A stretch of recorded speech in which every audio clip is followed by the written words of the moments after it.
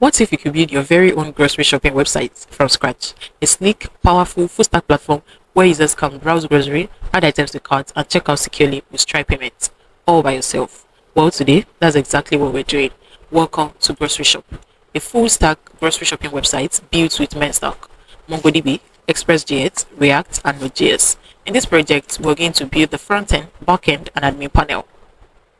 In the front end, we'll start with the navigation bar, then a stunning hero section with fruits, vegetables displayed on the table. Then we'll build the category section where users can filter items based on their categories. We have all the items here. We have fruit and vegetables, dairy products, meat and seafood, bakery items, pantry staples, frozen foods. Then we're going to build the product display section where we get to see all the grocery items that we have in stock. For each of the items, we have the image, the name of the item, the price, and the button to add to cart. And then we're going to build a very simple footer section that looks stunning as well.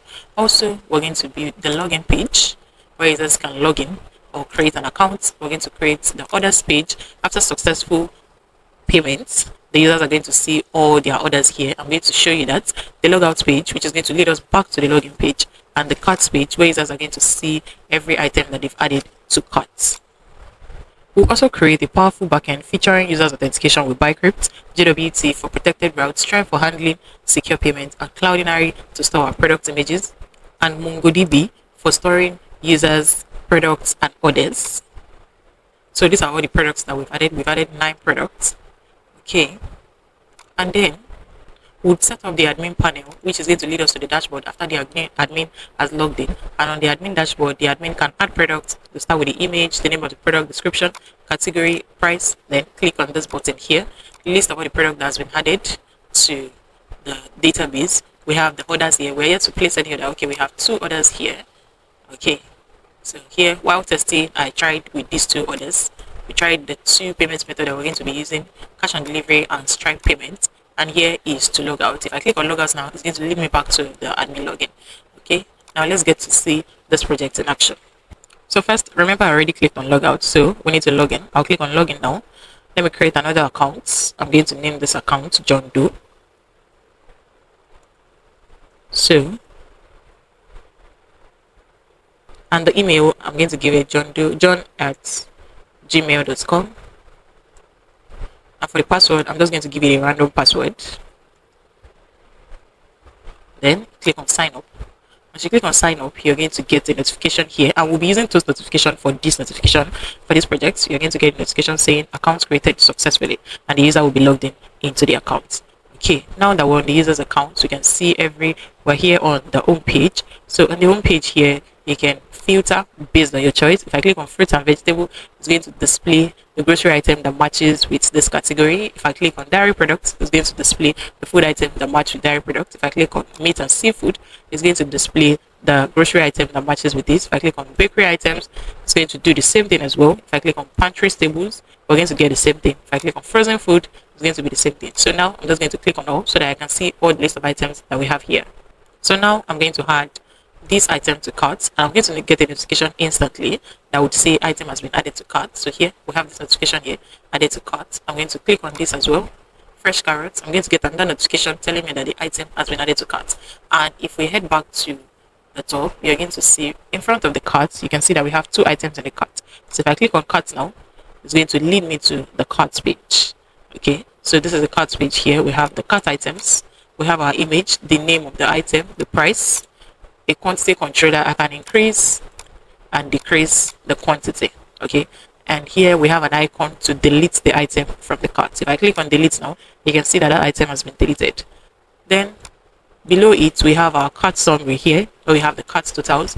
Here we have $16, the shipping fee is $12, and the total is $28, right? If I increase this now, you're going to see the subtotal here is $32 because here it is $16 and we have 2 items in the cart.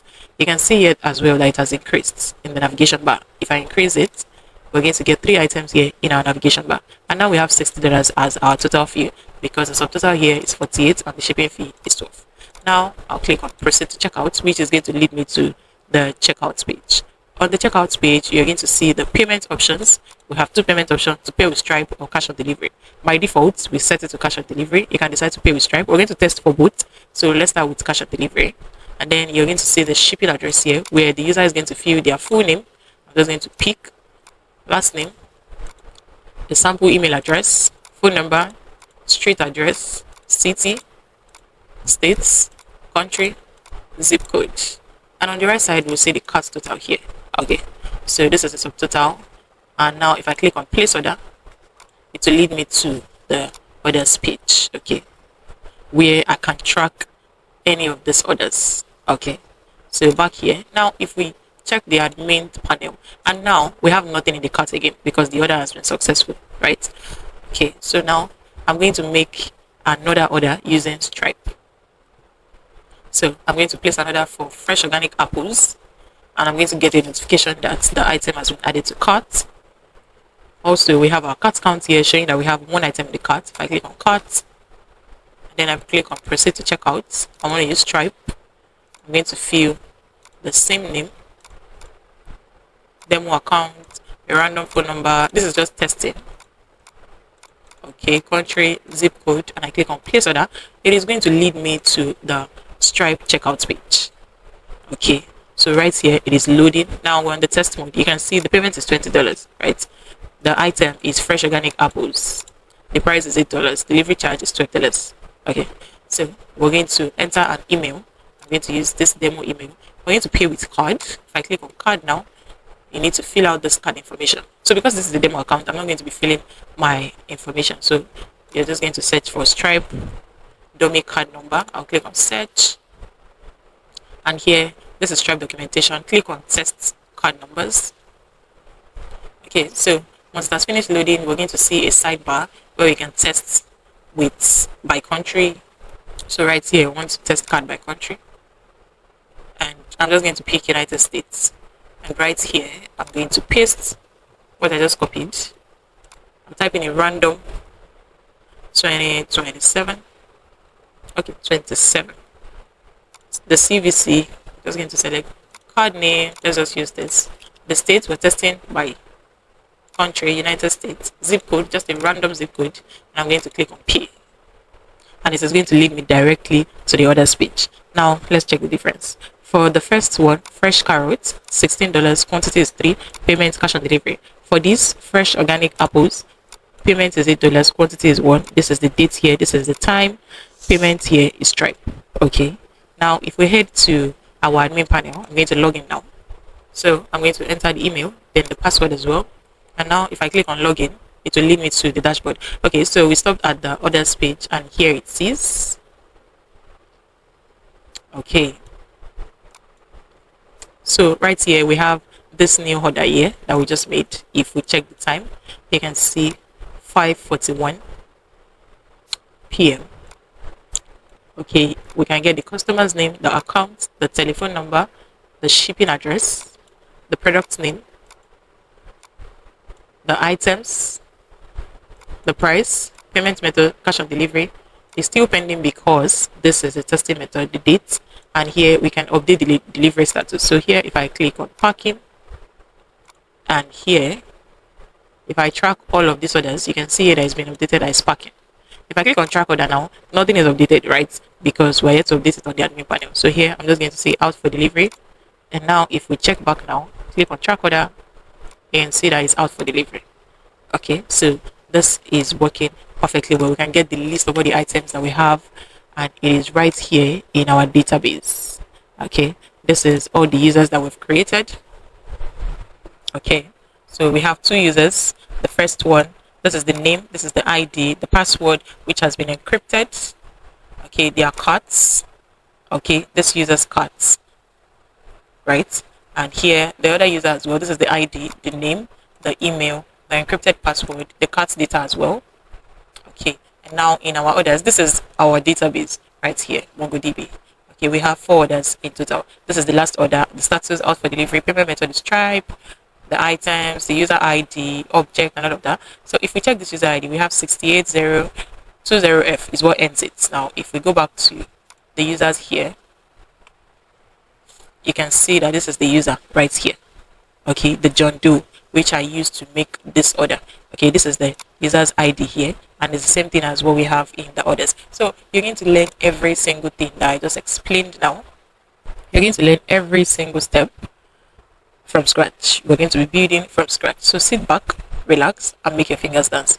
Do not forget to like, subscribe, drop a comment on what you want me to build next. Let's get started. Now I'm going to create the folder that we're going to use for this project. So I have a folder where I create all my YouTube projects. I'm going to create this project folder in this folder, and I'm going to name it MERN. It's a food ordering website, a grocery shopping website. I'm just going to name it MERN Food Ordering. Then I'm going to open this project folder in VS Code. I've opened the project on VS Code. If you want to open yours, just head to File, click on Open Folder. Then you need to look for where you created the project and then click on Select Folder. Okay, so I've done mine. And right here on the sidebar, right click and click on New Folder. I'm going to create my front-end folder here. So front-end. Now we have the front-end folder, which is what we're going to be starting with. On the front-end folder, right click again, then click on Open an integrated terminal. And here you're going to run this command, npm create vits at latest space full stop, then click enter. And now the next thing you need to do is select framework. I'm going to select React, enter, then I'll select JavaScript. Now I'm going to run this command, npm install, then type enter as well. Now that we've successfully installed React, the next thing we need to do, let's check. Okay, we have our source file, app.jsx, app.css, all of that is available. Now we need to install Tailwind. But before that as well, let's see if our app is working. npm run dev is the command that you're going to type. Then you click on enter. This is going to generate the link to view your React app in the local browser. Okay, so here it is. Just hover on it and click on follow link. And here you're going to see your React app. Okay, this is by default what React looks like. Okay, our counter is working, every single thing is working. Let's try to make a change in the text for our app.jsx. Let me just reduce this. Okay, so where we have Vit plus React, I'm going to type in subscribe to my channel. Okay, this is just to remind you to subscribe to my channel. Guys, if you have not subscribed, please do subscribe. You can see it here, boldly written.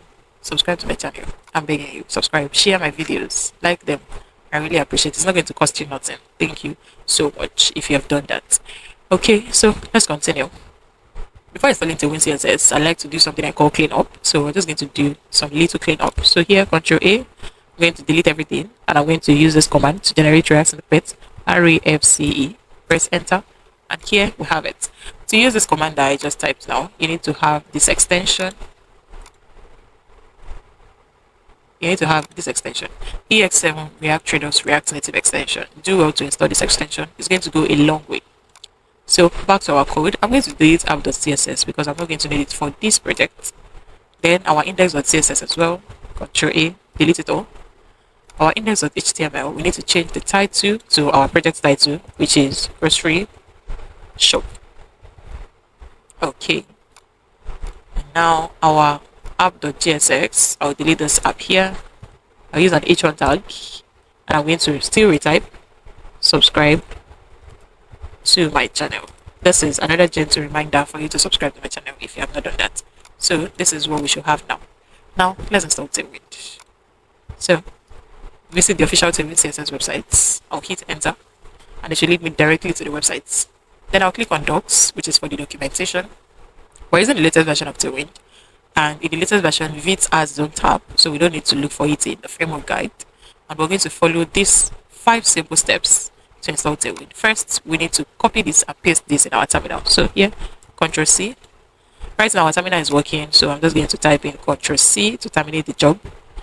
Type Y to stop the terminal from working. Then I'm going to paste what I just copied and I've pasted, enter. Then the next step, in our vit.config, on the website it's showing .cs because they expect us to use TypeScript, but we're using JavaScript, so ours is going to be vit.config.js. I'm going to copy this line of code, head back here, look for vit.config.js. After the import react from @vit.js/plugin react, I'll paste what I just copied.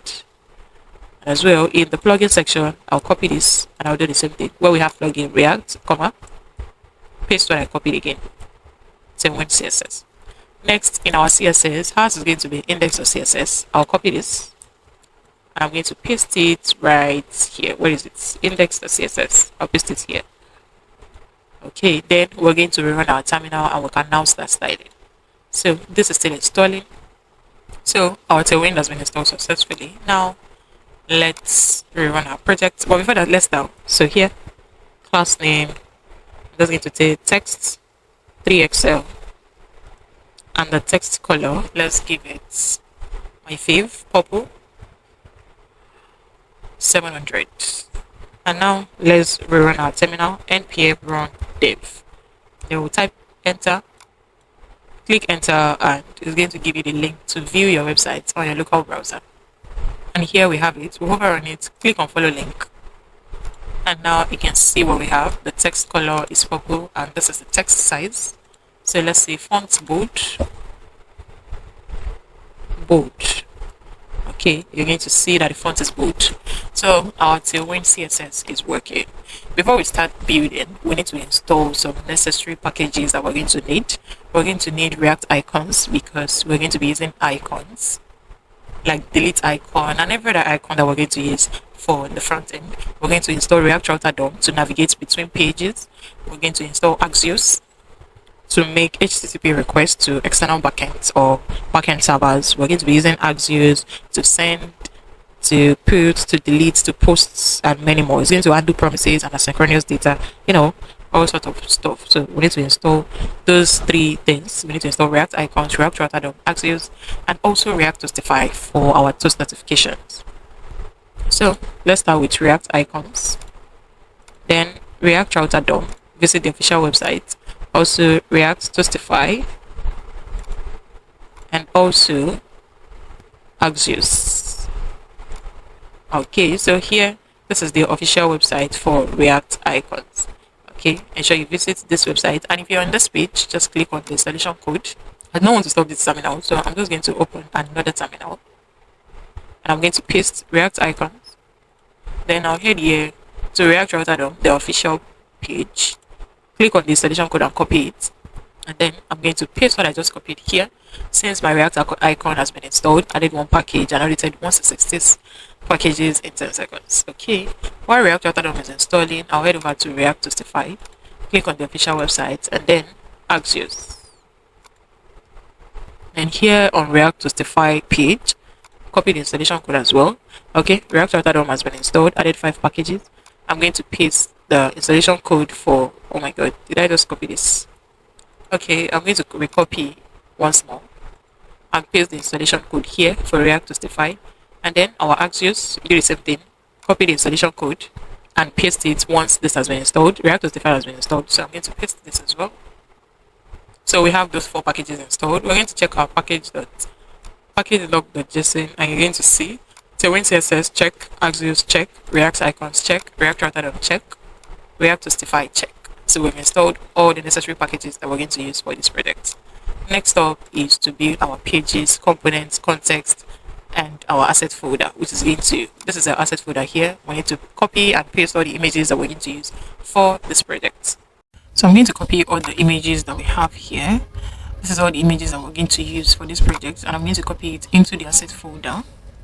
Yeah, replace. So I've copied all the images. Okay, and also I have a file that I've created for all the assets, so we'll be going through it together. I've imported all the images that I copied here. This is what we're going to be using, and here we have our category item, an array of objects containing all the categories and their images. So the first object that we have here is the category title, which is all. Category image, the image is here, and I've imported the image right here. Okay, second object that we have in this array of category item is the category title for fruits and vegetables. We have the image as well. Third one here, dairy products, the image. Fourth category, meat and seafood, the image as well. Fourth category, bakery items, the image as well. Fifth, pantry staples, and the sixth one is frozen foods. Now I've created an array of objects for each of the products that we're going to showcase in this front end before we start getting products from backend. Okay, so this is an array of objects that consists of all the objects. So each object here represents an a product, a grocery item, with their ID, the name, description, price, the image, category, and the date. Okay, I have like several groceries. I have several objects representing each of them. I have about 12 of them. So this is what we have in our asset folder. The link will be in the description box so that you can have access to it. So that is what we're going to use. I'm going to close this now. Then we can now continue. So in our source folder, we're going to create our pages, component, and context. So I'll create a new folder here and I'm going to name it component. I'll create another folder in the SRC folder. I'll name it pages. I'll create another folder as well and I'm going to name it context. So in the component folder, we're going to create several files. The first file will be for the navbar. Next is going to be our hero section, then the footer, then our grocery collection and cart total. So let's get to it. Hero.gsx. Okay, we'll use this to create React snippets, REFC. This is for hero section. Then we'll create the file for our navbar. Navbar.gsx. REFC to create React snippets. I'll close it as well. We'll create another file for footer.gsx refc. Then we'll create another file for grocery collection.gsx refc to create React snippets. I'll create another file for cart total. .gsx. Okay, refc as well. Okay, so now that we're done creating our components, we're going to create our pages as well. So I'll create a new folder for the home page. So I'll give this home page .gsx refc, and in the home page as well, I would create the login page, login.gsx refc. I would create the checkout page, checkout.gsx refc. Okay, and also a new file for the orders page, order.gsx refc. And lastly, I'll create the cart page. So here we're going to have cart.gsx. Okay, and we'll do the same, refc here. Okay, so we've created all our pages. This is so I'm going to close this now. So the next thing we need to do now is to set up our routes. So I like to start with the main.gsx. I'll delete the strict mode that we have here. And just turn this into a comment, control / and here we're going to use browser router. I'll close this. And then I'm going to cut this, Ctrl X, and I'll paste it in between the browser router. Now we need to import our browser router. So we're going to have import browser router from React router DOM here. Select React router DOM. Then we're going to set up our route in our app.gsx. I'm going to cut this. So the first thing we need to do is to render our navbar. And we're going to import it. Import navbar from ./component/navbar. Okay, so we're rendering the navbar first because the navigation bar is going to be present in all pages. So that is why we have the navigation bar first. Then we're going to set up our routes now. So we'll start with the routes with an S. And then we'll render the route without an S. I'm going to close this first. Then we'll set the paths. This will be / and we're going to render elements would be in a curly braces. We're going to render home page here. So here we're going to have the home page. I'll close this as well. We need to import this routes, right? So we would import routes with an S. comma, route without an S from React Router DOM. So we're just going to select React Router DOM. So now this route, the path is / and the element here is the home page. So this path will lead us to the home page. And also next route will be for the login. So I'm just going to type, let's go. Oh no, not here. Okay, so routes, close this as well. And here we'll have the path / login, and the element that would render here would be for the login page. So I'm just going to render login and I'll close this. I'm going to import all of this later. So now the next route will be for our cart. So route, close this. The path will be / carts. The elements here will render our cart page. And I'm going to close this now. And now for our checkout page as well. So here, routes, the path / checkout, elements, checkout page. So checkout, we'll close this.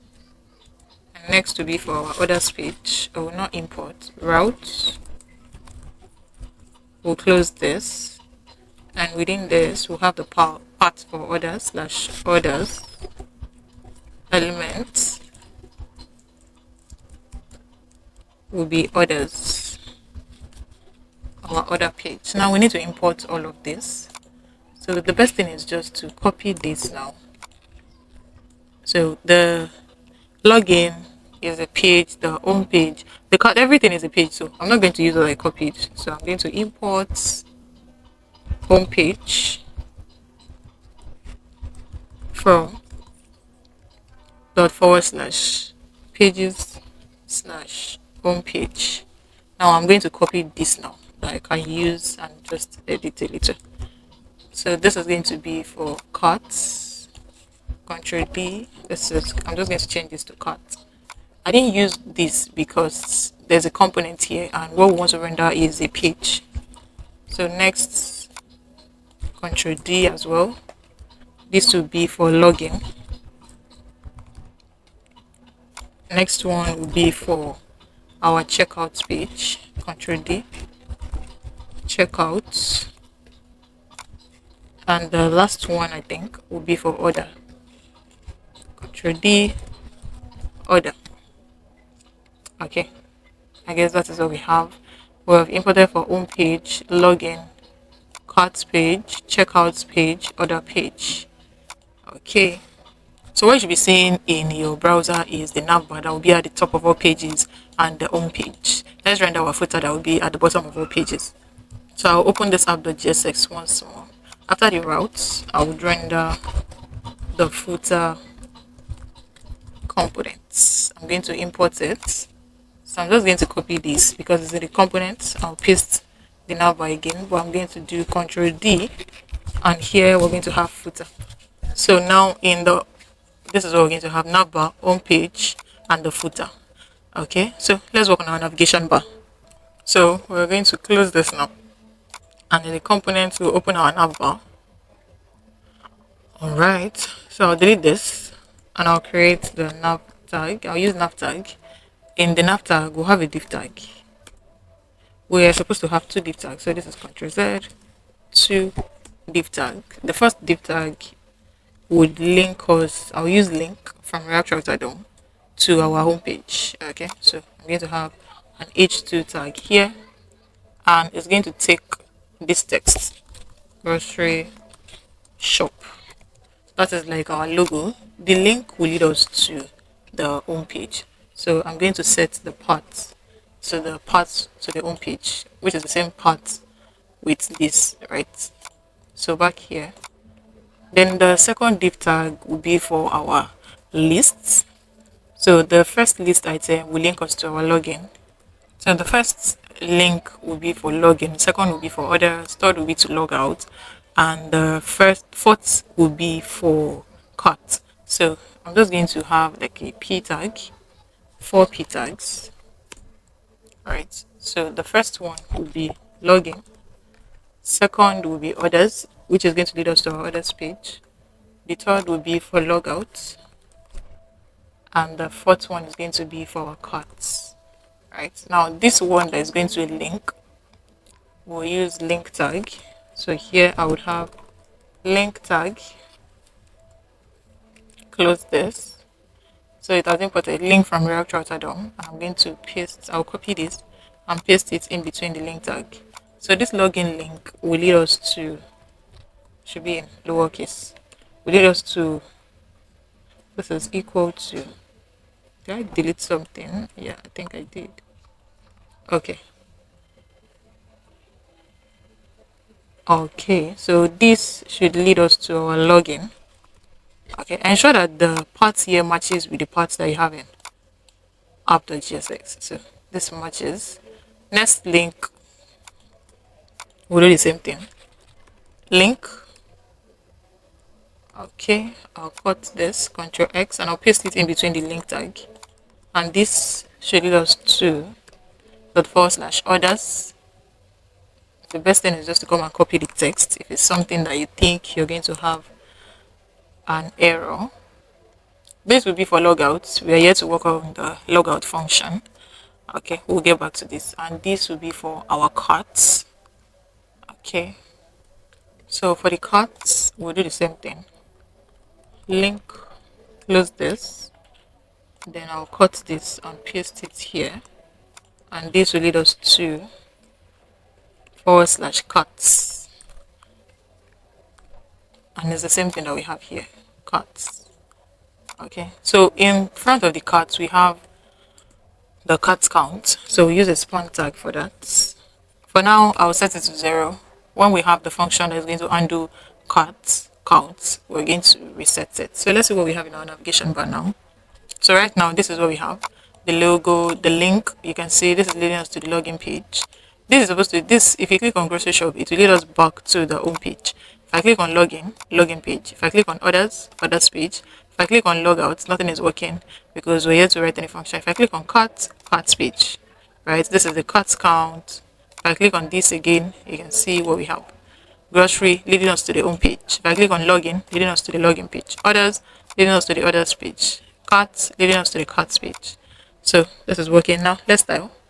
So let's style. In our navbar, we'll have our class name. Display would be set to flex. Justify content between. Padding should take 1.5 RAM. Border at the bottom, we'll set it to 2. And the border color, border bottom, we'll set it to gray, 300. Okay. Now for the h2 tag, we'll style as well. Text will be 2XL. And we'll set the font to bold. Okay.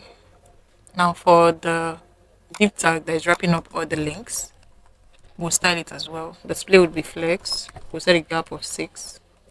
Then for each of the p tags, so let's start styling the first one. If you hover on it, we want to have a border at the bottom. So border at the bottom, we'll set it to 2 as well.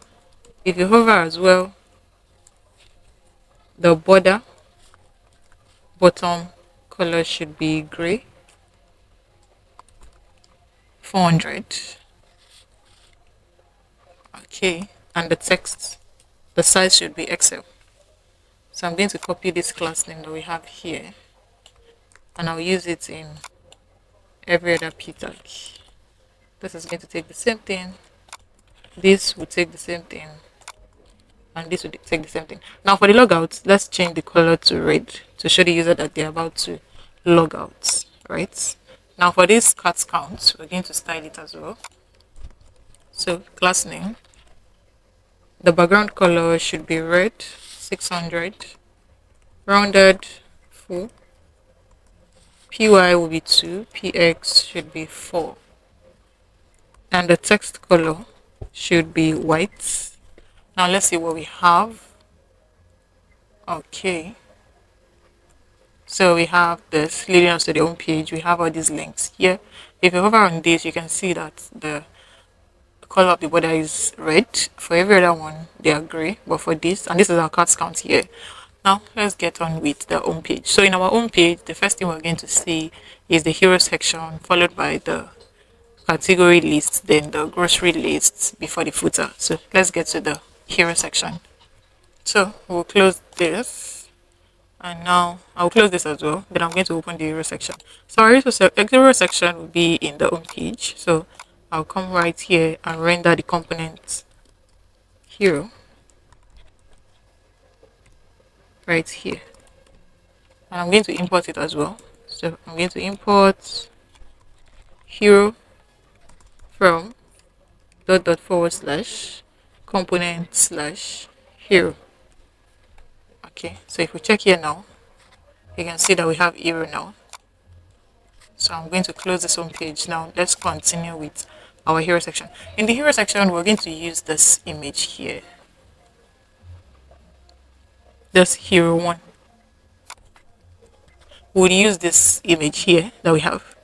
Okay, so we need to import the image. Why does this keep closing? Okay, we're going to import it as our background image. So I'm going to have it as import. The name I'm giving it in this component is bg image from /asset/ the name of the image in our asset folder is hero1.jpg. So we're going to have it like that, hero1.jpg. Okay, now let's get to work. This is the first div tag. Then we'll have another div tag. Then we'll have our h2 tag, which is going to take the first text. We'll have the second tag, h1 tag. Then we'll have the button.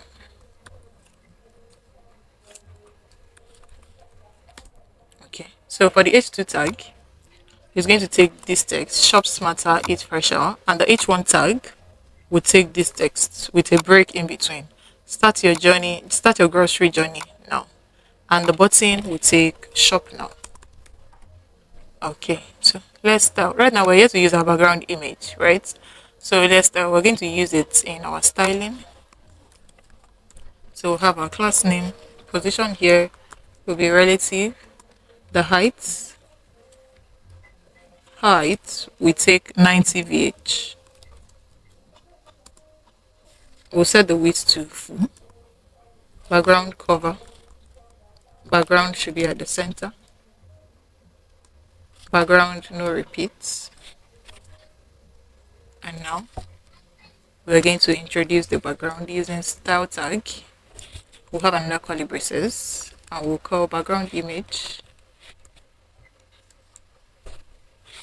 We'll have our quotes here, our colon, not quotes, I meant colon, and we'll use the backtick. Then we'll have our URL, open our brackets, use our $, open our curly braces, and we'll use our background image that we have imported. This background image that we have here. Okay, so for the next div tag, we'll style it as well, class name. The position as well will be relative. Z index, we'll set it to 20. Display would be flex. Flex direction should be colon. We want all items at the center, so item center. Justify all the content to the center as well, so justify center. Text color should be white. And then we want to have px padding and x-axis should be 4. Now for the h2 tag that we have here, we'll style this as well. Text size should be large, text LG. On the medium screen, text should be 6XL. Margin bottom should be 4. Tracking widest. And we want all the text uppercase. So right here, this should be 4XL. That was a mistake. Now for our H1 tag, we'll style it as well. Class name, the text will be 4XL. And on a medium screen, the text should be 6XL. Text 6XL. We'll set the font to bold. Font bold. PY, I'll set it to 3. PX will be 6. Rounded. No. That's a mistake. Okay. We don't need padding here. So I'll set the margin bottom to 6. And this will be uppercase. Okay, now we'll style the button. But right here, we have a little. So flex direction colon. Okay, so correct this. So we'll style this class name. Background color would be green. 400. Text color, we'll set it to black. The font will be bold. Font bold.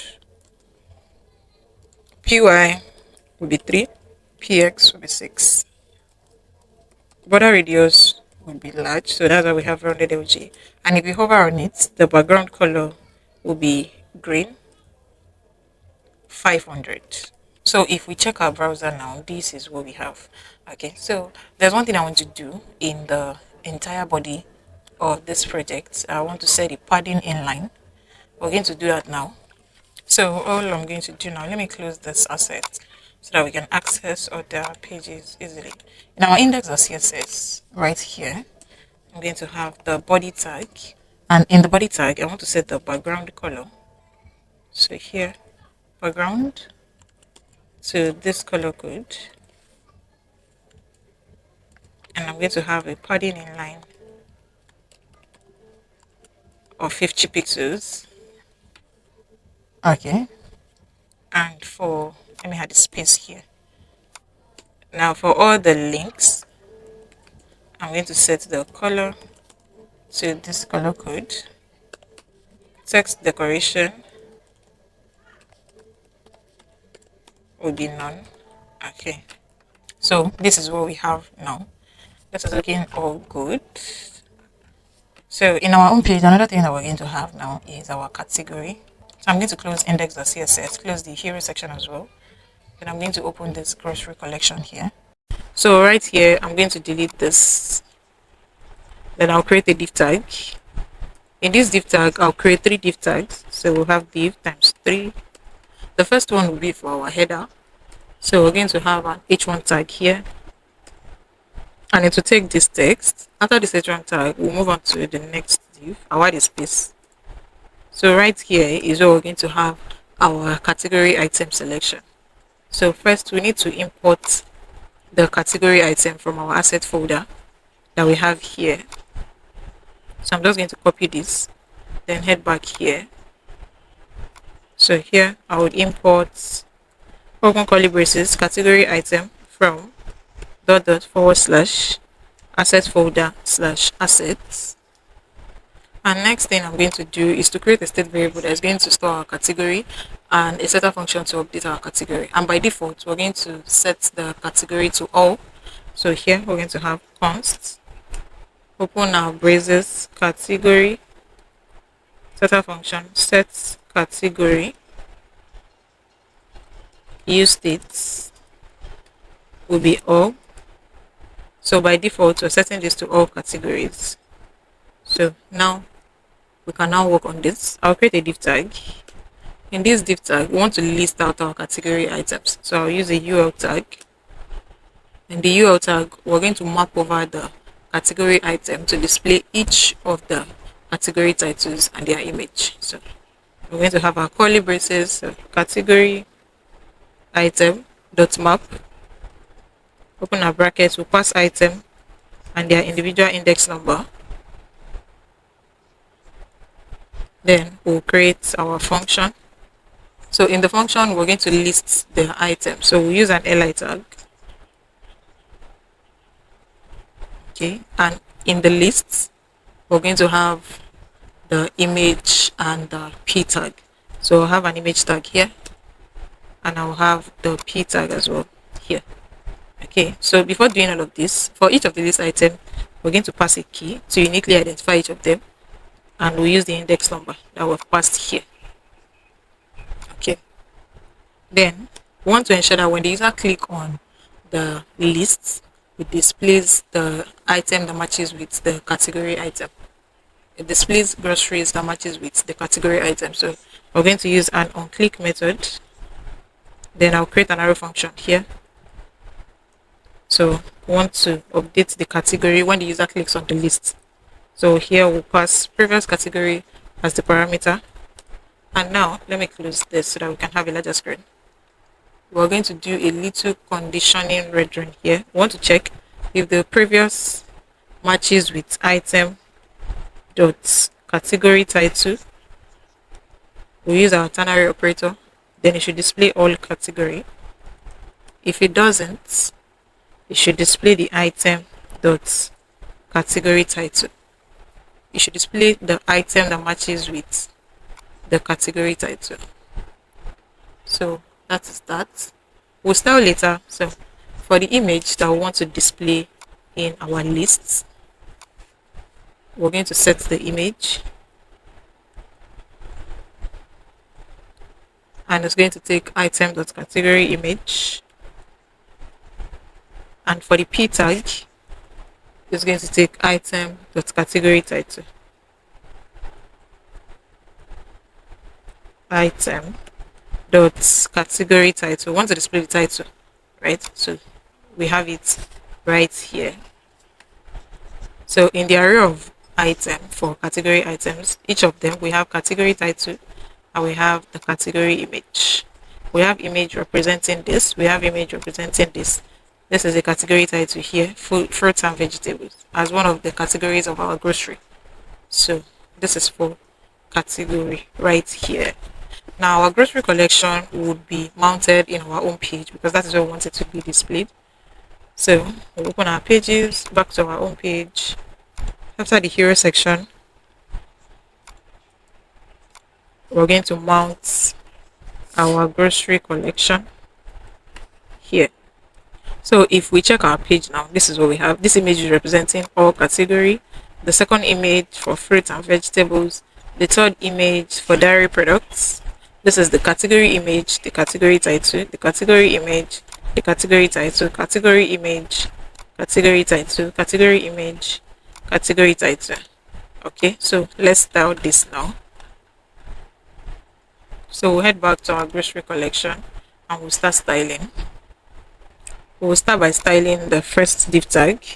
We'll have our class name. Margin top will be 50 pixels.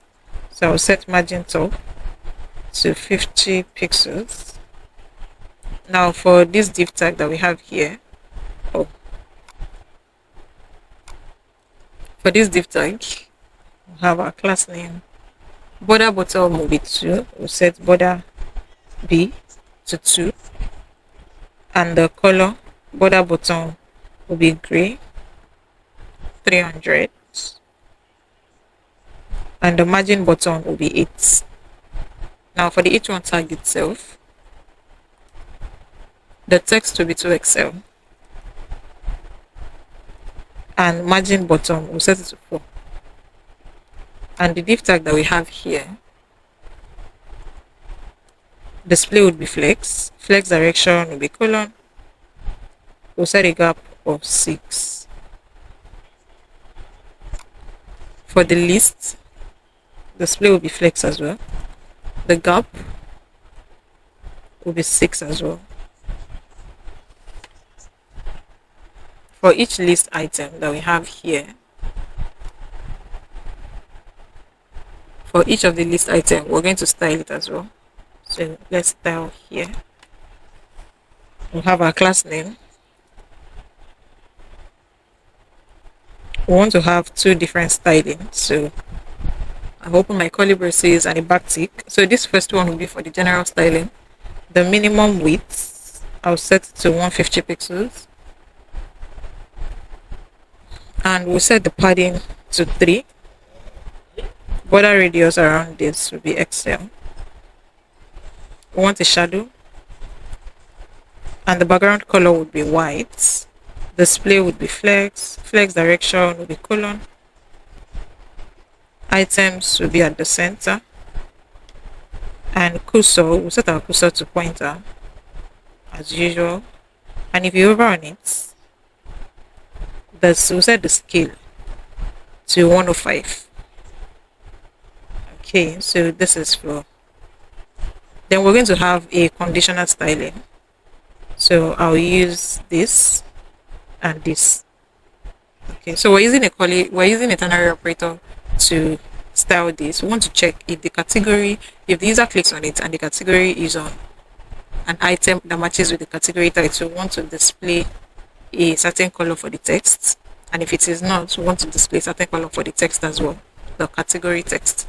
So here we're going to have category, if category matches with item dot category title, then we want to have text color green 500. If it isn't, then the text should be gray 700. Okay, next thing we need to style now is the image.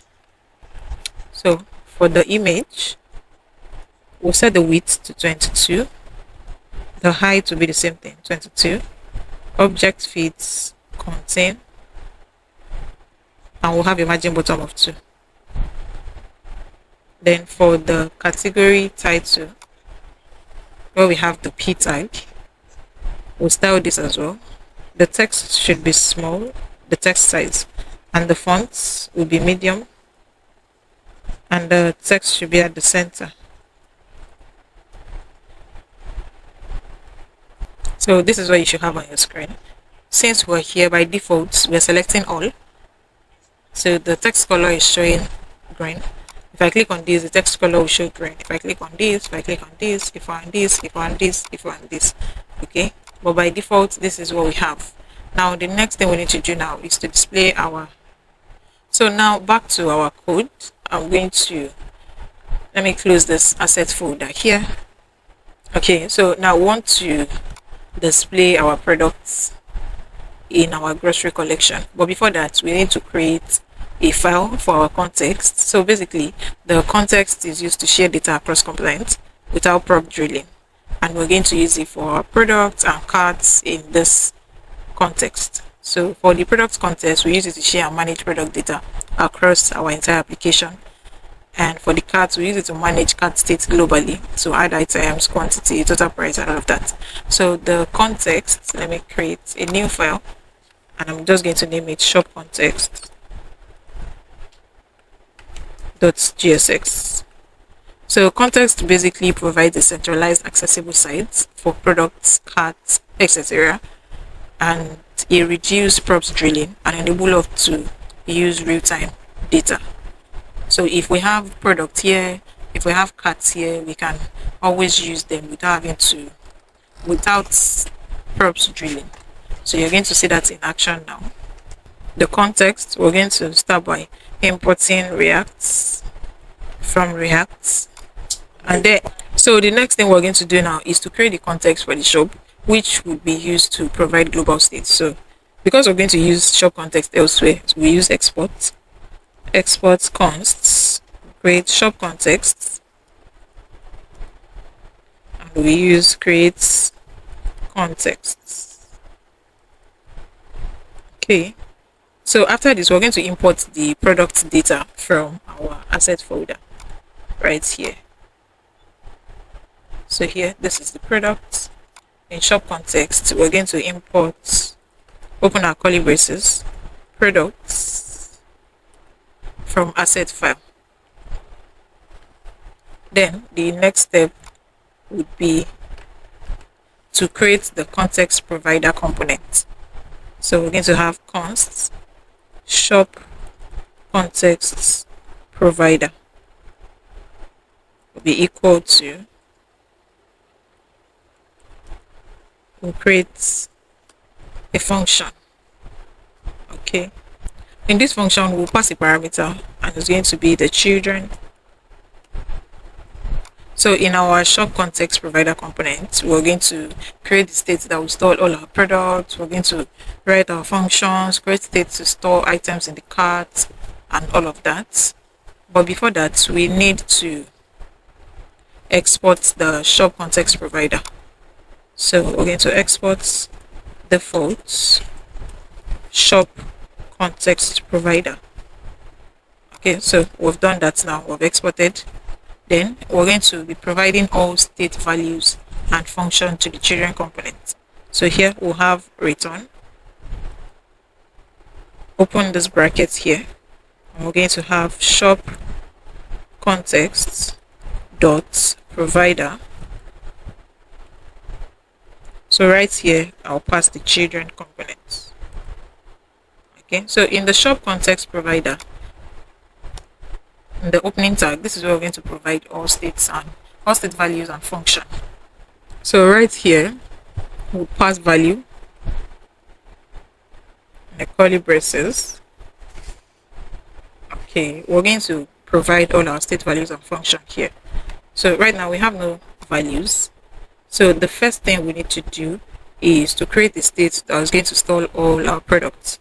So we're going to have const products and the setter function to update it, set products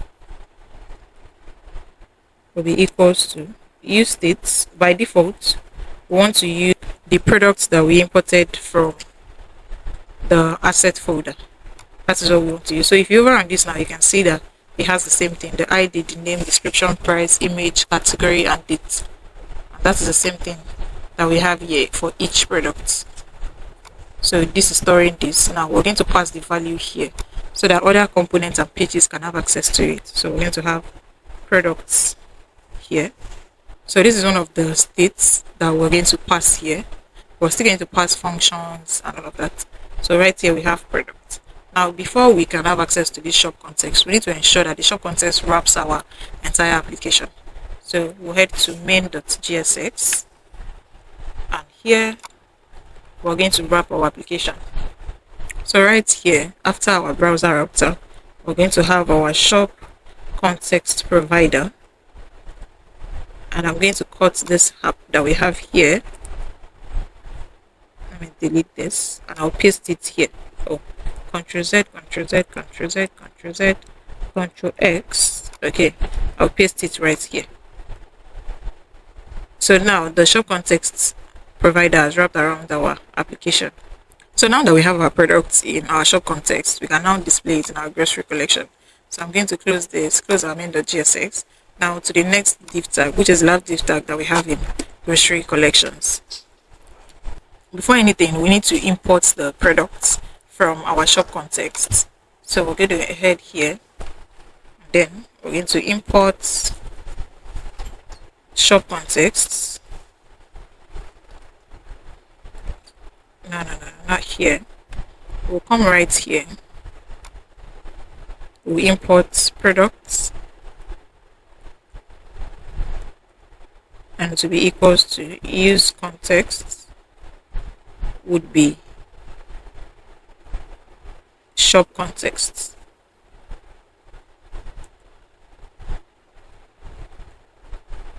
Shop context. So this is not supposed to be import. This is supposed to be const. Okay, products. Okay, so shop context. Then we're going to import our shop context. Import shop context from /context/shop context. Okay, so we're getting the product from shop context. All right. Now we can now use this product now in this div tag, this third div tag that we've created earlier. Now in here, first we need to do something. We need to check the length. We need to ensure that product is available. So we're going to check, we use the ternary operator to check if product's length is greater than 0. Then we want to display the product collection, the grocery collection. If it isn't, we want to display a text that would say no product is available. So that will be the first thing. We'll have our curly braces. So here we're using a ternary operator. Product.length is greater than 0. Use our ternary operator here. Display this. If it isn't, display this. Okay. So we'll start with the if it isn't. That will be faster. we'll have our p tag here. I'm going to close the p tag as well. P tag, and the text is going to be no products available. Okay, if it is, we want to do something, which is this. So if it is available, we're going to map and filter. We want to map over the products array to display each product object, and then we want to filter to ensure that when the user clicks on what we have above, if the user clicks on a title, a category item title, it displays the product that matches with that category item title. Okay, so we're going to have products dots. First, let's filter. We'll pass product as a parameter. Then we'll create our function here. Now, we want to check if category is all, or category is equals to product dot category.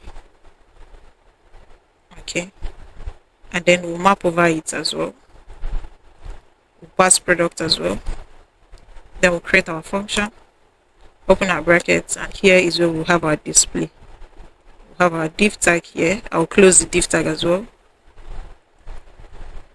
So for this div tag, it's going to represent each of the grocery items, and it's going to have a key, and the key is going to be product duct dot id. Okay, so this is for each product. We want to display each product after filtering and mapping. Okay, so okay, this is supposed to be product, not with an s, product. That is what we're passing. Okay, so the key will product that id for each product. So what we did here is very simple. This is just the line of code that we need before every other thing, right? So the first thing we did is to check if product.length, if the length of the product is greater than 0, then we want to display this. We want to display each product. Although we're here to complete the code. If it is not, we want to display that no product is available. Now, if it is, we want to filter the product based on category. Okay, if the category is all, display all products. If it is not, display the products that match with that category. Okay, as we have it here in our asset folder, in the product objects, in the product array, for each of the product objects, we have a category. Okay, fruit and vegetable, and we have a category item here that matches with it as well. So that is what we're doing now. Now, for each of the grocery display, for each of the products that we want to display, let us write the code for what it will entail. So first, we'll start with the div tag. In this div tag, we'll have an image. We want to have an image. After the image, we're going to have an h3 tag. After this h3 tag, we'll have a div tag as well. And in this div tag, this is where we'll have the price and our call to action button.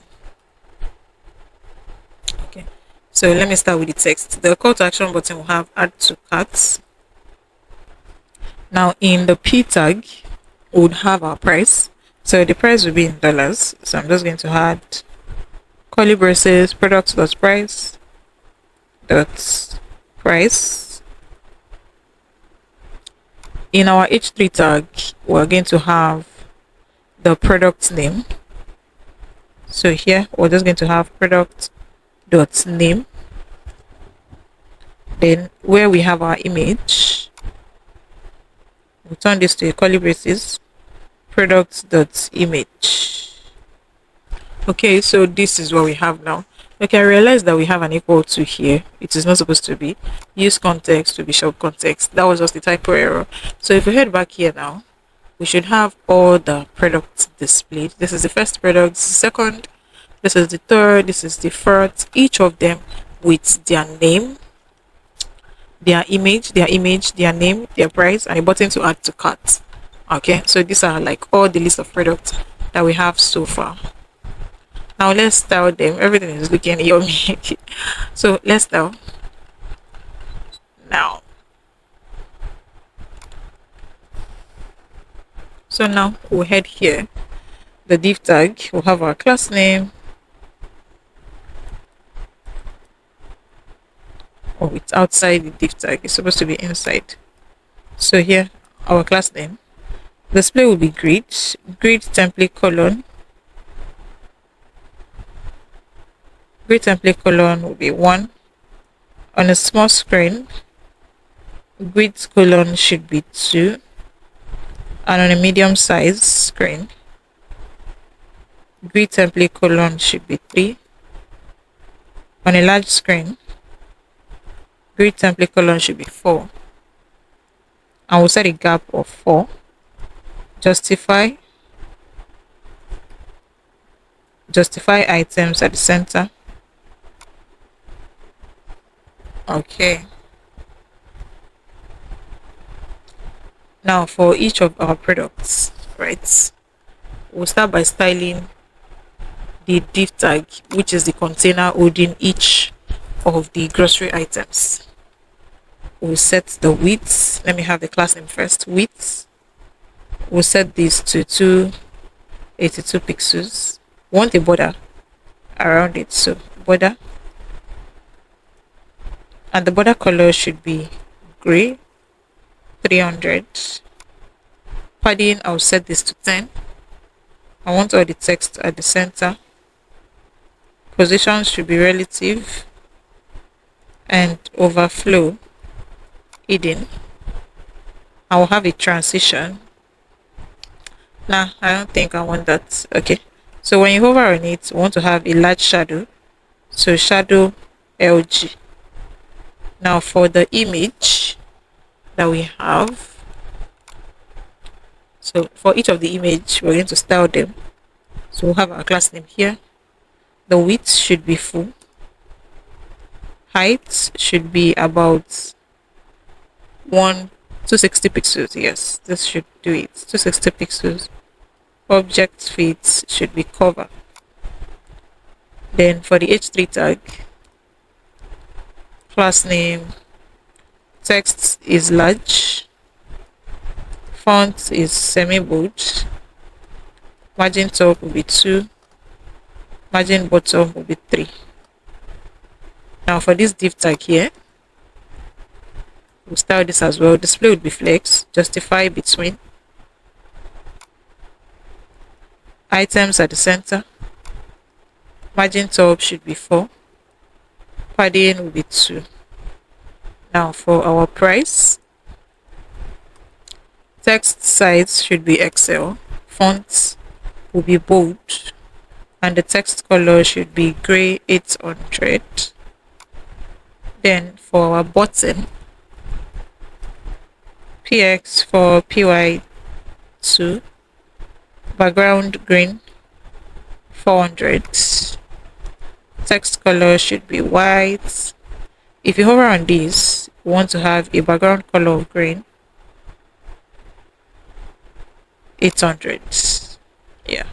And while the transition for smooth transition.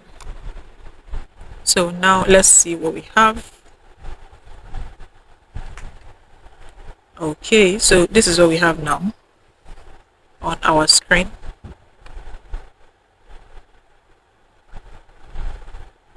This is looking good. Okay, for the button, we need to add a border radius around it. Okay, so right here, I'm just going to add rounded. Let's see if the border radius will be there. Okay, you can see that we just have a little border radius here. We need space between the category items and the grocery list. So right here, the div tag that is handling this, we'll add a margin top. So I'll do margin top, let's say 4. So this is what we have now. If I click on fruits and vegetables, you can see that only item that matches, that is in this category, will be displayed. If I click on dairy products, only items that are in this category will be displayed. If I click on meat and seafood, only items in this category will be displayed. If I click on bakery items, only items that are in this category. Pantry staples, the same thing. Frozen foods, the same thing. Okay, so if I click on all, you can see that all the items are being displayed. Okay, so this is working perfectly well. Now, next thing we need to work on is to create a function to ensure that when we click on this add to cart button, it adds to the item, adds to the cart page. If you click on cart now, there's nothing here in our cart page. So we want to ensure that when we click on add to cart, a product will be added to cart, and also we can see the number of products that is in the cart. So that will be for the cart count. We can update products, we can delete products, and all of that. So let's do that now. So we're going to close our grocery collection, assets, and home page now, and I'll close this asset folder. Then I'm going to open shop context. So in our shop context, we're going to create the function that will add to cart, update cart, delete cart items, and all of that. So first off, we need to create a state variable that is going to hold our cart items and a setter function to update the cart items. And by default, we're going to have an empty object. So after the state variable that is storing our products and setter function to update products, we're going to have const cart items and setter function set cart items. Use states will be an empty array. And now we're going to create the function that is going to add items to cart. So I'll name the function add to cart, and it's going to be an asynchronous function which is going to take the item ID as a parameter. So we'll have const add to cart will be equal to async arrow function. The parameter will be item ID.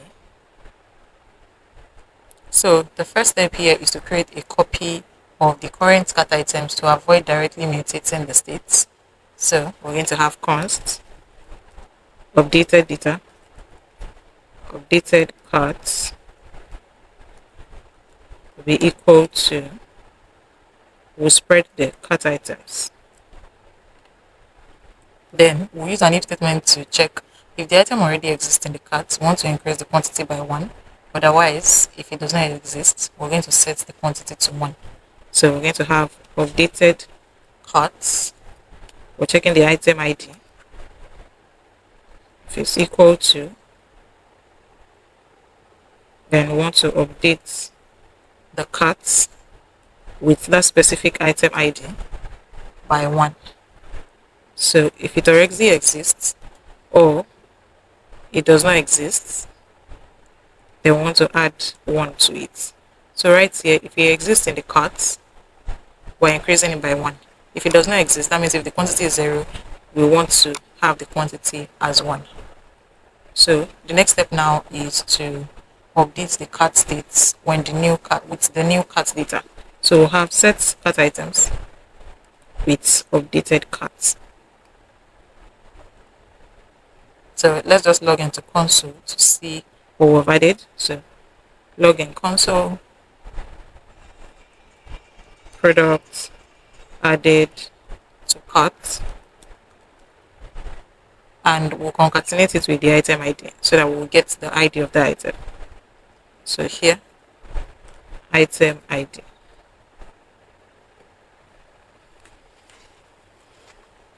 And now if the item has been added to cart successfully, we want to display toast notification that the product has been added to cart. So we're going to have toast dot success. Oh no, toast dot success added to carts. So here, added to carts. We need to import our toast from React Toastify. So right here, I'm going to import toasts from React Toastify. Okay, so to use toast notification properly, we'll open our app.jsx and we'll have our toast container here before our navigation bar. So we're going to have toast container from React Toastify. So let's continue. Now this is the function to add item to cart. Now we'll copy this function here and we're going to add it to our values that other components and pages can have access to. So we've added add to cart here. Next function that we're going to write now is the function to get the total count of items in the cart. So we want to get quantity basically. That is the next function to get the quantity of items that we have in our cart. So I'm going to name the function get cart count, and it's going to be an arrow function. So what we just need to do here is to extract all the item quantities from the carts and sum them up. So we're going to return objects dot values, open our brackets, the cart items. We'll pass cart items dot, we use the reduce method, then we'll pass the total, comma, quantity. We'll create our function here and then we'll get total plus quantity.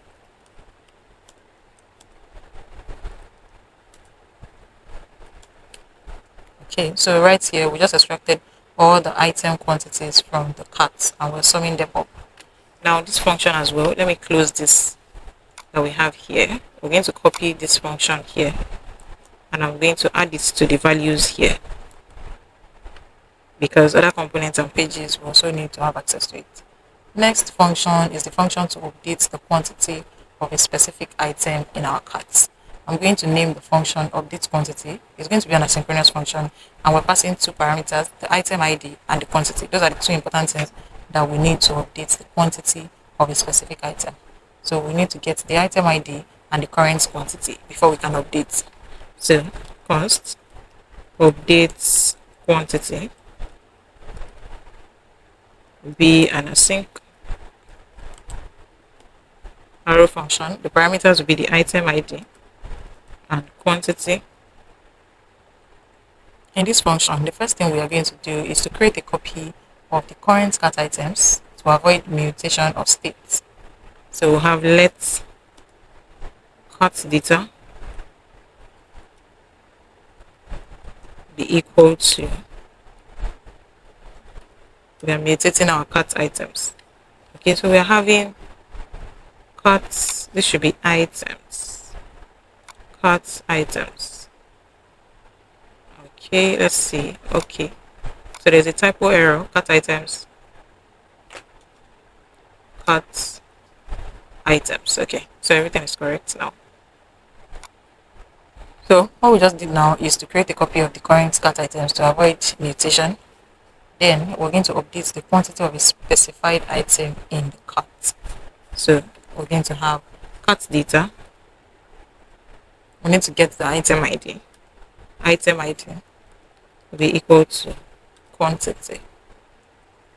Now we'll update the cart state with the new data. So we're going to have set cart data, set cart items with the cart data. Okay. So after this function as well, we'll do the same thing. We're going to copy this and we'll paste it right here. Next is to create the function to calculate the total price of all the items that we have in our cart. And the name of the function is going to be get cart amount.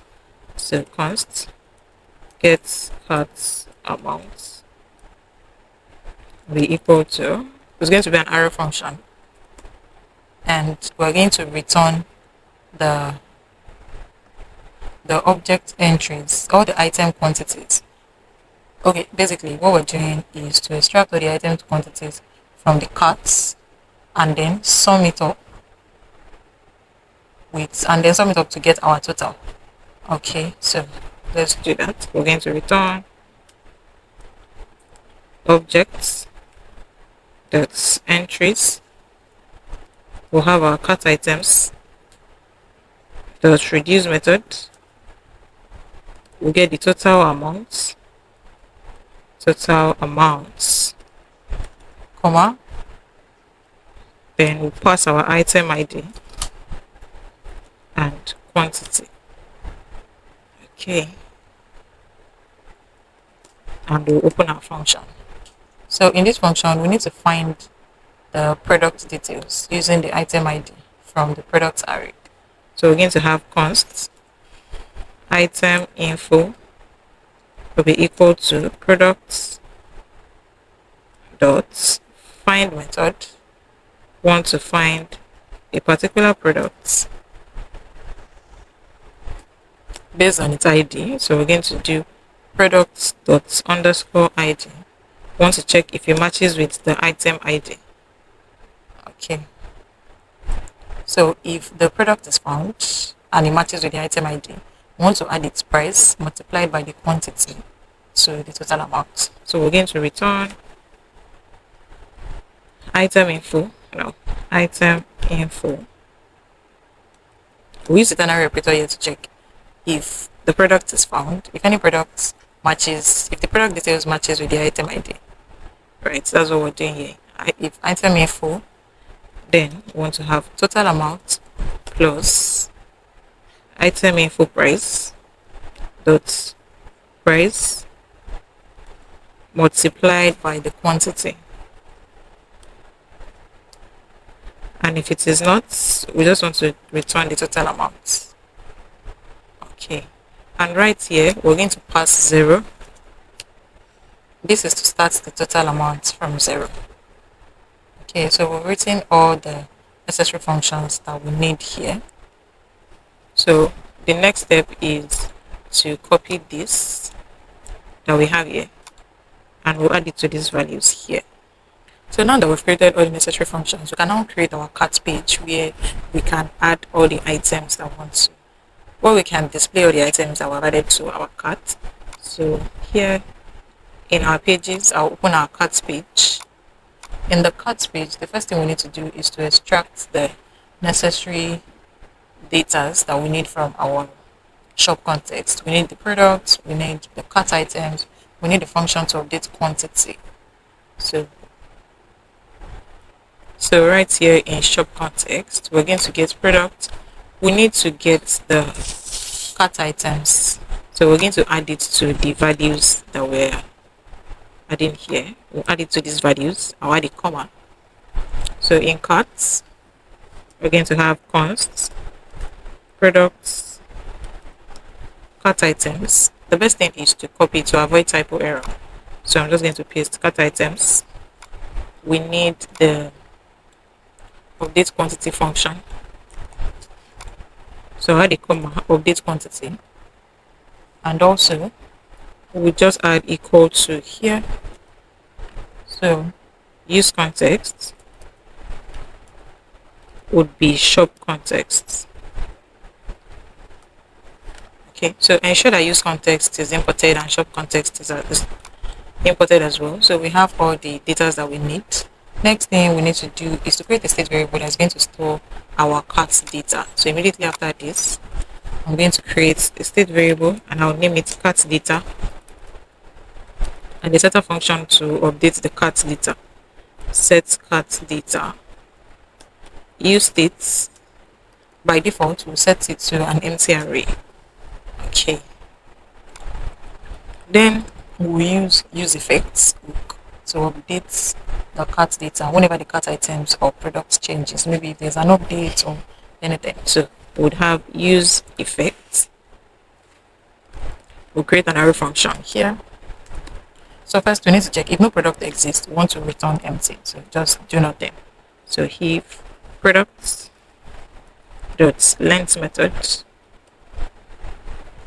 equals 0, return early. So return. And if product exists, we want to check if the cart items is not valid. We want to set the cart data to an empty array. So if not cart items, or the type of cart items is not an object, so it's not an object, then we want to set the cart data to an empty array. So set cart data to an empty array and return instantly. Okay, so After this if statement, the next thing we need to do is to convert the cart items object into an array, if it exists, into an array of the items with the ID and the quantity. So here we have const temp data will be equal to object.entries, open our brackets, and we'll pass cart items dot filter method. Want to filter comma, so I'm going to delete this. Now Control Z. Okay, quantity.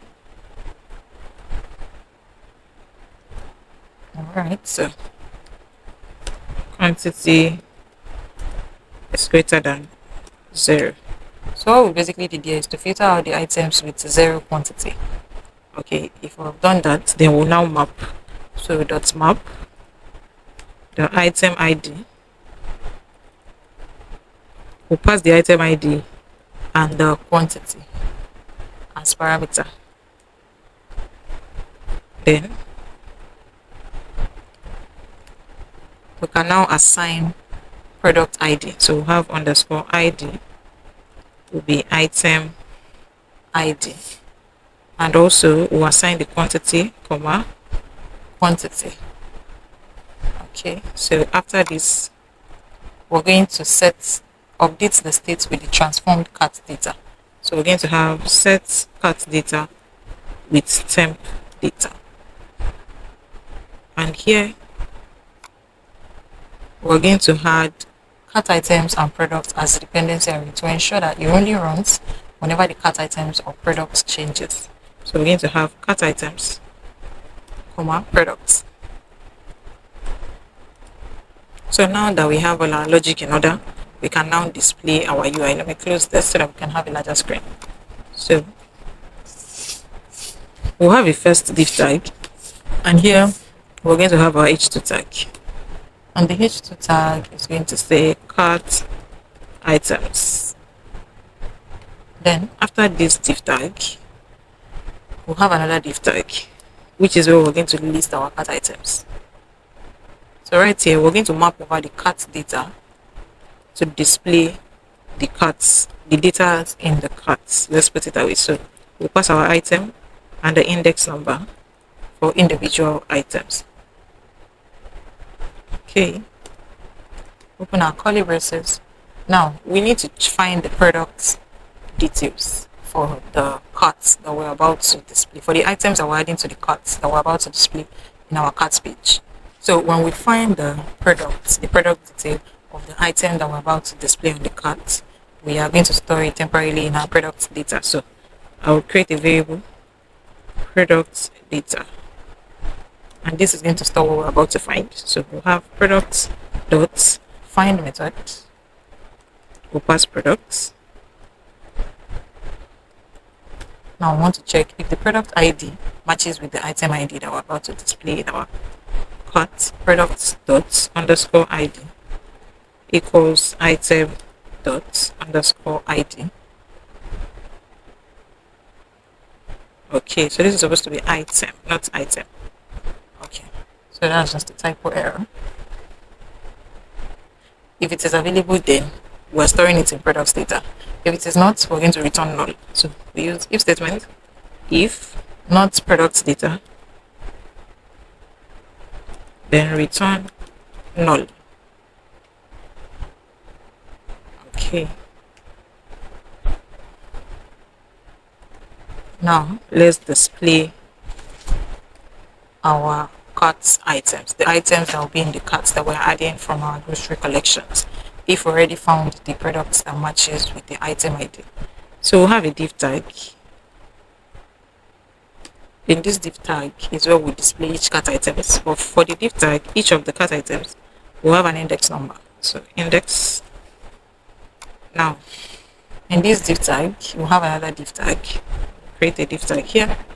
In the div tag, we're going to have the image for the products that we want to display in our cart, and to get the image, we're going to do product data. Product data is what is storing the detail of the product that we're adding to the cart. So that's why we're using product data dot image. After this image, we then have another div tag, which will have two p tags. The first p tag will be for the product name. So here we'll have product data dot name, and here we'll have $, product data dot price. So after this div tag that we have here, I will then create the quantity controller. I'll use the input field, and the type is number. So we'll just look for type number. Okay, so I'll delete this. We need the minimum value to be 1. At least we need to have one product. Okay, and the default value would be item dot quantity. Now we need to, it's a quantity controller. We need to be able to update the products, update the quantity of the product. So we're going to use the update quantity function here, but we'll use an onChange method because the user is going to be changing value obviously if they want to update quantity. So pass our event. Okay, now we're going to use a ternary operator here to check if the event in this case is updating quantity. Okay, so if the event the target value, the value that we want to update to, is empty, or if the event target value is 0, then we want to return null. If it is not, if it is more than 0, then we want to update the quantity. So here we're going to have e.target.value or e.target. If e.target.value is nothing, or e.target.value is 0, then we're going to return null. So here null. If it is not, we're going to update the quantity. So we'll call the update quantity function, and we'll update the item by the ID, and then we'll convert the update to a number. So here e.target.value. Okay. Now after this input field, the next thing is the delete function. So for this delete, we're going to be using the delete icon from React icon. So we're going to use the delete icon, md deletes from React icon, and I'm going to import it at the top. If you want to get icons, visit React icons. Okay, so right here we need to make this a comment. I don't know where we use this. Products, let's see, products. Okay, what we passed here. Okay. So we're going to turn this into a comment. Now for the delete icon, we are going to import it. Import md delete from React icons /md. Okay.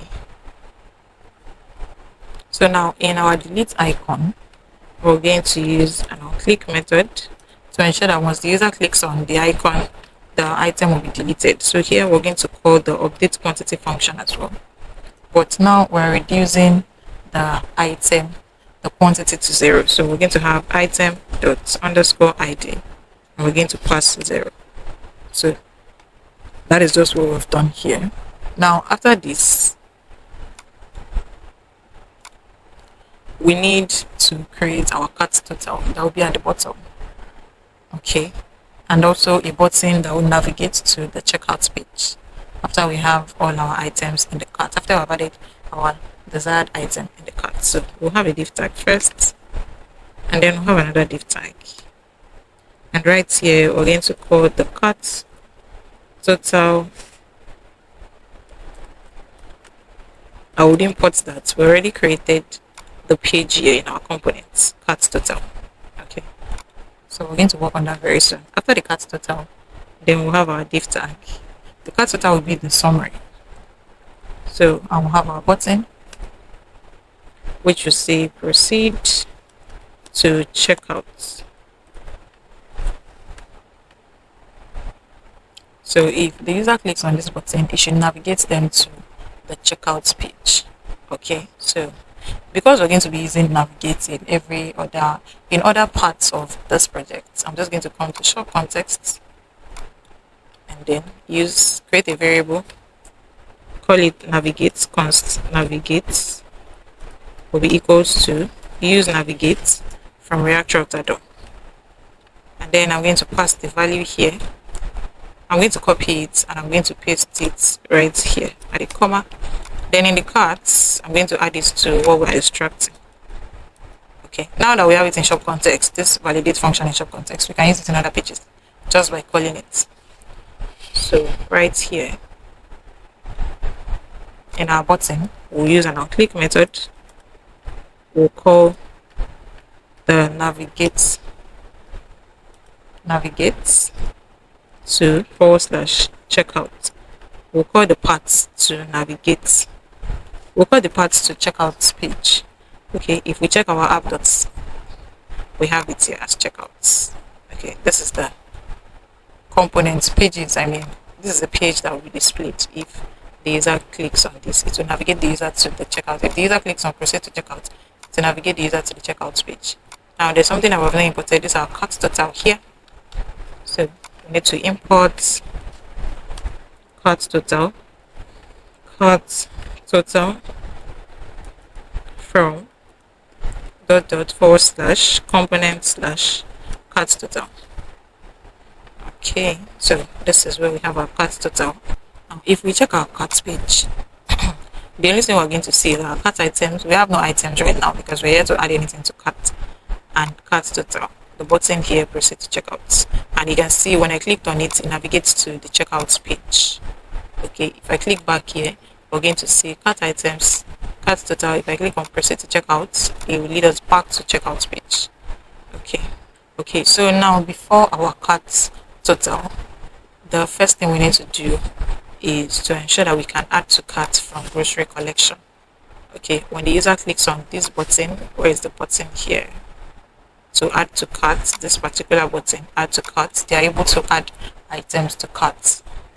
So right here, where we're extracting our products from, we'll also extract add to cart. So I'm just going to come right here, copy this to avoid typo error. In the grocery collection, I'll add it. So where we have the button, we'll use an onClick method here. We'll call the onClick function. Then we'll call our add to carts. We'll create an arrow function and we'll call our add to carts. And we're going to pass products ._ID. So let's see if this is working. This is our cart page now. It's empty. If I head back to the home page and I select this item to be added to cart, I just clicked on add to cart now. We're going to get a notification that will say added to cart. Okay, and if we click on the cart link here, you're going to see it in the cart items. You can see this is the image, this is the name of the product, this is the price, this is our quantity control. We can increase and decrease, and this is the icon to delete from carts. Okay, if I click on this now, this product is no longer in our cart. So let's add like 2 more products to our cart. So I'm going to add this product to cart, this product to cart, and this product to cart. I just added 3 products to cart now, and we have the 3 notifications here that the product has been added to cart, added to cart, added to cart, added to cart. If I click on cart now, this is the first product, the name, the price, the quantity control. This is the second product, the name, the price, quantity control, and an icon to delete. This is the third product that I've also added to cart. Okay, so we have all of these products in our cart now. Next thing is to style the cart page so that this can look presentable. Then we're going to update this. Okay, we're going to use the cart count function here in our Navbar to know the number of items that we have in cart. But first, let's style our cart page. So I'm going to close this grocery collection, open the carts page again, close this, then we can start styling. So for our h2 tag, we will start styling class name. The size of the text will be 2XL. The fonts semi-bold, and then margin bottom we'll set it to 4.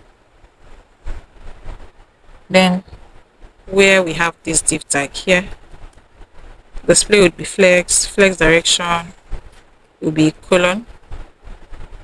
We'll have a gap of 4, and then right here as well, class name, display will be grid calls. We'll have forever underscore 0.5 underscore 0.5 again. Then want all items at the center. We'll have a border on the y-axis, border y, and the border color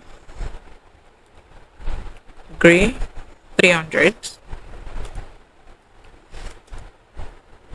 Okay, and the text color will be gray 700.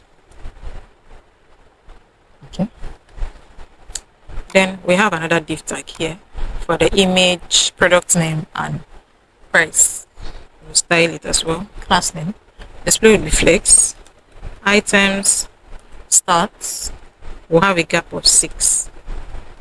Then for the image itself, we'll style. The width will be 16.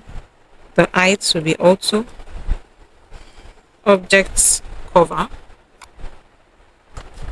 Then this div tag that we have here, class name, display will be flex direction will be colon. The 2 p tags. So, oh come on. Okay, let's start. Class name, text size will be XL, and the fonts will be medium. The second p tag, texts will be large, and the text color we would use green 600. Then we have our input field right here. Okay, so let's start here after the default value. So class name, the width will set it to 50 pixels. The height will take 35 pixels. We'll have a border. Then border gray 300. The text should be at the center. And the entire self-center. Okay. Then we'll have our button. So for the button, we'll style this as well. The size of this icon, this delete icon, 2XL. Cursor will be pointer. Then the icon itself should be at the center. Oh my god, no. Ctrl Z, self-center, justify self-center,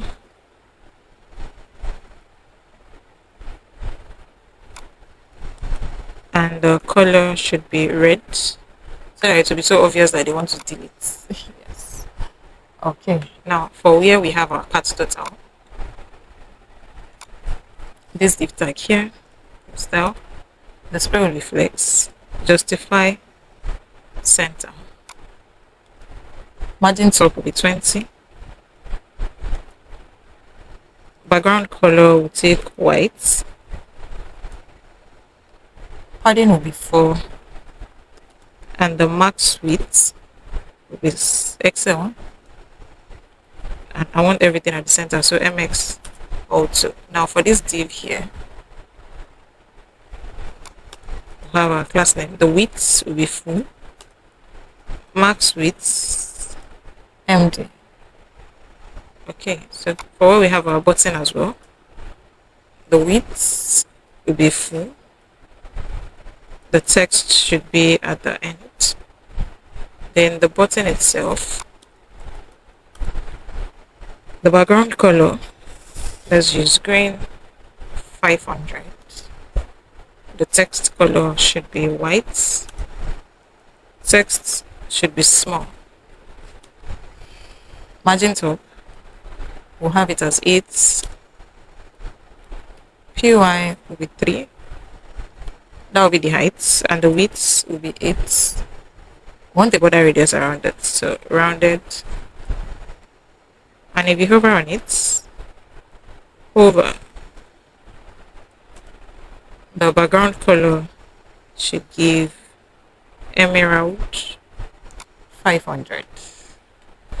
So if we check now, this is what we have. We have the image, we have the name of the grocery, we have the price, we have this quantity control here, and we have the delete icon. So I can choose to delete this. Now we have just 2 items. Now we need a cart total, so let's work on getting the cart total.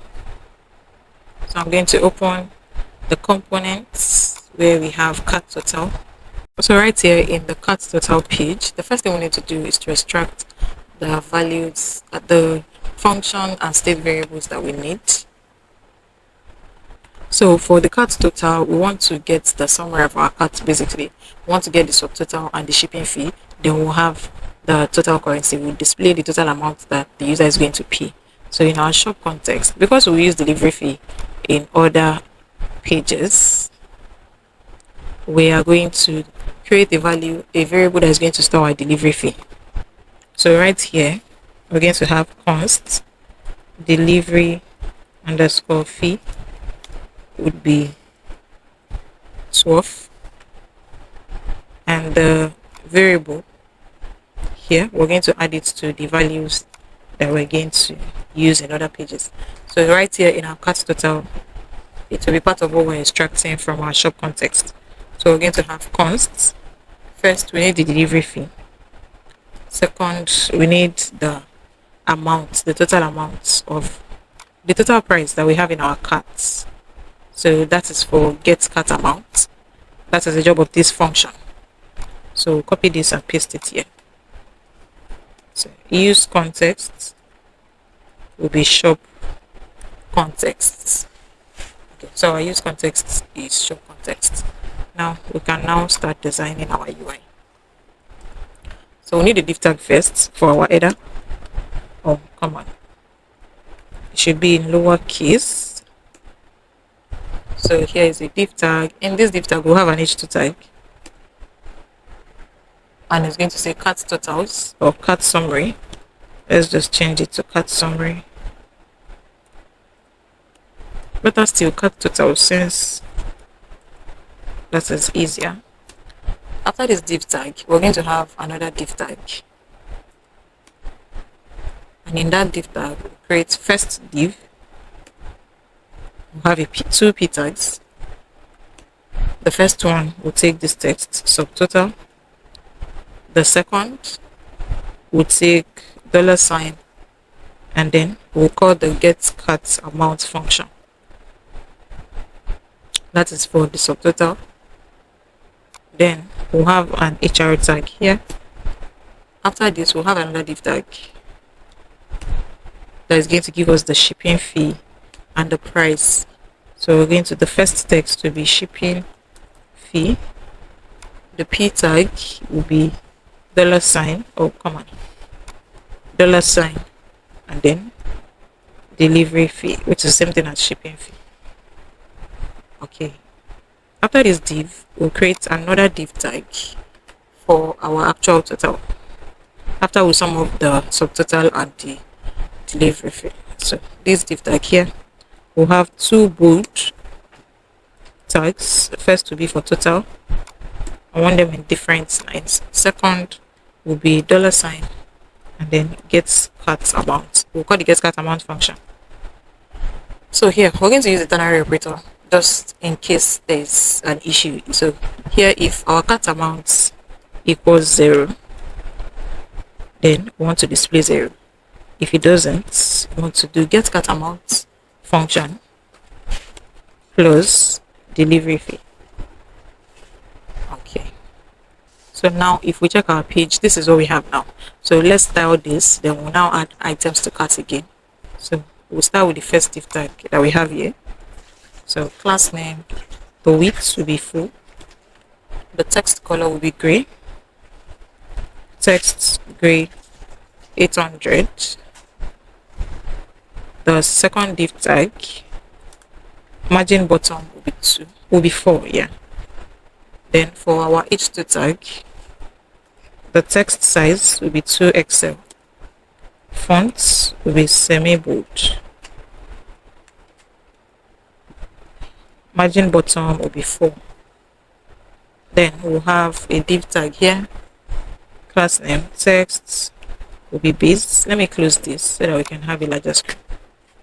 Then we have another div tag here. Class name, display would be flex, justify, between. So okay, now for our HR tag, class name, the border will be at the top and the border color will be gray 300. Then we'll have my2. Okay, so right here where we have this div tag for shipping fee, we'll style it as well. Display will be flex, justify, between. Here my will be 2 as well. For the second div,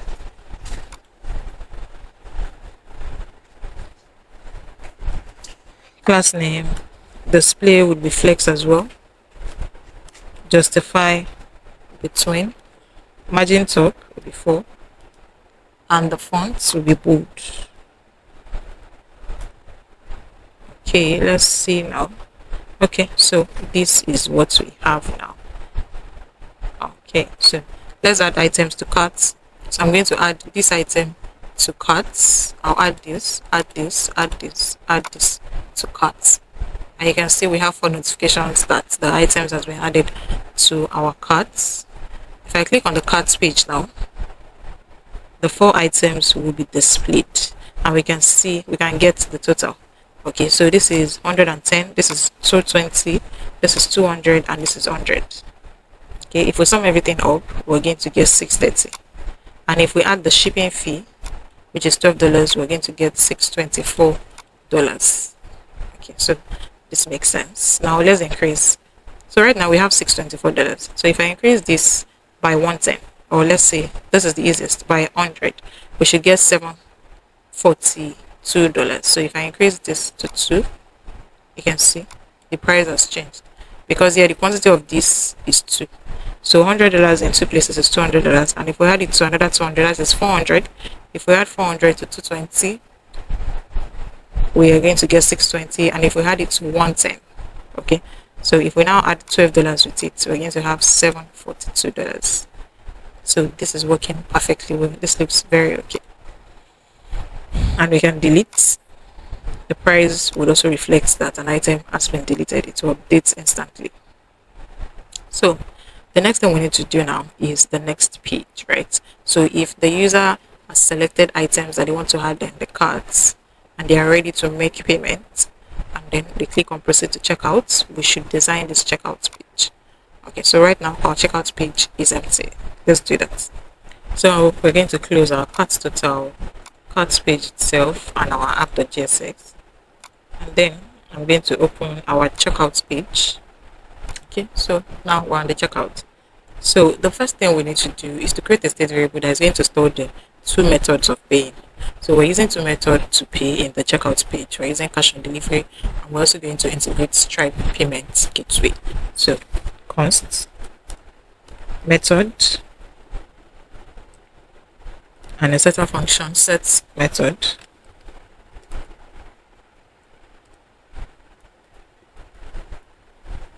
will be equal to use state. So by default we want it to be cash on delivery, so COD will be like the short code cash on delivery.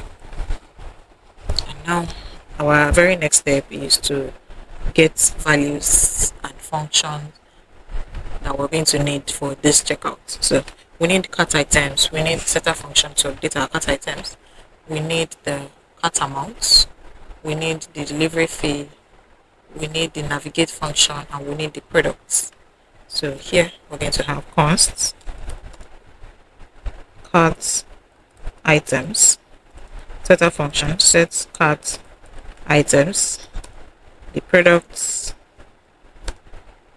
we need the get cart amounts to get the total cart amount, get cart amount function, the navigate function, delivery fee be equals to use context shop context. Okay, so I just remembered something, that the set cart items, I don't think we add it to what we're exporting. Okay, you see, it's just the cart items. We did not add the set cart items to our values that we want other components and pages to have access to. So I'm just going to copy and then add a comma. Okay, so back to this page.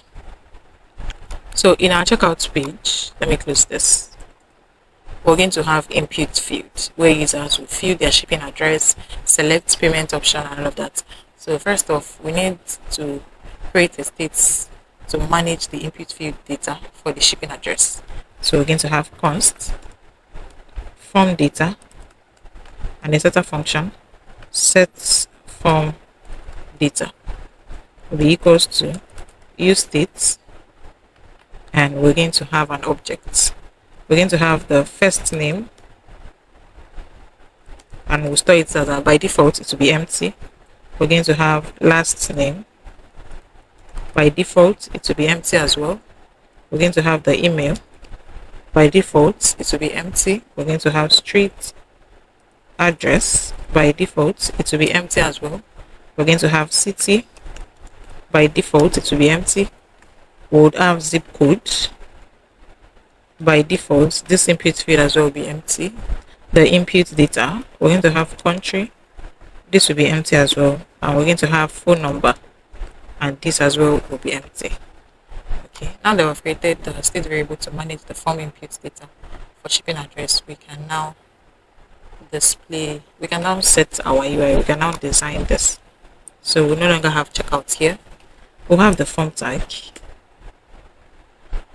Okay, I'm going to delete this action that we have here. In the form tag, we're going to have a div tag. This will be for the top. In this div tag, we'll have our field sets. And in the field sets, we'll have the legend tag. So where we have our legend tag, we're going to have payment option,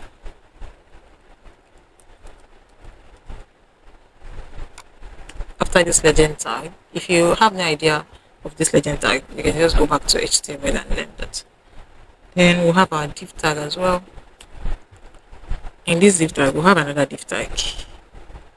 So we'll have the second div. In the second div, we'll have an image. Okay, we'll have another div again after this, and this will take a span tag.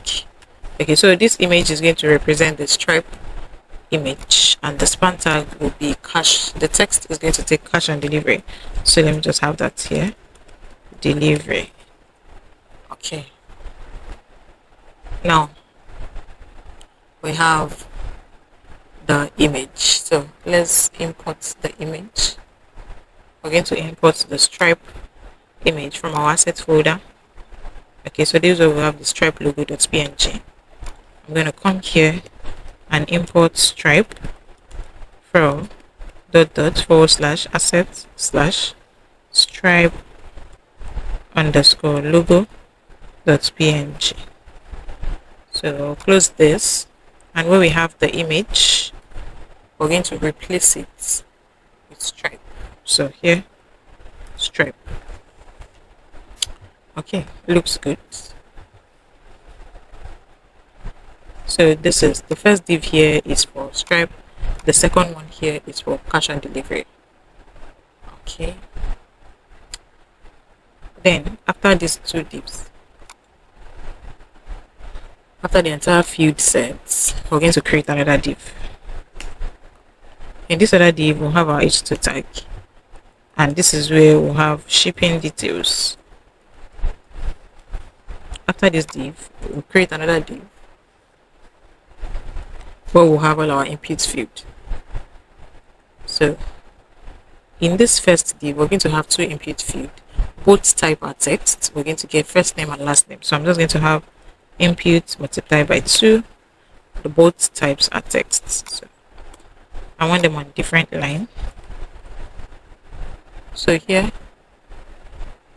we'll have placeholder. So for the first one, this first one here will be first name, and the second one will be last name. Then after this, we are going to have the name of the field. So here, the name of this field would be first name.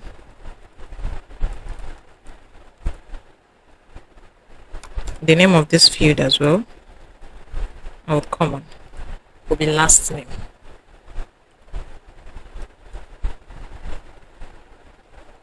Okay, so we have the type, the placeholder, the name of the field. Now we need the value that we're going to get from this field, and we need to bind the value with the state variable, with the value that we have in our state variable for form data. So right here,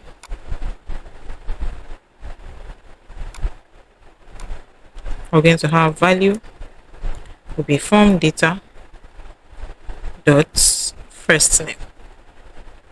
So here value as well will be form data dot last name. Okay, so after these two divs, we'll create an input field for email. So we're going to have inputs for email. So right here, we're going to have the placeholder that would say email address, the name of this field is email, the value will be form data dot email. Then we'll have another input field for phone number, streets. So we'll have input for phone. So here input, and the text, the type is going to be text. So here text. We're going to have placeholder will be phone number.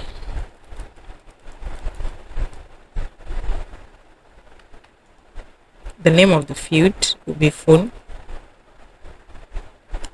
The value will be form data dot phone. Then we'll have the street address. Inputs. The type will be text as well. Placeholder will be street address. The name will be streets. The value for this will be form data dot streets. Okay. Then we'll have a div tag after this. In this div tag, we're going to have two fields for city and state. So we're going to have input times 2. The first one, placeholder, would be city. The name of the field will be city as well. And we're going to have the value form data dot city. Then for the second input field, the placeholder here will be for state, STATE. The name will be states. The value will be from data dot states. Okay, so there is a first name, last name, email, street, city, zip code, phone, country. We should have states. Okay, so we're going to have states here. Okay. So after these two inputs as well, we're going to have another div tag where we are going to have two more input fields for zip code and country. So we'll have a div tag inputs times 2. First one, placeholder will be zip code. Placeholder, yeah, zip code.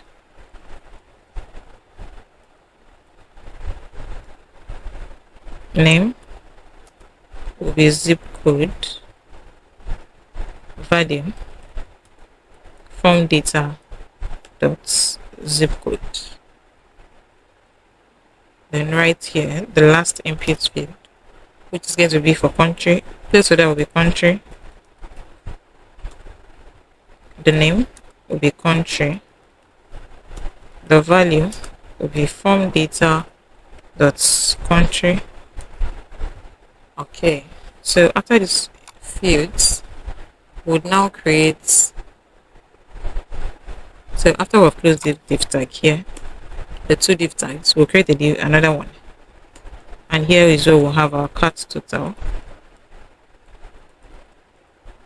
which we are here to import. So I'm going to import it here. So we're going to import cat total from /component/cat total, so that we can have our cat total. After the cat total, we'll have another div tag on the right where we'll have the button, and the button will say place order. Okay, so right now this is what our page is looking like for each of these fields. This is what our page looks like. Now let's style. So before styling, there's something that we need to do. Okay, so we have two payment method here. We have for Stripe and we have for cash on delivery. Okay, so now I want to ensure that once the user clicks on this image, there is a certain background color that we want to display. So right here, where we have our div tag, where we have the div tag, we'll use an on-click method. Then we'll call our set method to update that this is Stripe. So since we're on Stripe now, on click method, we want to update that one Stripe. And now if we style this, we want to start the styling from here. We're still going to do the rest. We'll start with the backtick. Display will be flex, items, center. We want the border. Oh, come on, there should be space. Okay. And the border color, border gray, 300. Padding will be 6. Rounded LG. Okay. No. A border gray 300. Yes. PX will be 20. PY will be 4. The PX is for the width. PY is for the height. Want the border radius, just a small one. Cursor will be pointer. Okay, then here is where we'll have our conditional styling.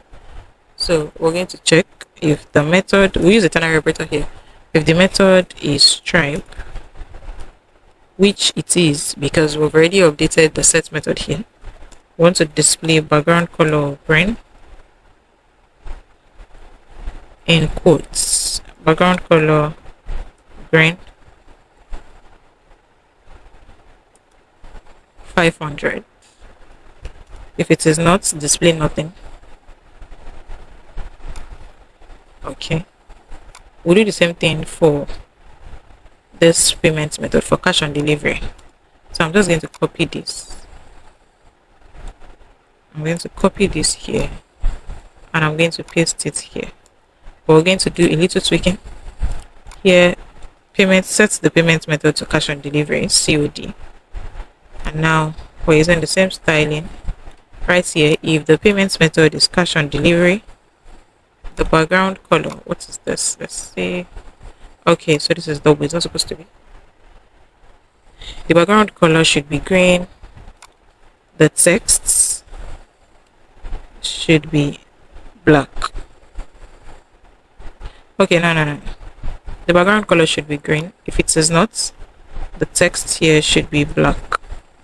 Let's see. Okay, so let's see. For now, this is what we have. If we're on Stripe, we want a green background color. If we're on Cash and Delivery, we want a green background color. Okay, we can now start styling fully. We'll start with our form. Class name. Display will be flex. Flex direction row.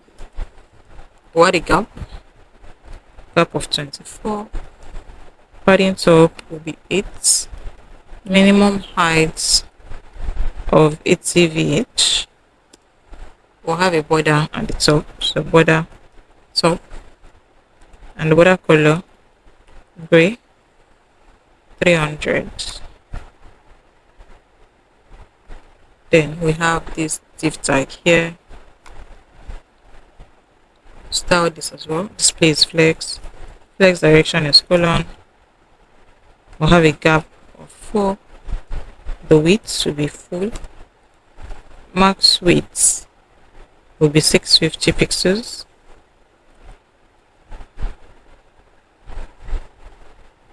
Then for the field set as well, we'll style this. Border will set it to border color gray 300. Padding will be 6. We want the border radius around it, rounded LG. Now for the legend tag, the text should be at the center. Text size 2XL. Then we have the span tag here. Class name. Text will be small. Text color would be white. Now we're going to remove this text color white. Yes, text will be small, but let's make it bold. Font bold. Okay, so after this we have an H2 tag here. We'll have our class name. Margin top will be 6. The H2 tag itself, class name, text 2XL. Margin bottom will be 4.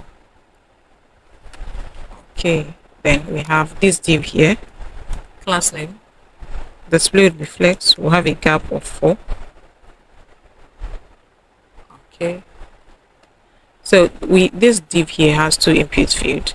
We have another div here with the same thing. We have another div here with the same thing. So I'm just going to copy this styling and I'm just going to paste it where we have something similar.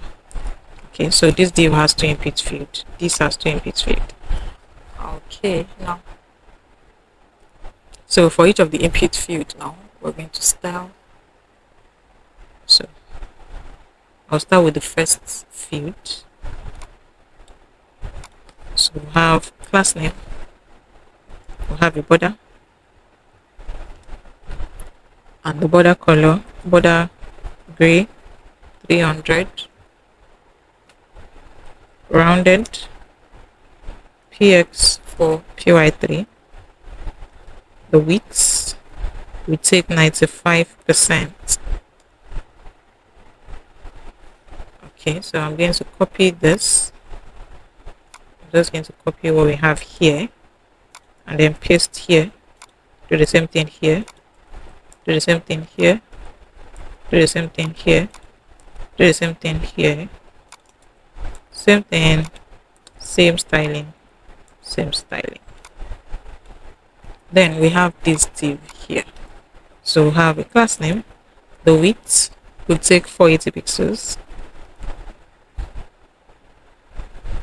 Okay. Then we have this div tag here as well. So class name, text will be right. Margin top, we'll set it to 8. this button, the type is submit. So type submit. Okay, so let's style class name. The background color will be green, 500. The text color will be white. Text white. The width will be full. Py will set it to 3. Text base, rounded MD.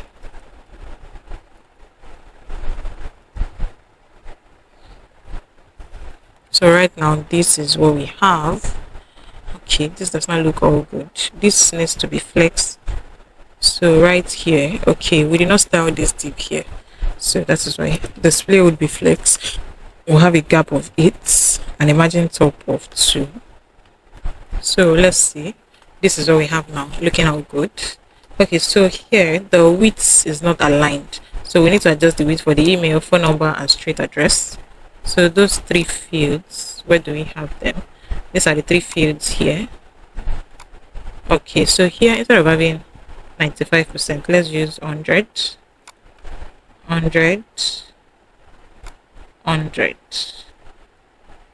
So let's see. Okay, as you can see, okay, we didn't miss nothing.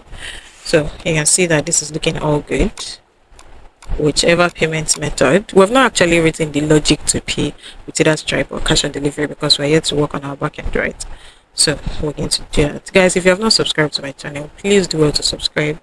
Kindly drop a comment. I want to hear your thoughts on this project and the project you want me to build next. I promise I will try my best to work on it as soon as possible and post it on this platform.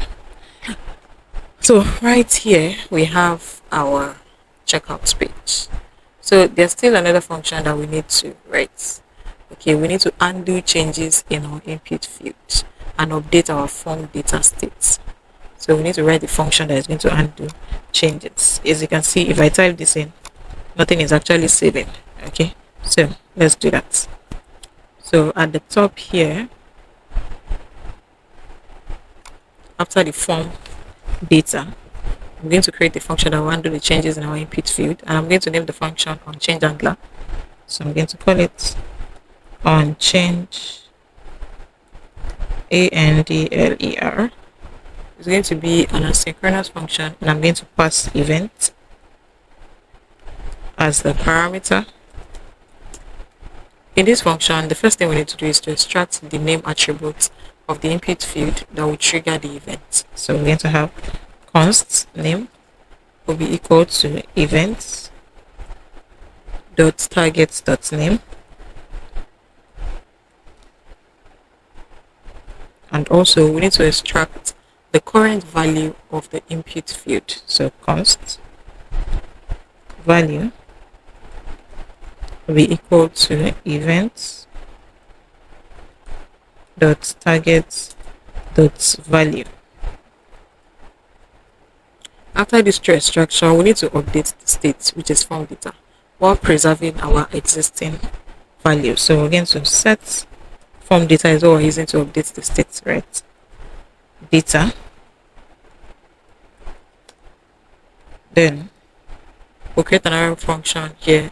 Then we'll keep the previous form data to update only the fields that can be changed. So we're going to spread this data, comma, we'll pass name, value. Okay, this is looking all good. Now we're going to use this on change handler in our fields so that it will undo changes, any changes that will be made in any of our input fields. So we're going to start with the first input field that we have here. So we'll use an onChange method, then we'll call the onChange handler function. So this is going to undo the changes that will occur when the user is trying to type a new first name. Okay, so I'm just going to copy this onChange handler here, and I'm going to paste. Okay, so this, I'll call it here, I'll call it here, I'll call it here. This will undo all the changes that our user is going to make, and we're still going to preserve our current value. So if we check back now, previously when we tried that, when we tried to type, there was nothing. You can see that the last name is empty, the first name is empty, this last name is currently empty because the field is empty. We have typed, but it's yet to be preserved on this page. So now if we type this, really, you can see baby, you can see. Let's just use sample 2. You can see phone number, street address, city, state, zip code, country. Okay, so this function is working perfect. Now, after this checkout page, the next thing we need to build now is to place order, right? So once order has been placed, if the user chooses Stripe, it will lead us to the checkout page, and if they choose cash and delivery, it will lead us, the order will be made, and it will lead us to the orders page. Okay, so we're going to do that after we already have all the functions that is going to undo payment with Stripe. We're getting to that very soon. So now, the next thing on our list is our login form. We need to create our login and sign up page, so that when the user clicks on login, no thanks, they would see a form here at the center where they can log in, and then they can start placing order, accessing order, paying, and all of that. So we're going to close our checkout page and shop context, and we'll open the login page. Let me close this asset. Now I'm going to open the login page. So for the login page, we're going to first create a state variable that is going to store the current state and a setter function to update the current state. So we want to create the login and sign up page in one page. So we're going to have const current state, setter function set current state, and by default the state will be login. And then we're going to create a state variable for name, email, and password, and a setter function to update them. So we're going to have const name set name, and by default we'll set it to an empty string. We'll do the same thing for email. Email set email, use state would be an empty string as well. Then we'll have for password, setter function set password, use state would be an empty string as well. So now that I've created all the state variable and setter functions, we can now create our login and sign up form. So we'll start with the form tag. I'll delete this action here. Inside the form tag, we're going to have a div tag for the header. This will be the first div tag, and the display for this p tag here will be our current state, which is, for now, our current state is only login. So here we're going to have current state. After this div tag, we want to have 3 inputs, but in the login form we only want to have 2 inputs, which is for email and password. For the sign up state, we want to have the full name, the email, and the password. So first we're going to check if current state, we'll use a ternary operator to check if current state is not equals to login states. Then we want to display, we're going to display this, which is going to be our inputs field. Inputs, the type will be text, the value will be name, and we'll have a placeholder as well for full name, and it's going to be required. Okay, so let me close this so that we can have a larger screen. It's going to be required. So if the current state is not login, we're going to display this input field. But if it is login, then we're going to display the other 2 input field, which is for email and password. So input for email, we're going to have the value,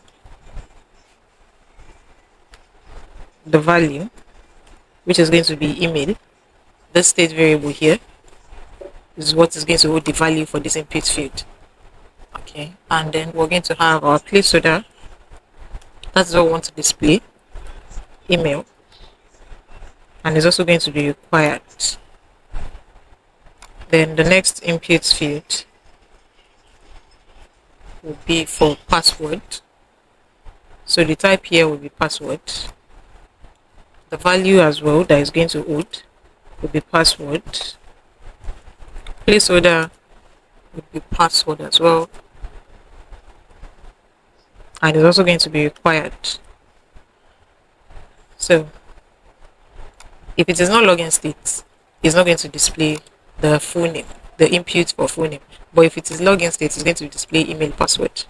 Okay, so if it's not login state, it's going to display the three: the full name, email, and password.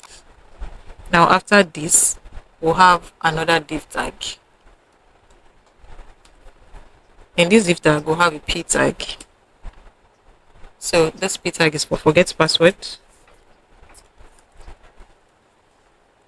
We'll add a question mark. After this p tag, we also want to display something else. Okay, so what we want to display basically is to either create account or login. So we're going to use the state as well to check. If it is on login state, then we want to display create account, which is going to display everything relating to the states, the other states, which is going to be sign up. But if it is not on login states, it's going to display login here. Okay, so we'll use a ternary operator to do that. So now we'll check if current state equals login.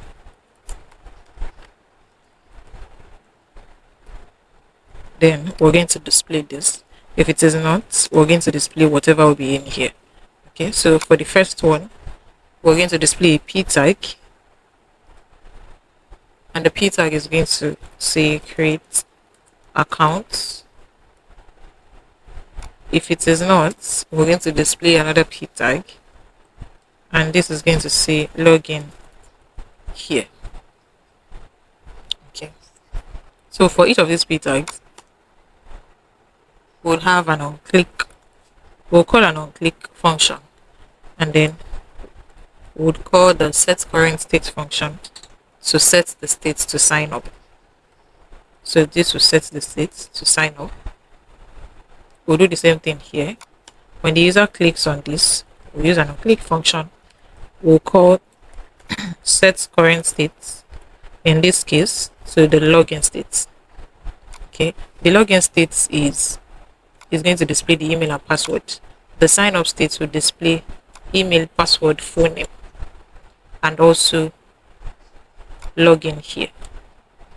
Okay, so now after this div tag, we're now going to create the button, and our button is a submit type. So submit, and the button is going to display text based on the state. So we're going to use the ternary operator as well to check if the current state is login. Then we'll display sign in. If it is not, we'll display sign up. Okay, so this is what we have. Now let's see what we have on the screen. Okay, so right now this is what we have. Our state here is login by default, so it's going to display login, and we have just two inputs, email and password. You see, as I click on, if I click on login here, it's going to display the login. If I click on create account, it's going to display the sign up state, which has the full name, email and password. If I click on login here, you can see we have just two input fields, and if I click on create account, it will lead us to the sign up state. So this is working. Now we need to style. So we'll start by styling from the div tag. So we'll start with this form tag. Class name, display will be flex direction, colon, items at the center.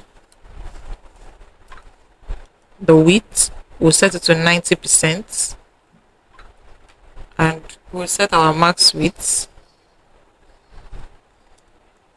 and we want everything at the center. So MX also margin top, we'll set it to 14. We'll have a gap of 4. the text color should be gray 700.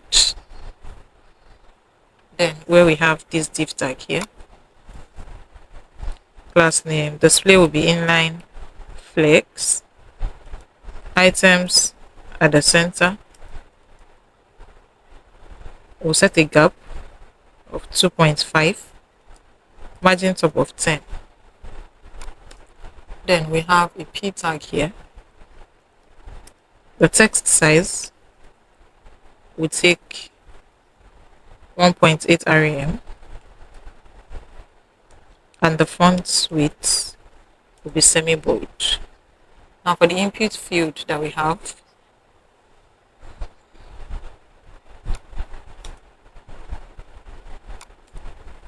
we're going to style this as well. The width will be full, px3, py3, border, the border color, border gray 300, and then I want to have a small border radius around it. Okay, then the div tag that we have here, we have a div tag here, so we'll style this as well. Display will be flex, justify, between, the width will be full, text size, the margin top will be negative. Then for the p tag that we have for forget password, so class name, cursor will be pointer. If you hover on it, we want an underline, and the text size should be XL. Then the p tag for both states, cursor will be pointer as well. Pointer, the text color will be blue 600. Text size, and if you hover on it, we want an underline as well. Okay, so I'm going to copy this class name that we have here, and I'll paste it right here. Okay, now we have our button as well that we need to style. Okay, so for the button, class name, background color would be black, the text color should be white, the font will be light, py4, px20, which is the width, margin top will be 4. I want the border radius, just a small border radius. If you hover, background color should be, let's use green, 500, and then we'll have a transition. Okay, so there's something else that we need to do for the input field. One thing about the input field is that there will always be changes. User would make a change, an event will occur, and the event that is going to occur in this input field is a click event. The user is going to click on the field and type. So we need to update this field whenever our user types. So we're going to work on that now. Let's see what we have. Okay, we're here to style the email and password. Okay, so where we have the full name, we're going to be using the same styling as the styling in the full name field. So I'll paste this here and I'll paste this here. Let's see. Okay, so this is what we have now. Okay, and if you hover, so if we try to type now, there's nothing going on because we are yet to bind our own click event. So let's do that. So right here, after the value name, we would use onChange. That is, if the user make a change, then we'll pass events. Then we want to update the state, set name with e.target.value. Okay, so I'm going to copy this and I'm going to paste this here. But this, we want to update the email field, and for password as well, we're going to do the same thing. We want to update the password field. So this is going to be set password. So if we type now, if we type sample, you can see sample at gmail.com. We can have like a random password here. Okay, so this is the login state, right? If I click on create account, we're going to see the sign up state. The full name, the email will remain there, and the password will remain there. So our login form is working perfectly well. Next thing we need to build now is our footer. So I'm going to close our pages, close shop context, and we're going to create our footer. So for our footer, we're going to delete this. Okay, so we'll have a div tag. I'm going to create a div tag. And in this div tag, we'll have 3 div tags. So the first one will be for, no, we'll have 4 div tags. Not for, the div tag will be after this. Okay, so this first one here will be for the brand identity. So here we'll have an h1 tag, we'll have a p tag, and then we'll have one div tag. In the div tag, we'll have an h2 tag. Then we'll have another div tag for our links. In this div tag, we'll have 3 a tags. Okay, so this is the first div tag here. This is for the brand. The h1 tag will take this text, and the p tag will take this text. Then the h2 tag will take this text. Then for the link tag, the anchor tags, Ctrl Z. Okay, so I want to separate the anchor tag so that it will be on different lines. So I'm going to use hash here. Hash here, you can replace this with the link to the social media. So here we're going to have the social media icon here. So this is going to be for Facebook.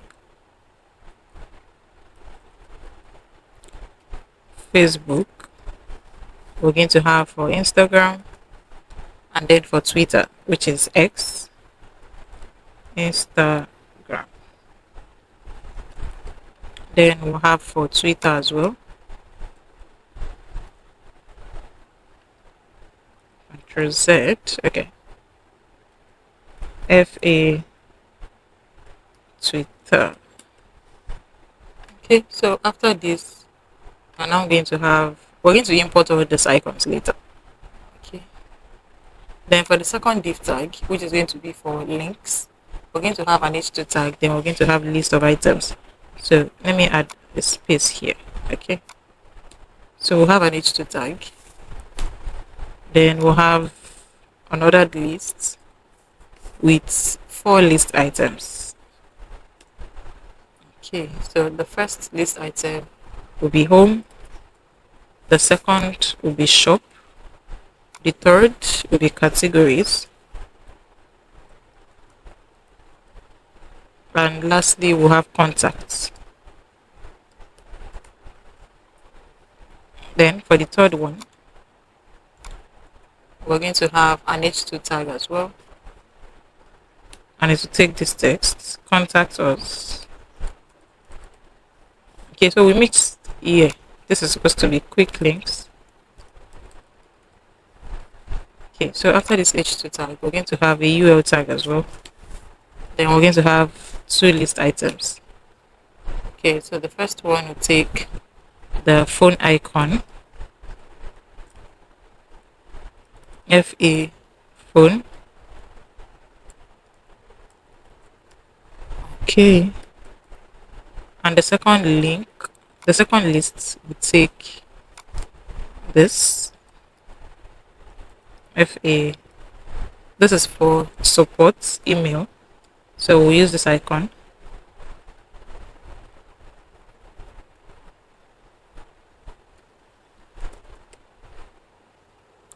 Then we'll have the phone number and the support email. So we'll have the phone number here and the support email here. Okay, so this is for the links. Now for the last div, we're now going to have a text. So here we're going to have the copyright. So for copy,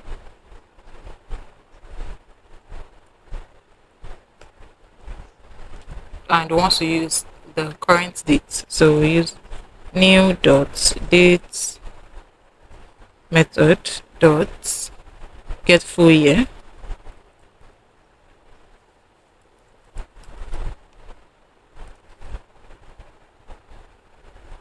Okay, this is supposed to be new dates, not new dot dates. New dates get full year, and here we have grocery shop. Okay, full stop. All rights reserved. You can add more to the footer if you want, but this is the simple footer that we're using. Now we need to import all the icons. So we're going to have it here. Let me close this so that you can see it properly. This is for Facebook. This is for Instagram. This is Instagram. This is Twitter. It's for everything basically. So here F is missing. Okay, so we've imported it from React icon /FA. So this is a simple footer that we have now. Now let's style this so that it's going to look more presentable. So we'll start with this div tag that we have here. Class name px6 py 10, margin top will be 5. Then we have a div tag here, max width 7xl. We want everything at the center, so display will be grid template colon 1, and medium grid cos 3, what a gap of 6. Then we'll have this h1 tag that we have here, class name. Text will be 4xl. The fonts bold, margin bottom will be 2, and for the p tag the text size will be large. Then we have an h2 tag here. Text will be 2xl. The font will be semi-bold. Margin top will be 3. And for the div tag that we have here, display will be flex, items, center, gap of 4. Margin top will be 2. Then for the link, we're going to style the 3 at the same time. So class name, if you hover on it, it should be gray, text gray 300, and the size should be 2xl. Okay. Then now we have the quick links section. So we'll start with the h2 tag, class name. Text will be 3xl. Font will be bold, semi-bold, yeah. And margin bottom will be, we'll set it to 3. Now for the UL tag, space on Y will be 2. Text will be small. Then for the lists, we'll start the 4. Text size should be large. Then we have an h2 tag right here. Text will be 3xl as well. Fonts will be semi-bold. And the margin bottom of this will be 3 as well.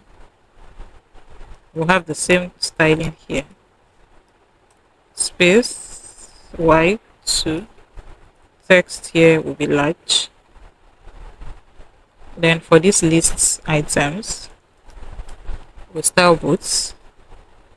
Display will be flex, items, center with a gap of 2.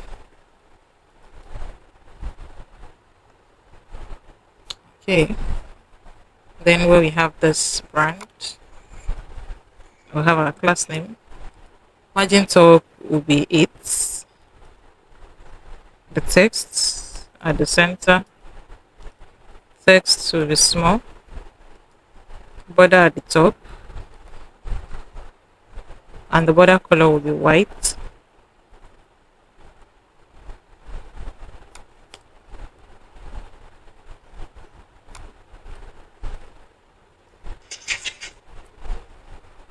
The padding top will be 4.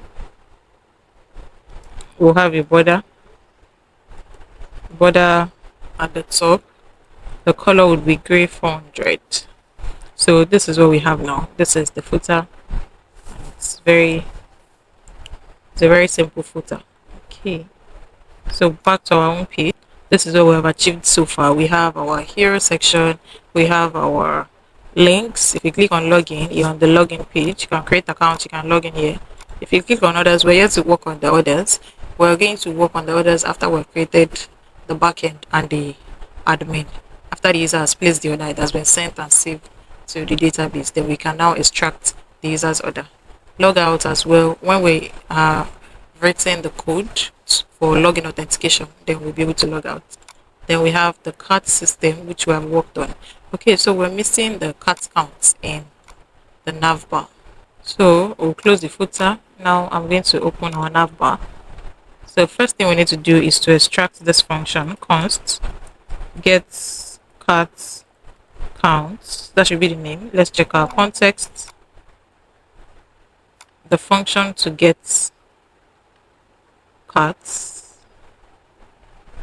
Okay, so get carts counts. I'm going to copy this. I'm going to paste it just in case if there's a typo. So here, use context will be shop context.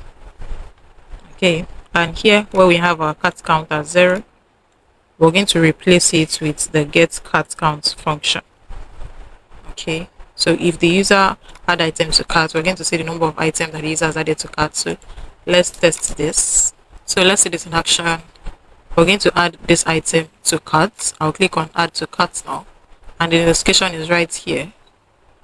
And now we have one item in our cart. So we've called the get cart count function. I'm going to add this other item to cart. We have a notification. I'm going to add this item to cart. 3 items, 4 items in our cart.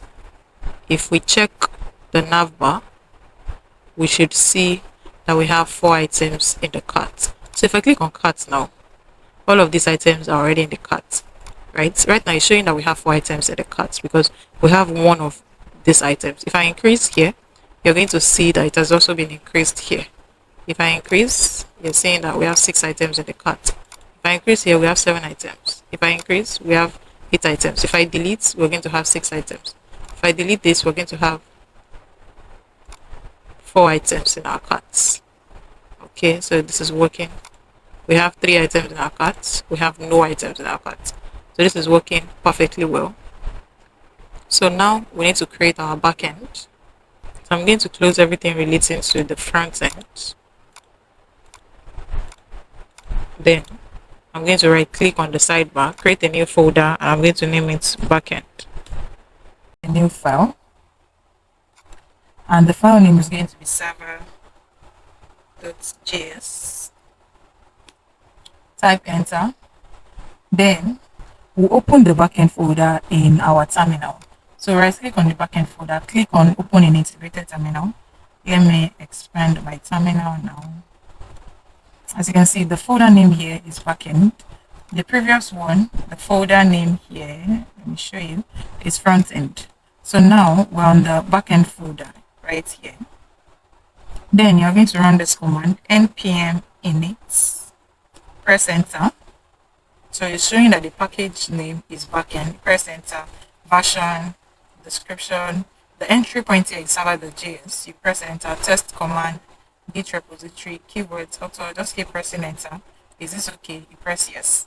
And then you're going to have a package.json file here.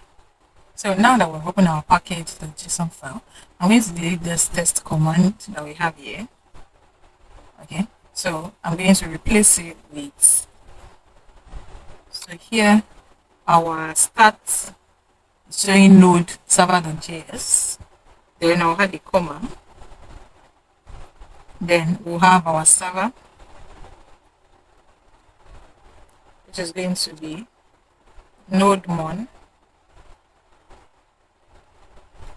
server.js. So all this is supposed to be in a quote. So this is in a quote. We no longer have an error. And here we're going to have the type,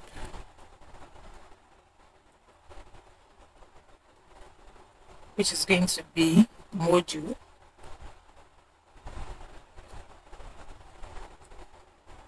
Okay. Then I'll add a comma here. Okay. Now the next thing we're going to do is to install all our dependencies. So we're going to type in our terminal npm I cause. The cause is cross-origin resource sharing and is a security features in web browser that restrict how resources on the server can be accessed from different domains. So this package in Node.js helps configure access permission. So we're going to install this. We're going to install .env as well. So .env. Let me type in everything and I'm going to explain what each of them do. We're going to install JSON web token. We install Mongoose. We install Malta. We install NodeMon. We install Stripe. We install Validator. We install Cloudinary. And we install Bycrypts. So the costs, as I said earlier, is the security features that restrict how resources can be shared and accessed from different domains. Then .env is a package that loads variables from our .env file, keeping sensitive data like our API keys, so that we can separate it, we can secure and separate it from our code. Then JSON web token is a package that is used for creating and verifying JSON web tokens, which will help us with authentication and authorization. Then for Mongoose is a library for working with MongoDB in Node.js. It helps us structure and define our data schemas and to easily interact with database, basically. So Malta is a middleware for handling file upload in Node.js, often used to process images, PDFs, and other files sent via forms. So we're going to use Malta to undo uploads in our Node.js. And then our NodeMon is going to automatically restart a Node.js application when it detects file changes.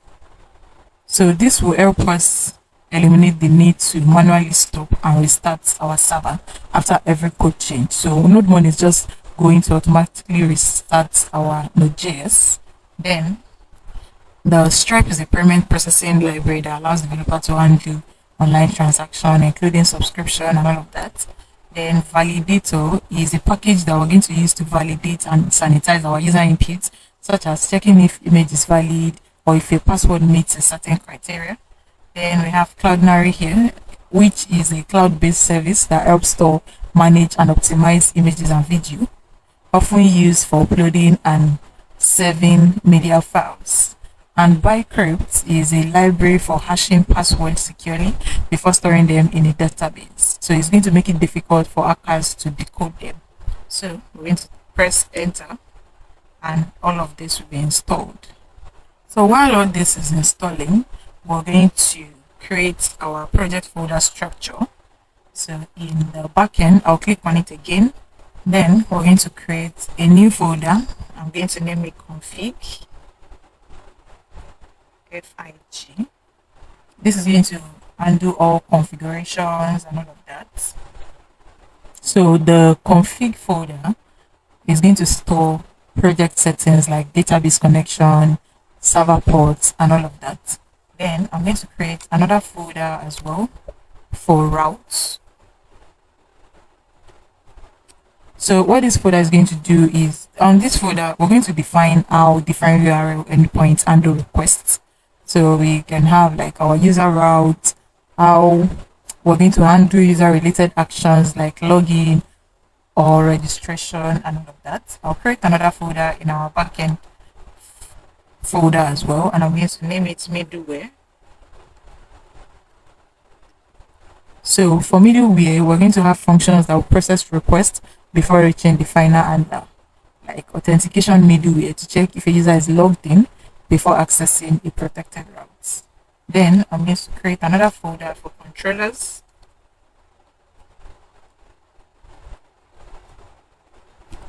So controllers will contain functions that will handle request logic for routes. So we can have like user controller.js, which is going to be a file that will have function to register a user, create a user's account, create the login function for users, and all of that as well. Then I'll create another folder for models. So the model folder defines the structure of our data that will be stored in our database. Let's say a user model now, it can have fields like name, email, password, images, and all of that. Then finally, I'm going to create a file. I'm going to name it .env. So our env will store sensitive informations like API keys, database credentials, secret tokens, those very, very sensitive informations that are related to what we are developing. So all of this has been installed already. Let's see what we have. Okay, we have our bicrypt, we have our Cloudinary, we have our course, we have the TMV, JSON Web Token, Mongoose, Malta, NodeMon, Stripe, Validator. So all of this has been installed. So the next thing we're going to do now, let me close this, is to create a basic server in our server.js. So we'll start by importing Express. We're going to have import Express from Express package.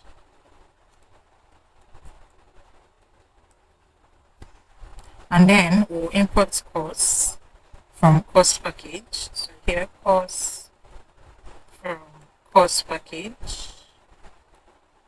Then we'll import .env. So import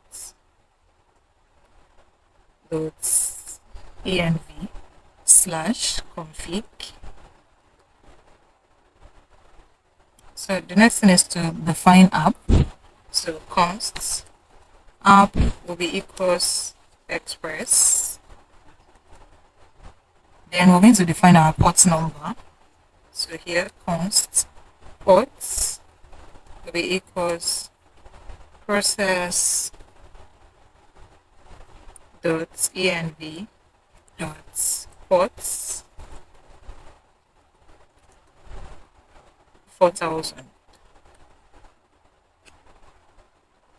So our backend is going to start on this number, port 4000.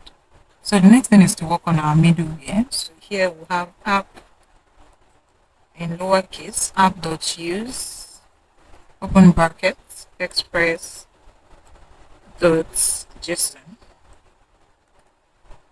Then we'll add course, app.use, course, so that we can access our backend from any IP. So we're going to create our API endpoint next. So here we're going to have app.get.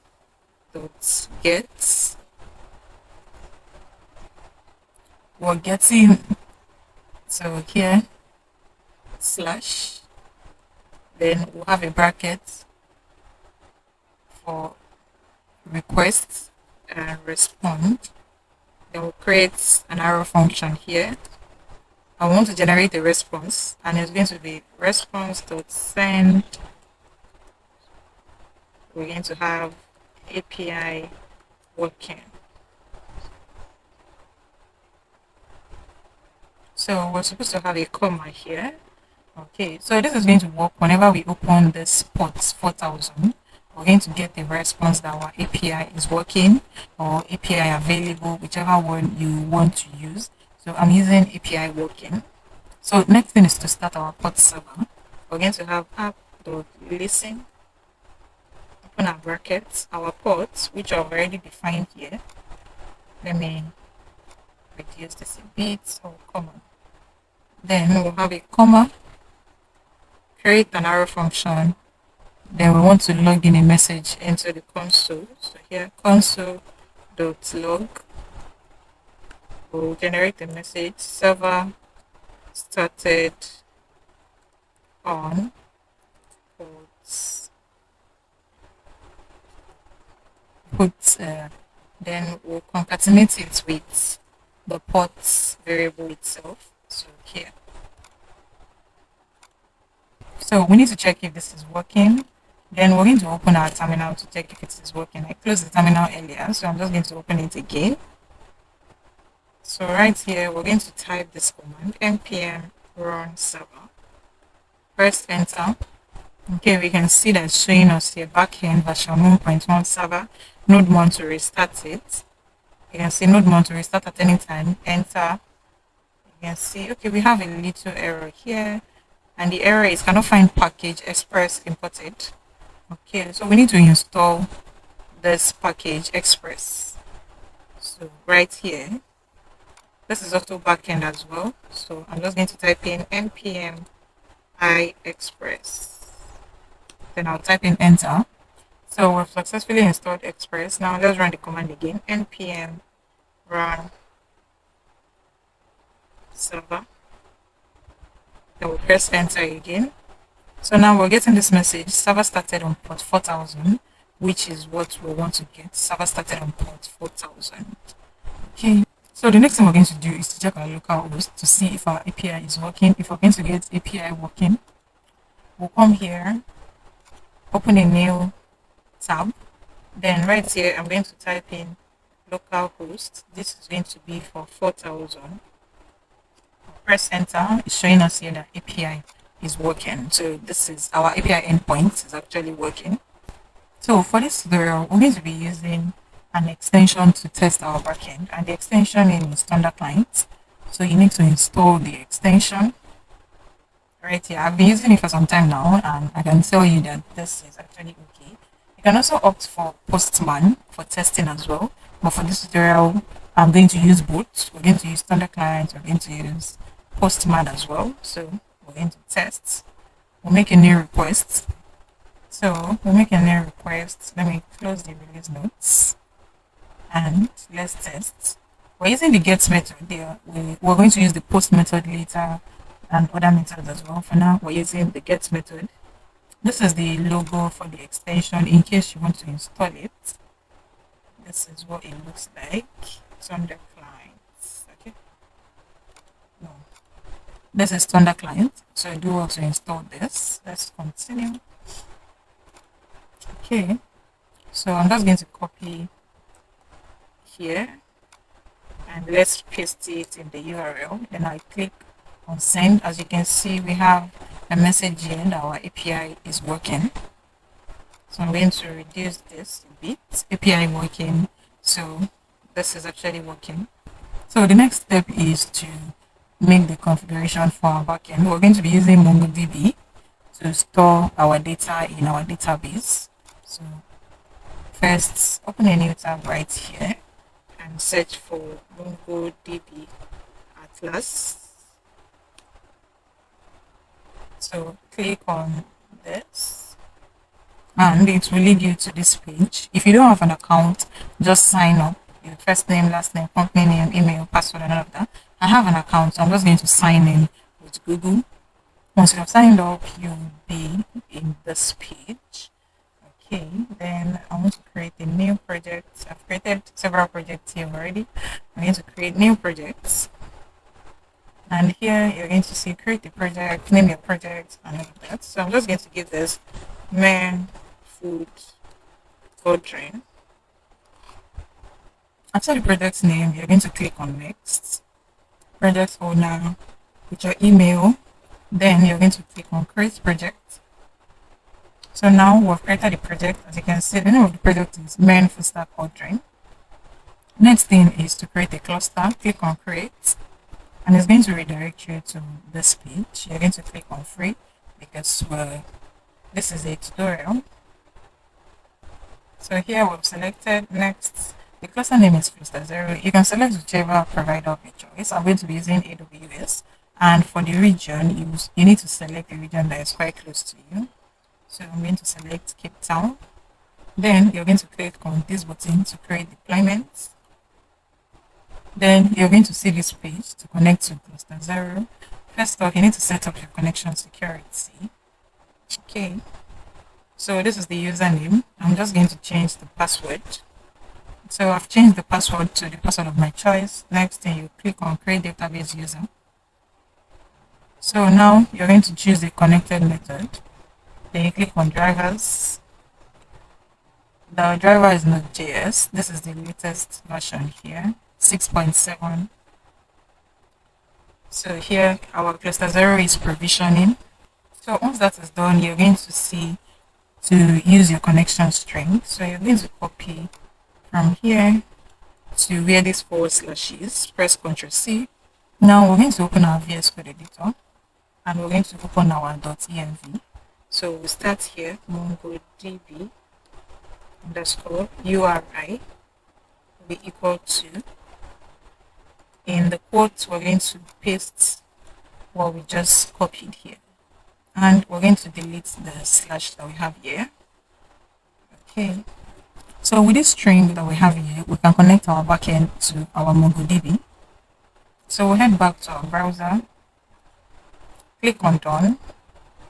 Next is to locate our network access.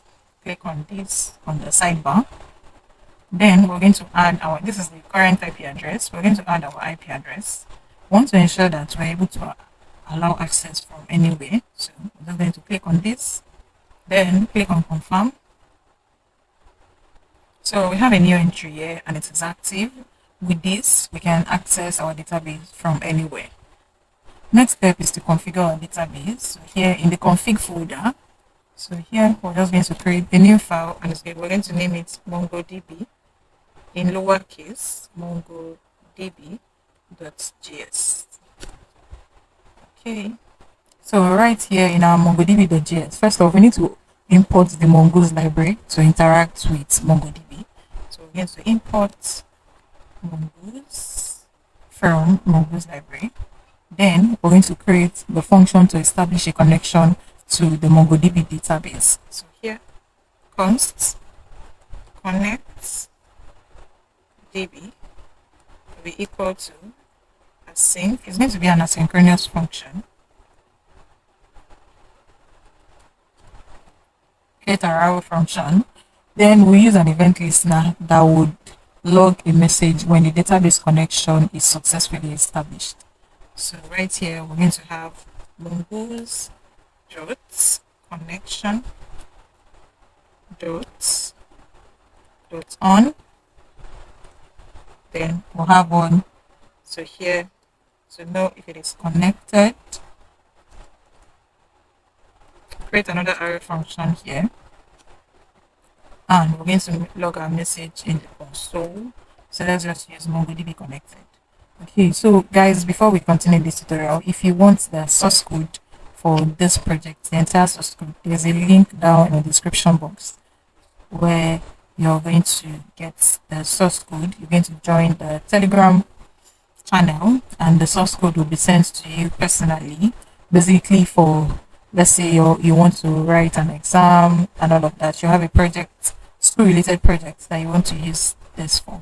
Okay, and if the Telegram channel is not available, in the description link you're going to get the buy me a coffee link as well, where you can download the source code for a very small amount. So let's continue. So after this, we're going to connect to our MongoDB database using the URI that we have stored in our environment variable. So here we have await mongoose dot connect, open our brackets, start with a backtick, then we'll have our $, open our curly braces, and we're going to have process dot env dot mongo db underscore URI / food, since we're building a food ordering website. Finally, after this function, we're going to export the connect db function to use it in other parts of our application. So here, export default connect db. So now we're going to open our server.js. So after this, we're going to have connectDB. We'll call the function connectDB. Then we're going to add .js here. Okay. So if we view our terminal now to see if we're truly connected with our database, you can see here that we're getting MongoDB connected because that is what we log in our console in our database configuration, the file for our database configuration. So server is started on port 4000. That is what we have here. MongoDB connected is what we have here. So this is working. Our setup is working perfectly well. So the next thing is to create one more configuration that is going to be for our Cloudinary, which is where we're going to, is a cloud storage that we're going to store our images, if there's like a file, a video, PDFs, and all of that. So in our config folder, we'll create a new file. And the file name is going to be cloudinary.js.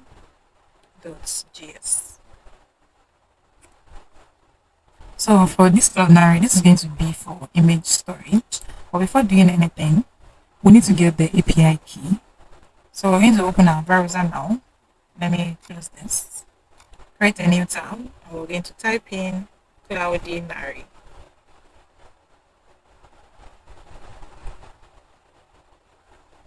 Press enter.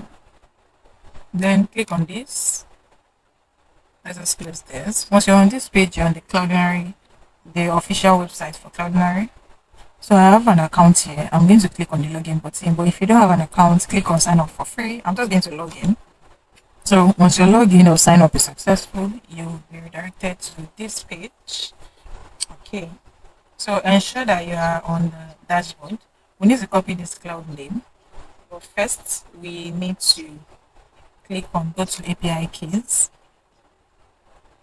So I have several API keys here because I've been using it for some time as well. So we need to generate new API key. So a confirmation code will be sent to your email. So I've entered the confirmation code and was sent to me. And now we have a new API key here. I'm going to name the key name. Ensure that you use an email that you have access to create an account so that when the confirmation code is sent to you, you'll be able to just copy and paste and not have to be going through long stress to like create an account here. So I'm going to give the key name MERN food or drink. Press enter. So right here for the API key, you're just going to copy it like this. Click on copy. So head back to our VS Code, open our env file. So the code that we copied earlier, we're going to have Cloudinary underscore API underscore key will be equal to, we'll paste what we copied. Then we're going to get the API secret key. First, you need to be able to view it. Then you can now click on this copy. So here we're going to have Cloudinary underscore secret underscore key will be equal to what you just copied. Also, we need to get our cloud name. We'll copy this that we have here. And back to our env, we'll have Cloudinary name will be equal to paste where you have just copied now. So we have like 4 sensitive information now in our env file. So we have our MongoDB URL, Cloudinary API key, Cloudinary secret key, Cloudinary name. So back here, we're going to configure our Cloudinary. So we're going to start by importing the Cloudinary library for handling cloud-based media storage. So here we have import in lowercase, import v2 as Cloudinary.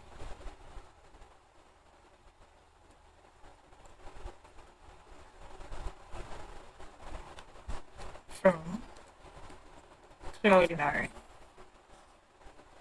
Then we'll create a function to configure and connect Cloudinary. So here, const, we name the function connect Cloudinary.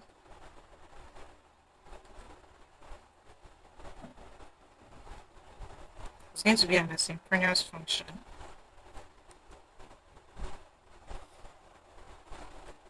So right here, we're going to set up the Cloudinary configuration using the environment variables.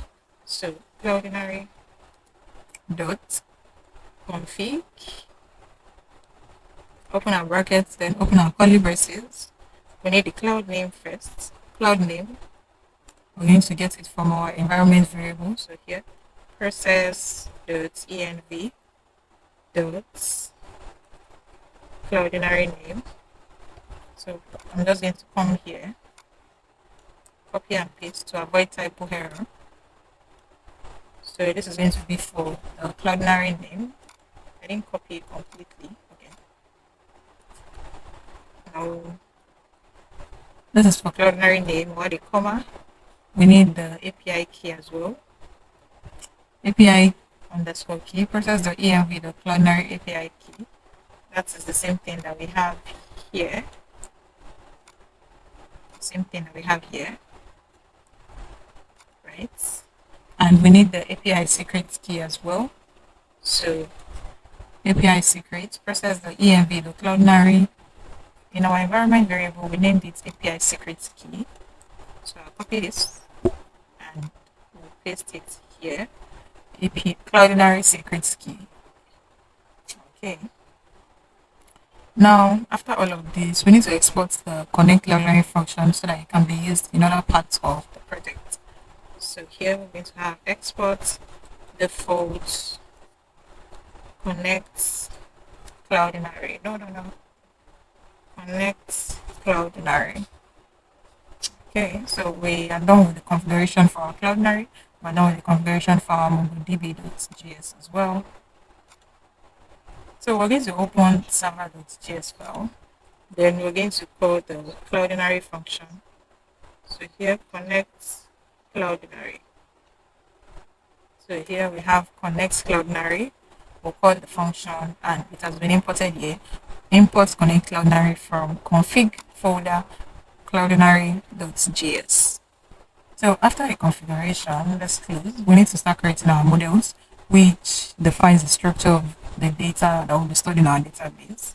So I'll close this folder, open this, then we're going to start with products models.js.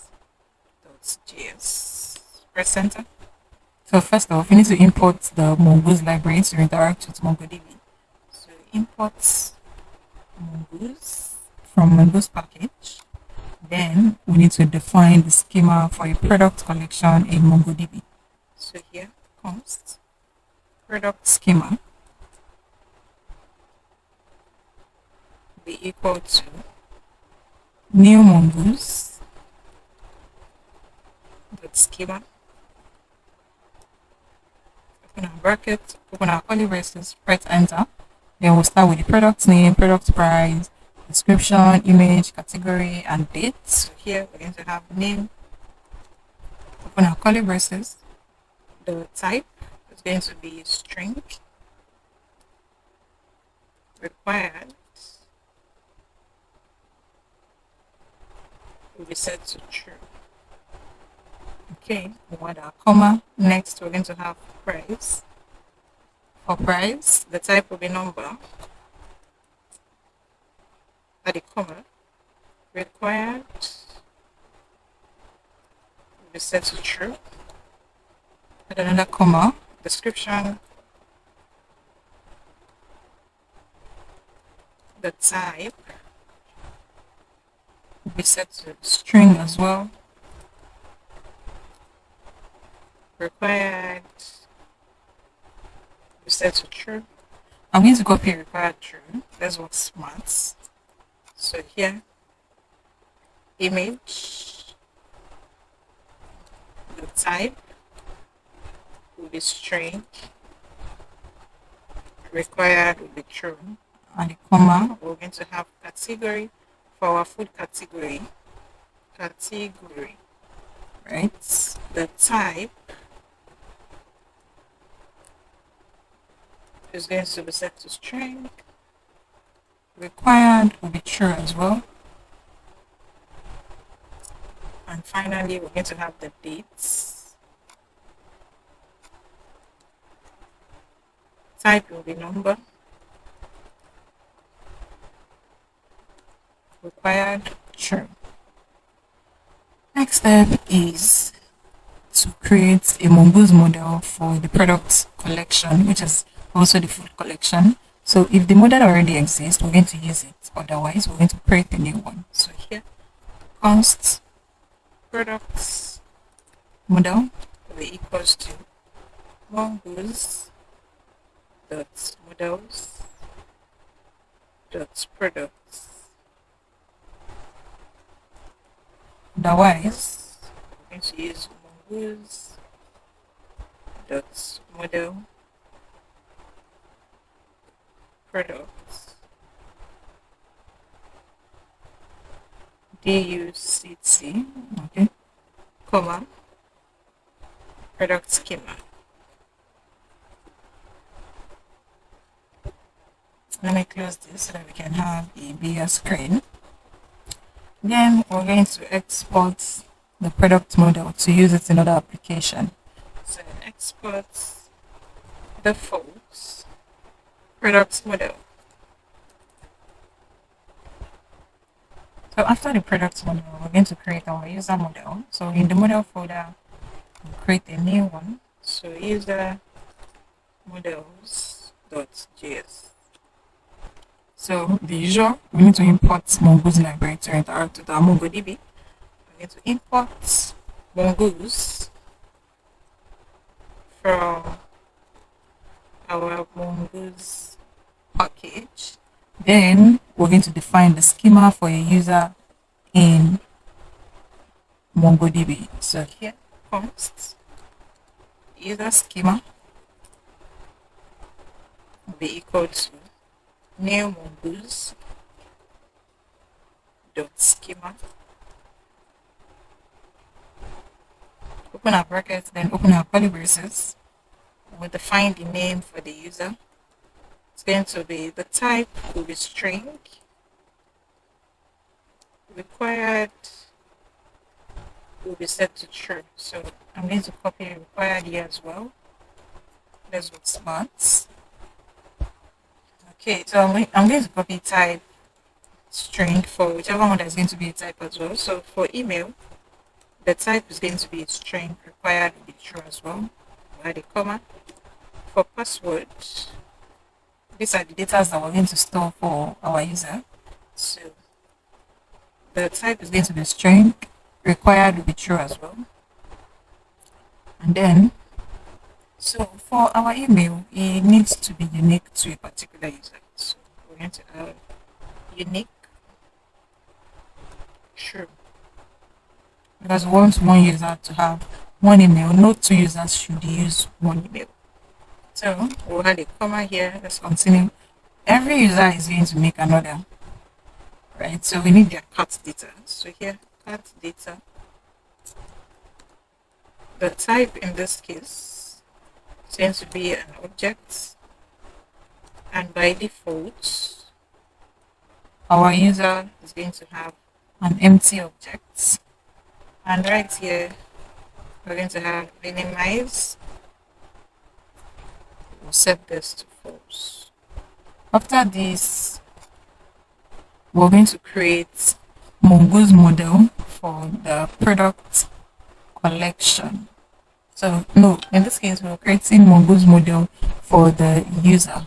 So if the model already exists, we're going to use it. Otherwise, we're going to create a new one. So here, const user model will be equal to mongoose, mongoose dot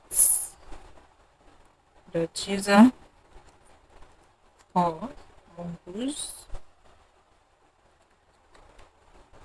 dot model into brackets user comma user schema.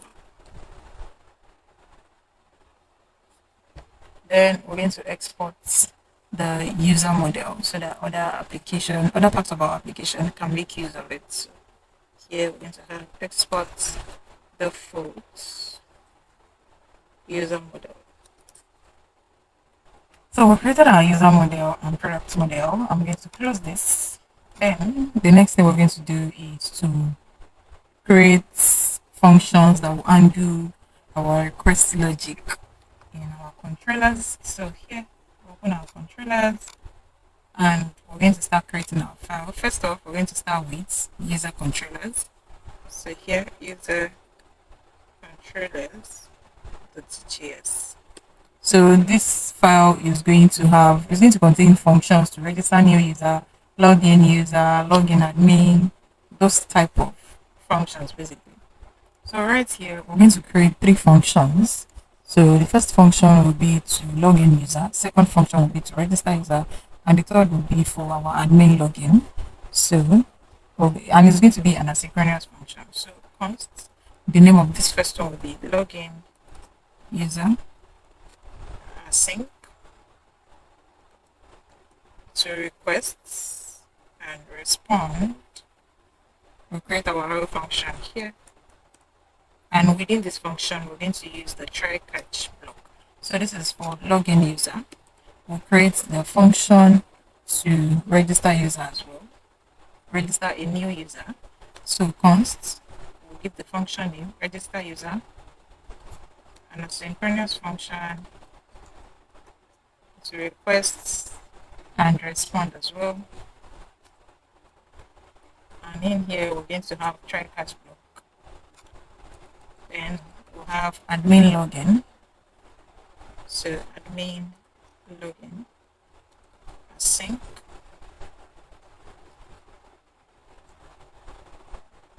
requests and respond try catch block as well. Okay, so these 3 functions have been created. So after all of this, we're going to export the function. So export login user, comma, register user, and admin login. So we'll open our server.js and we're going to add one more endpoint.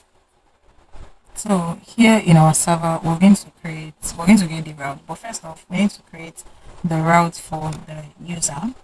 So here we're going to have user routes.js,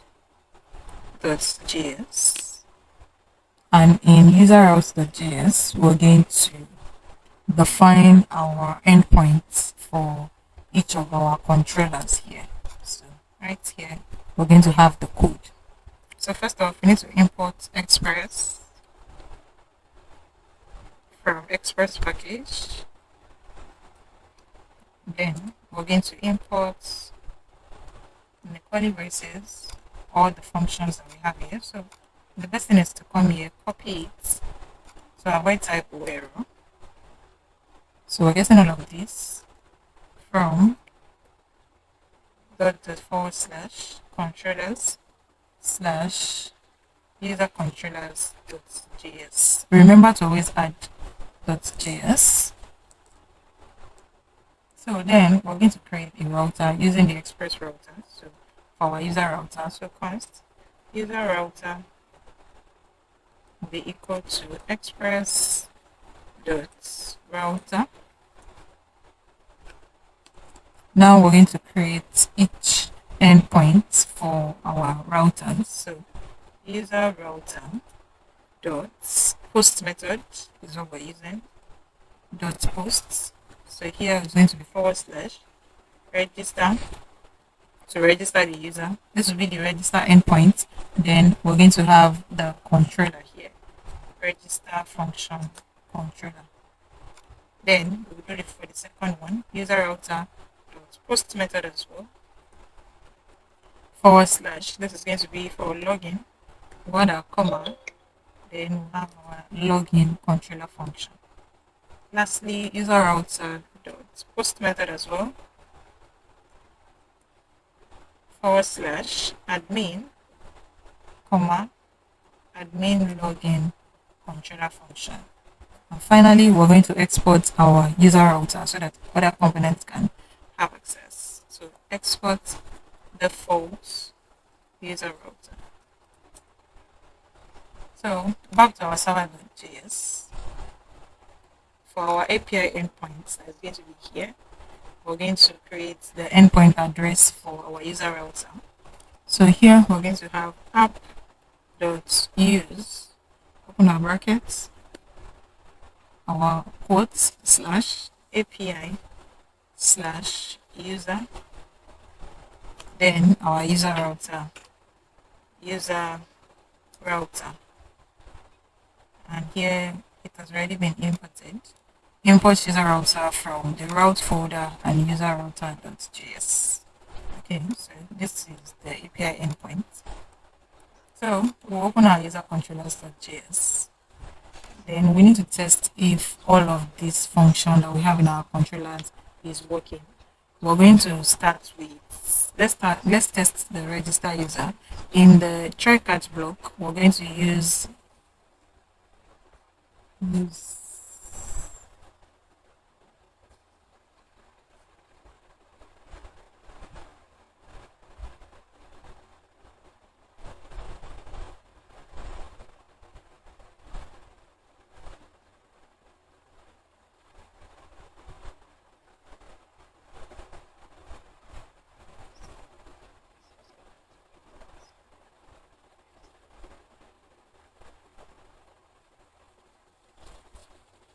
so we use this code response dot before our try catch block. We just want to test first. Response.json, open brackets, then our curly braces. The message that we want to get should be register. Let's say registered user. That is if the user has been registered, if this function is actually working. Now to test, we open our Thunder client, which we have here. This is post 4000. So we're using the post method because that's what we have here in our route, posts method. So here, localhost 4000, and it's going to be /API /user, because in our server.js, this is what we have for user router. Then in the user router, we have other routes here. So we want to test for register. So this is going to be localhost 4000 /API /user /register. If you click on send, you should get this message registered user, which is the same message that we've typed here. So this function is actually working. So let's test. I'm just going to cut this. And let's test for login user before try catch block. Let's say user, but let's just say login successful. So back to our requests, user / in this case, we want to test for our login controller function. It will be /login. So this is going to be /login. If I click on send, okay, connection was refused by server. Let's see why it was refused. Okay, because we have made change, node mod restarts automatically and our database had not been connected. So now our database is connected. Let me click on send again. You can see the message here that login is successful. So for every point you edit or you make changes to your code, node mod is going to restart the Node.js automatically. So you need to wait for a few seconds for it to restart and your database will be connected. So now this is working, our login user is working. I'm going to cut this. Let's try for the admin login as well. So admin, let's just have admin successful as well. Our node mod has been restarted again. We're going to wait for a few seconds for our MongoDB to connect. MongoDB is connected. So the route here is /admin. So I'll come in here, edit /admin. Then I'll click on send, admin successful. So these three functions that we have in our controllers is working. So now that we have the three functions working, let's start with register user. So that we're going to create the actual logic to register our user. So first off, we need to extract email and password from request body. So here we're going to have const, open our curly braces, email, password will be equal to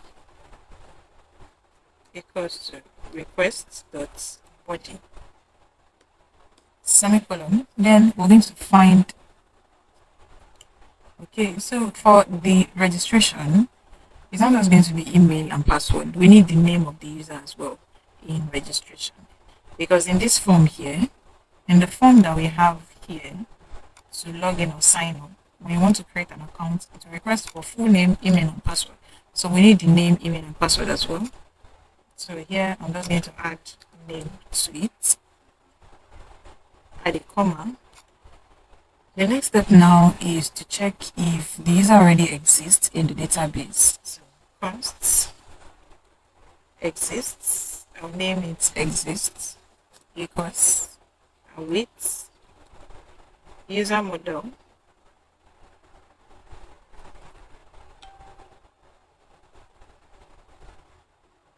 dot find one by email. So here curly braces email. So if we use an if statement to check if the user exists, we want to return a response. So here response dot status 400 dot JSON, open our brackets, and the message you want to pass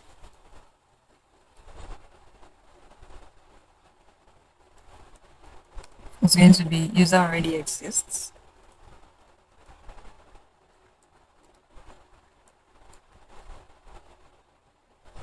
Okay. Then we need to close this if statement. Okay. So here we're using user model, but we did not import user model. So we need to do that. We need to import user model from models / user models.js. Okay, so this user model here is valid. Now, after this if statement, we need to validate email format using the validator package. So here we're going to have if is not validator dot is email.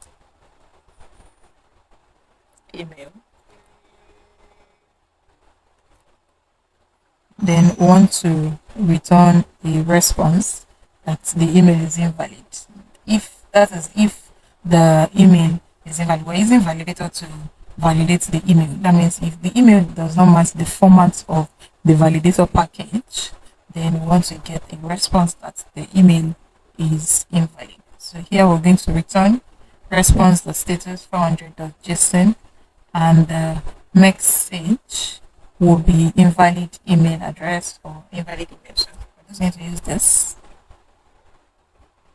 So here I like to add success false, add a comma, message invalid email address. Okay. So this is for email. Next thing is to ensure that the password is at least 8 characters long for security purpose. So here we'll do if password dot length is less than 8. We want to return a response that status, which is going to be 400 dot JSON. Open up curly braces, success will be false, add a comma, and the message that I want to display is going to be please enter a strong password. So here we're going to have please enter strong password. Okay, we're getting an error. That is because we did not type it inside our curly braces. This is supposed to be inside the curly braces. Okay, so we're back to now. After this if statement here, the very next step is to hash the user's password before saving it to the database, so that hackers will not be able to hack it. So we need to generate the sort for hashing password. So here we're going to have const sort will be equals to, and wait, I said earlier that we're going to be using bycrypt to hash our user password. bcrypt bycrypt dot generate sort. Sorry, wait. 10. Okay, then we're going to hash the password. So const hashed password will be equal to await bycrypt dot hash password comma sort. Okay, so we have it here. We're going to have const hashed password await bycrypt dot hash password sort. Then we're going to create a new user object with the. So now we're going to create a new user object with the hashed password. So here, const, give it new user will be equal to new user model. Open our brackets, then open our curly braces. So here we'll have name, email, comma, hashed password will be hashed password.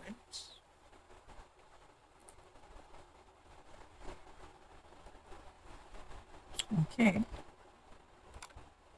And then we're going to save the new user to the database. So here const user will be equal to await new user dot save function.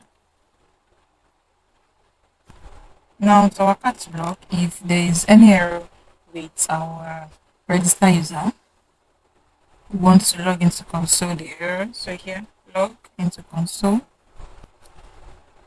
error, and also want to generate a response.json into brackets curly braces success will be false, comma, and the message will be error.message. So there are a few things that we used here. We used validator, so we need to import validator, and we also use bycrypt to hash our password. So right here, we need to import validator from validator package, and also we need to import bycrypts from the bycrypt package as well.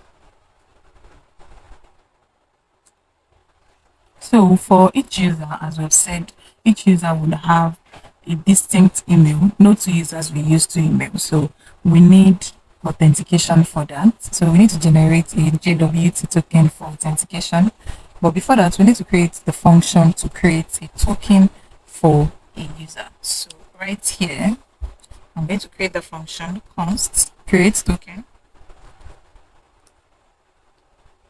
be equal to the ID, create an array function, and here we're going to sign in a JWT token using the user's ID and a secret key. So we're going to return JWT dot sign open brackets, then open a curly braces. We need the ID, comma, process dot env dot JWT secrets. But we do not have JWT secrets key yet, so we need to create that as well. And also we need to import JWT from JSON web token. So here import JWT from JSON web token. So right here in our env file, that's where we're going to create our JWT secret. So I'm going to copy it, and it's going to be here equals. So the JWT secret here, you can just use whichever secret key that you want. So here I'm just going to use, let's say, Zuri blog. Okay, no, I think I just want to use tutorial. for JWT secrets. Back to our controllers. So now we need to generate, after saving, we need to generate, after we've saved the new user to our database right here, we need to generate a JWT token for authentication. So here we're going to have const token will be equal to, we'll call the create token function that we created at the top, create token user dot underscore ID, because we want to generate token for each user based on your ID. So a user has a unique ID. Then we're going to send success response with the token once the account has been created successfully. So here, response.json, open our brackets, open our curly braces. Success here is going to be true. We'll add a comma. The message that we want to display. Message would be account created successfully. And we're also going to display the token for the user. So let's test this. So we'll open our Thunder client again. For using post method, we want to test for register. And right here in our code, we said earlier that we need to get the email, password, and name. We need to extract it from request.body. So here we're going to type in body. So right here in the body, we'll open this, press enter. Then we're going to have the name property. So let's say the name is just going to be Zach, or the comma, and we're going to have the email property. Let's say Zach@gmail.com. We'll add a comma as well. So let's just, okay. So then we're going to have the password property as well. Password. So for the password, I'm just going to type in 1, 2, 3, 4, 5, 6, 7, 8. So let's test. If I click on send, the success here is true, and we have a message, account created successfully, and we have a token, a unique token that's been generated for this user named Zach with the email and with the password. Okay, we're also going to test for something else. We said that if the password is less than 8, we want to display, please enter a strong password. If the password is less than 8, right here we have 1, 2, 3, 4, 5, 6, 7, 8, which is 8. Let me use 7, and I click on send. The user already exists because this email has already been used to create the account. Okay, so even if the password is less than 8, if the email is the same thing, we're going to get a message that user already exists. So let me edit this. Let me change it to Zach Owen, and I click on send. You can see that success is true. Message, account created successfully, token. We have a unique token for the user zachowen@gmail.com. So if we test with the same email, we're going to get user already exists. Now, let's say we want to change this to Zach G and want to reduce the password to about 5. If I click on send, we're getting success true, message, account created successfully. So there's probably an error in our code. If we go back to user controllers, let's see. Okay, this is the spelling here is wrong. This is supposed to be Length. Now let's retest. Click on send. This user exists already. Let's say Jane. Let me click on send. Okay, our terminal is reloading. Node Monday is restarting our Node.js. So when we're connected, we're going to try it again. So MongoDB is connected. If you click on send, success is false. It's asking us to enter a strong password because the length of our password is just 5. So the function for this user controller is working perfectly well. for the register user controllers is working. If the email exists, where display user already exists, if the password does not match the format of validator, we're displaying invalid password, and if the password is less than 8, we're displaying please enter a strong password. So now let's see the accounts that were created in our MongoDB. So right here, network access, let's go back, click on clusters, and click on browse collections. So now we have, this is the food here, we have our users. For our user controllers, we've created email for name for Zach at gmail.com. The password is already hashed, right? Our cat data, oh, it's showing cat date here. It should be cat data. Let's go correct it in our model. In user model, it should be cat data. So these few typo errors usually occur. Don't beat yourself up for it. You just need to be very vigilant. So let me reload now. Let me refresh.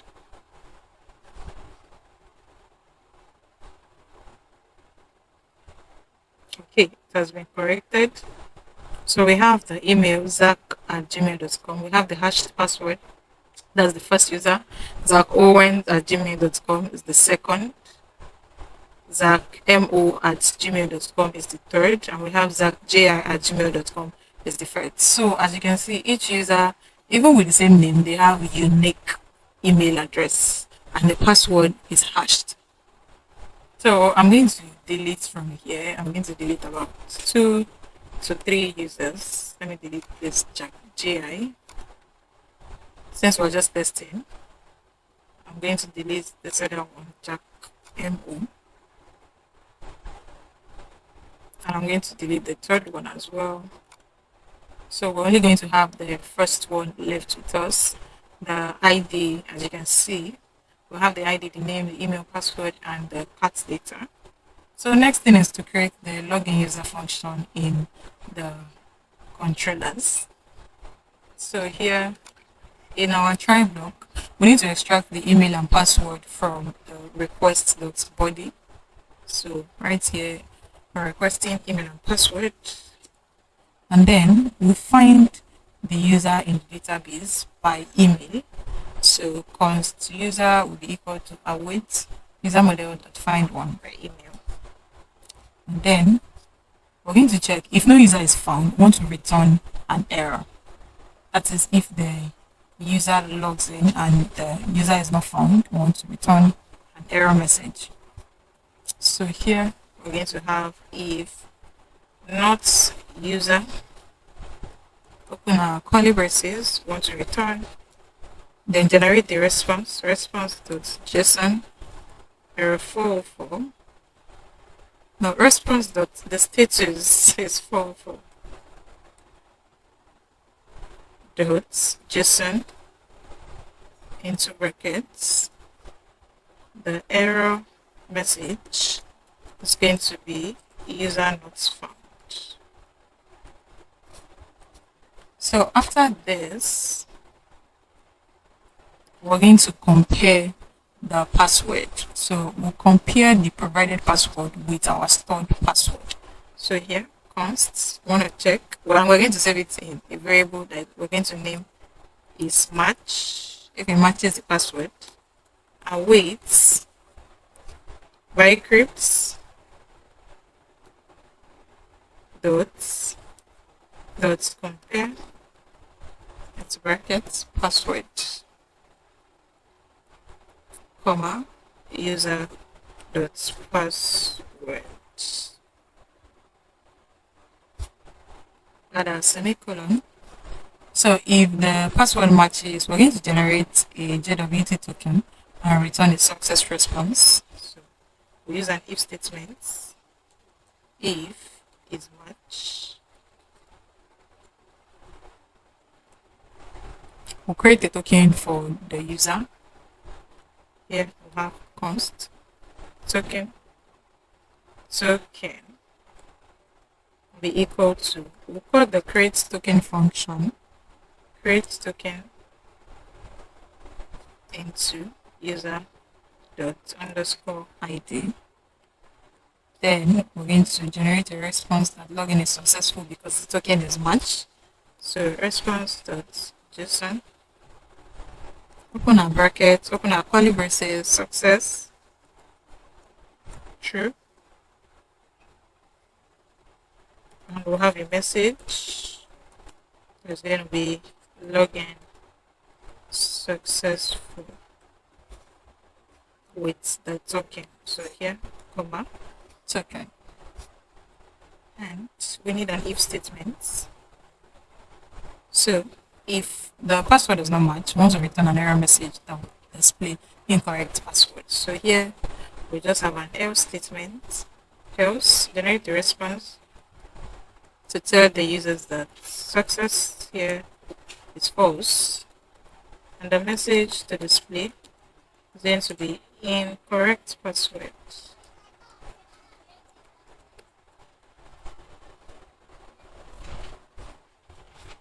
So, and now if the entire try block does not work, we want to catch the error. So we'll log into console, error,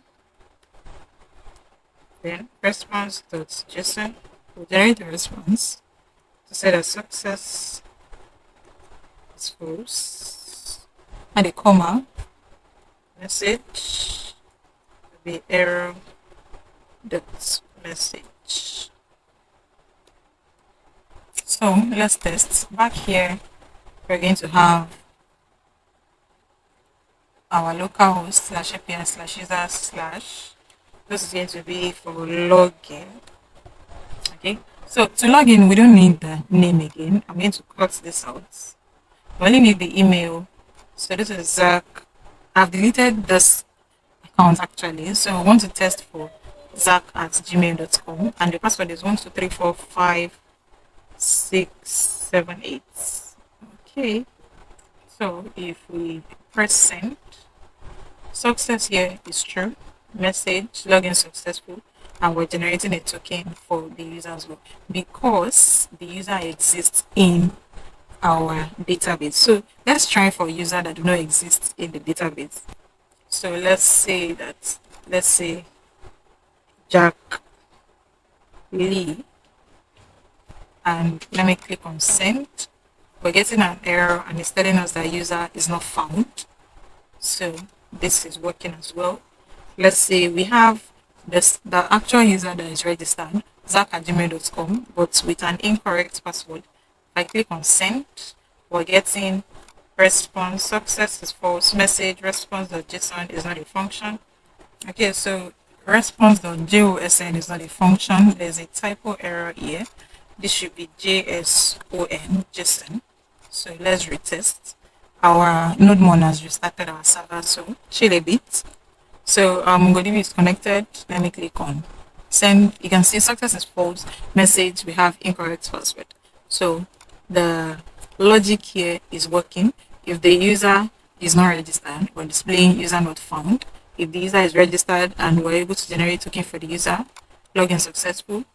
If the password is incorrect, we're displaying incorrect password. So we're done. We're partially done with our user controllers because we're here to create for the admin login, but we're going to come back to that. So I'm going to close this now. The routes, and in my controller folder, I'm going to create another file for products controllers.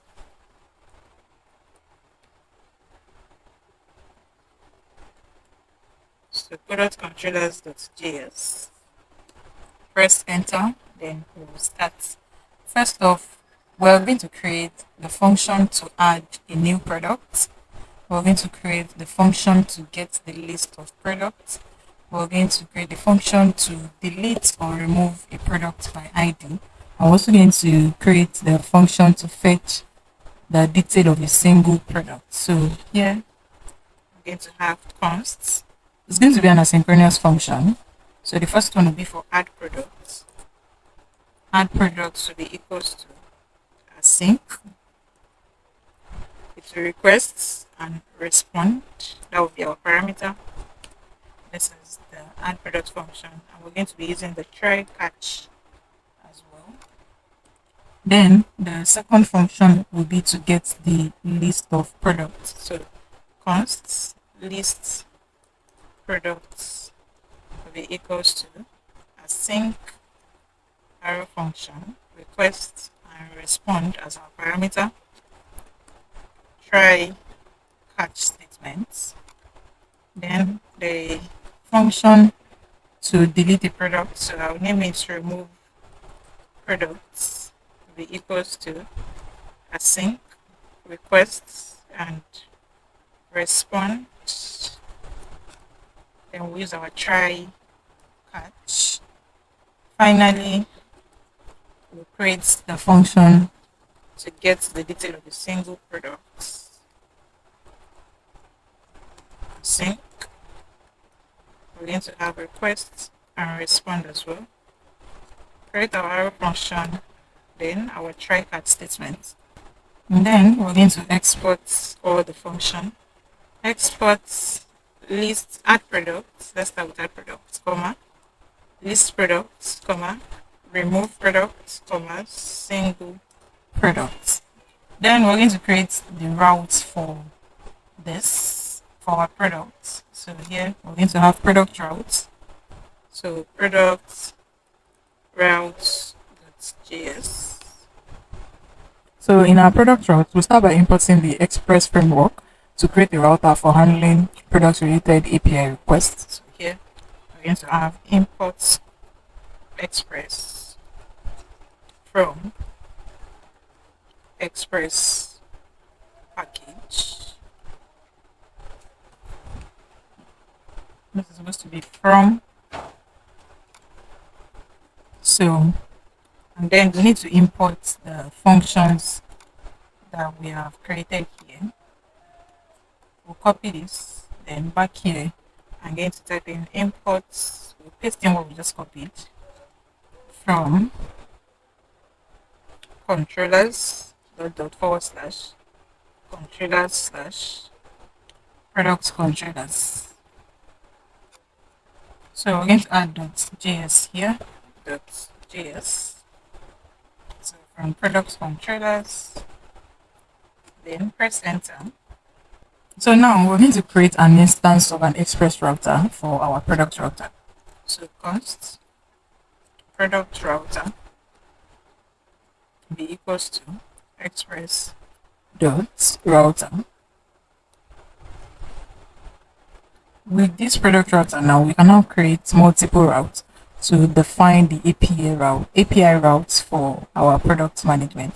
So first we're going to create the route to add a new product. So we're going to have product router dot posts. The API endpoint will be /add because we want to add to products. For these products in this tutorial, we want to add a single image. So we're going to use upload dot single. We're only adding a single image. Ctrl Z upload dot single into brackets image. We're adding just one single image. I'll add a comma, and we're going to call the controller function for this API endpoint, which is add product. So we've created the route to add a new product, which is going to use a single image to manage image upload, and we have called the add product controller to handle the requests. Next is to create the route to get list of all products, and we're going to call the list product controller to fetch all the products. So this is it, product router dot get /list, comma, list products. So this is the API endpoint.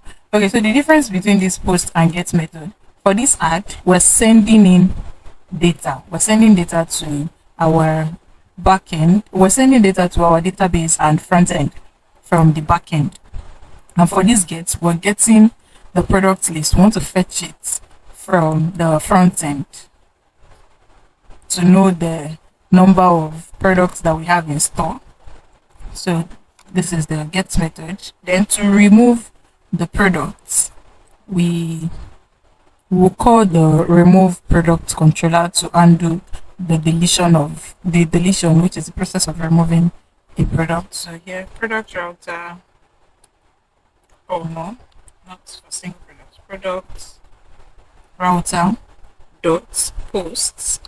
Because we want to remove products, we're going to use the post method. API endpoint to be removed,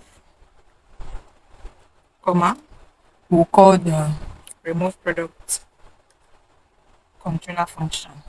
And lastly, we need to create the route to get the detail of a single product, and we're going to call the single product controller to fetch detail of a specific product. So here, product router dot get single / single product. So I'm going to remove this ID here. So for this upload the single image, we're going to come back to it later because we need to work on this in our middleware. So we're here to work on this. I'm just going to delete it so that it won't be confusing when we finally get to middleware. So now, finally, we're going to export our product router so that other parts of the application can use it. So export default product router. So now we're going to come here. After the API endpoint for our user, we'll add the API endpoint for our product as well. So API / products. We'll add a comma. Then we'll have product router. And it has been imported here. Import product router from routes folder / product routes.js file. So we'll head back here to our product controllers. Then we can now start writing the logic to add product. To add a product, we need to add the image of the product. So we need to create a middleware that would undo the files that will be in the products that we want to add, like the image, the video, whatever. So in this case, we're adding the image to the product. So I'm going to open the middleware folder, and in the middleware folder, we're going to create a Malta file. So this is going to be malta.js. So first, we need to import the Malta package to undo file upload. Import Malta from Malta package. Then we're going to configure storage setting for uploaded files. So here, const storage will be equals to Malta dot disk storage. Open our brackets, open the curly braces. Then we'll define the file name function to set how the uploaded files should be named. So here, file name function, open a bracket, it will request the file, request, comma, file, comma, callback. Use a callback function here. Then we'll open a curly braces, and we'll use the original file name of the uploaded file. So here, callback into null, we'll pass in null, comma, file name, this is going to be file dot original name. After this, we need to create an upload instance using the defined storage configuration. So const upload will be equal to Malta, open brackets, open our curly braces. Storage is our defined storage configuration. So, and after this, we're going to export the upload middleware so it can be used in other parts of the application. So here we're going to have export default upload. And this is our Malta configuration. So back to our product route where I specify that to add a product, for the Malta here is handling the image of the file that I want to upload, that I want to add. That's what the Malta is handling. So here now I want to specify that I want to upload a single image. So I'm going to add it here. upload from Malta, from middleware folder / Malta. So here upload.single into brackets image. So I want to upload just one image for this, and one comma here, and everything is set. Now I can now write the logic for adding products. So now to our code. In our checkout block, we need to extract product details from request body. So const curly braces, we'll start with the name, price, description,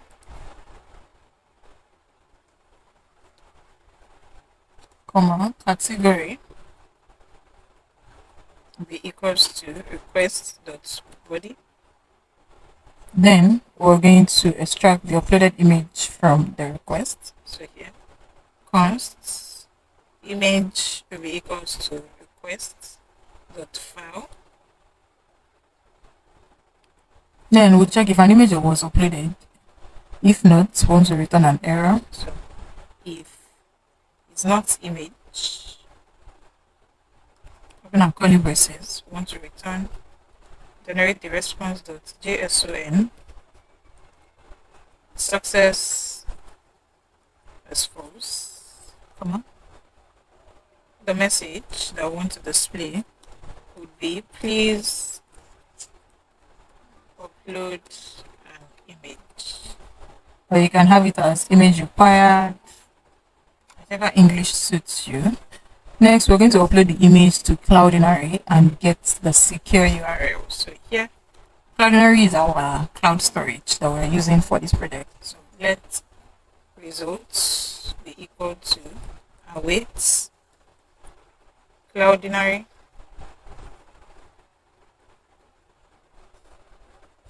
dots, not connect Cloudinary dots uploader dots upload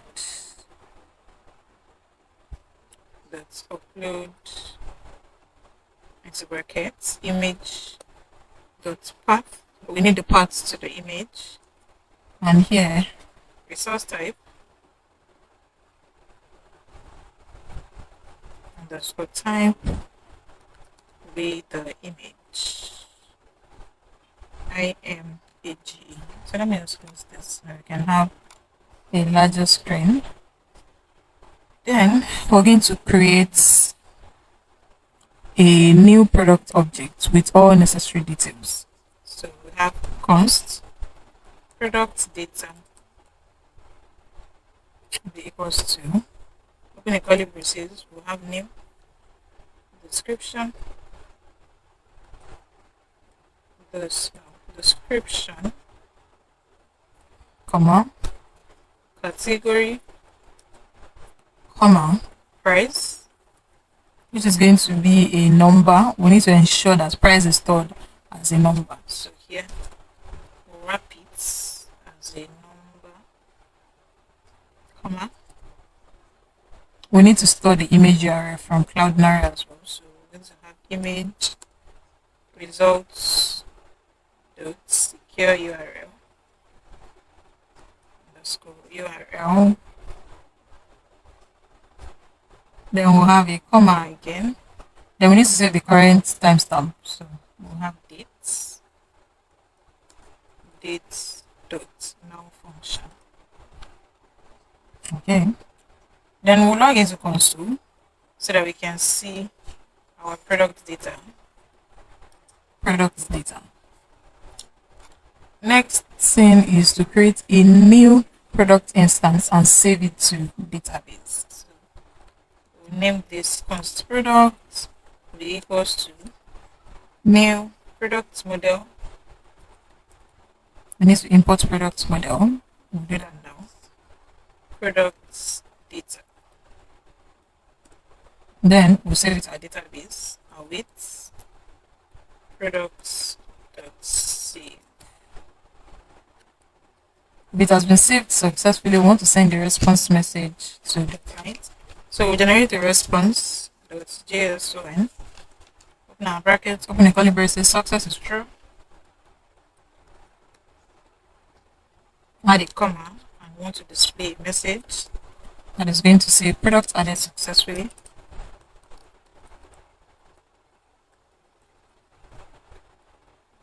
Okay, so this message is supposed to be in quotes. So I'll quote this, product added successfully. And for our catch block, if there's any error at all with adding products, we want to log the error in console. So here we're going to have error, and we'll generate the response as well, response.json. That will tell us that the success is false. And we'll also generate the message to tell us that could not add products. So we're using products model, or we need to import products model. So right here, we're going to import products model from dot forward slash models slash products models.js. And we're also using Cloudinary as well. So we need to import v2 as Cloudinary from our Cloudinary package. Okay, there should be a space here. So now we need to test if this code is going to work. We'll create a new request here, or better still, let us call, let's create another request, because we're still going to come back to the login and sign up request. So best thing is to just copy this and paste it right here. Okay, so we're not using login /login /sign up.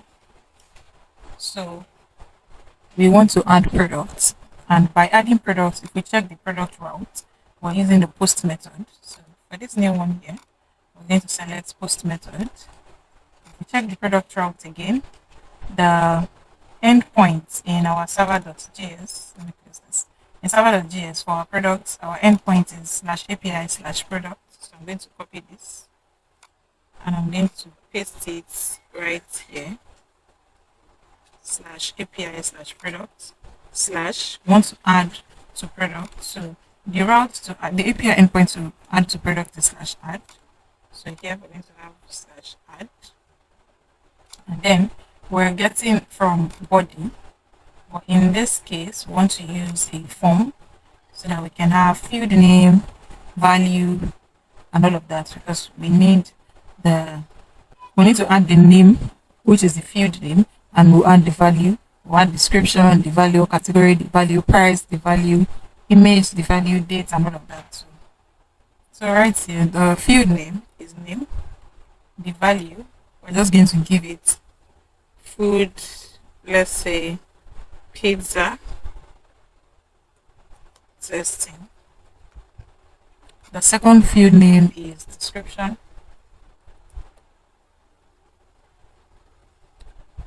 And the value is going to be testing description. And we'll have another field name. That's going to be category. This is going to be for like pizza. These are one of the categories. And we're going to have price. The price is going to be a number, let's say $12. So now we've entered the name, description, category, and price. If we click on send, success is false. It's telling us to please upload an image. That means that the logic that we have here makes sense and is working. Now let's upload an image. I'll click on file. So because the image is in form of the file, right? That is what we're requesting in our motor. So back here in the file, the field name is image, IMAGE. I'm going to choose a file. So let's say we want to upload an image from our file, click on open, and the image is already here, chicken too. If I click on send, oh, so we're getting a success false here. Message could not add product because we're using the free version of Thunder client. So you can see the file sending features is available only in the paid version. But right now, you can see the name in our console, the description in our console, category, price, and even the date. But right, because we're using a free version, we cannot send file. So in the paid version, you'll be able to send file. But if we check this in our MongoDB, we're going to be able to see this image that we've added.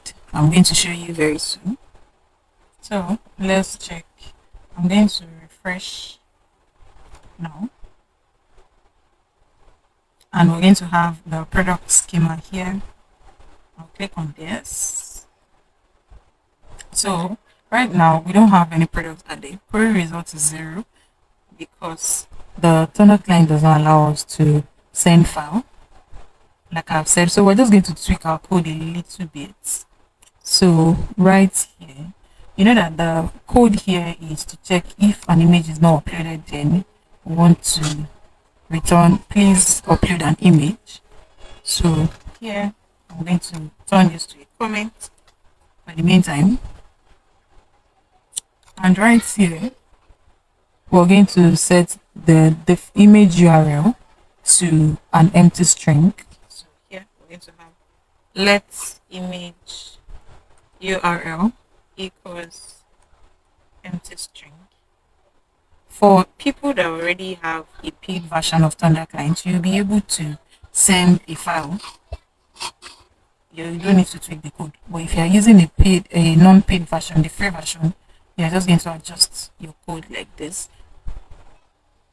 And we're going to use an if statement. So if we have an image, we want to upload the image to Cloudinary.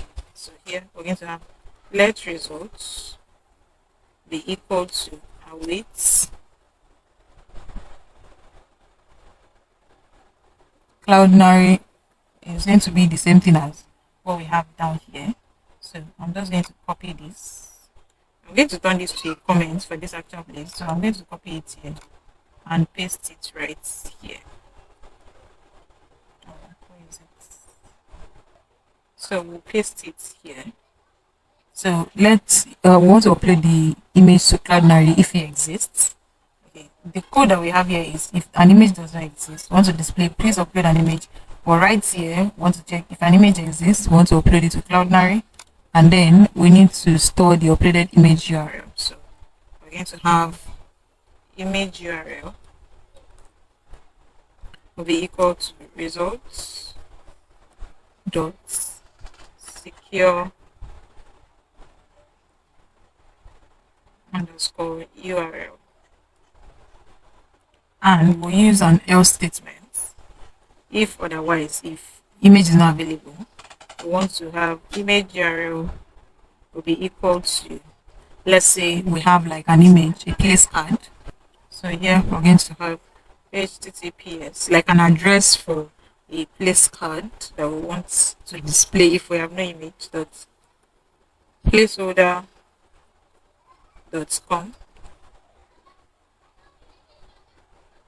/150. That will be the default placeholder image, just giving an instance.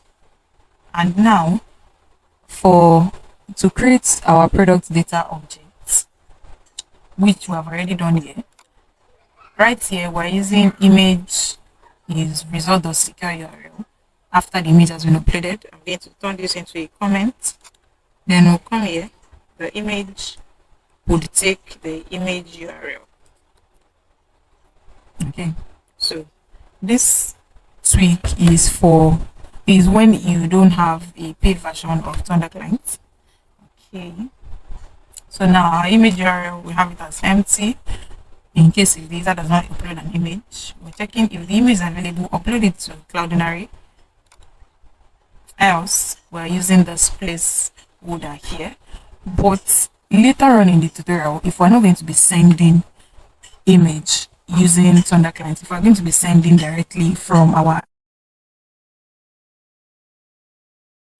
so with the little tweak that we have in our code now, we're going to test. But before testing, I want to say something. For this code that will comment, we're going to uncomment it later in the tutorial, because right now we want to test with Thunder client. We're sending files, we're sending an image with Thunder client. That is why the code is not working. So if we're no longer sending an image with Thunder client, if we're sending from our admin panel, we're going to use this code that we have comment. We're going to uncomment them, and we're going to comment this code, this new code for the free version. Okay, so this code here is for the paid version, because we want to ensure that if our admin is adding a food product to the front end, they should upload an image. So that is why we need this code. We don't want to write a code that will lag, in the sense that admin can add a product without adding image. That is what this code here is for. We want to write a code that will ensure that admin adds an image to the product. So because we're using the free testing method, we're going to use this code for now. But don't be surprised later on in the tutorial if I turn this into a comment and if I uncomment all of this. So now let's test. You see we have an image now. It doesn't have to be. I can just remove the image. If I click on send now, you can see success is true. Product message, product added successfully, even with the fact that we did not add an image to it. So that is what this new code here is for. If an image is not added, we're still going to have a place card, a placeholder here. So let's say we add an image, we should still, product will still be added successfully. You can see now we've added 2 products. So let me just be changing the name, product, third product. Let's say this is the third product. Testing description, category should be like chicken, and the price, let's say 20. We have an image here. If I click on send, we have success true, message, product added successfully. Okay, so if we check now, if we refresh our database, we're going to see that we've added 3 products. First product being pizza testing. I added it twice, so it's the same thing. And the third one, pizza third, price is 20, description, testing description. The image here is showing this place card here. That is the point I'm trying to make. The image is showing place card because we're using free version. But if we're not adding a file with Thunder client with free version, we're going to get the actual URL. So later on in there, when we uncomment the previous code, you're going to see the actual URL for the image that will lead us to our Cloudinary. So this is the category here and this is the date. So this code is working. So the next thing now is to continue. Let me enlarge it again and Ctrl plus, so that we can have a large screen and you can see it properly.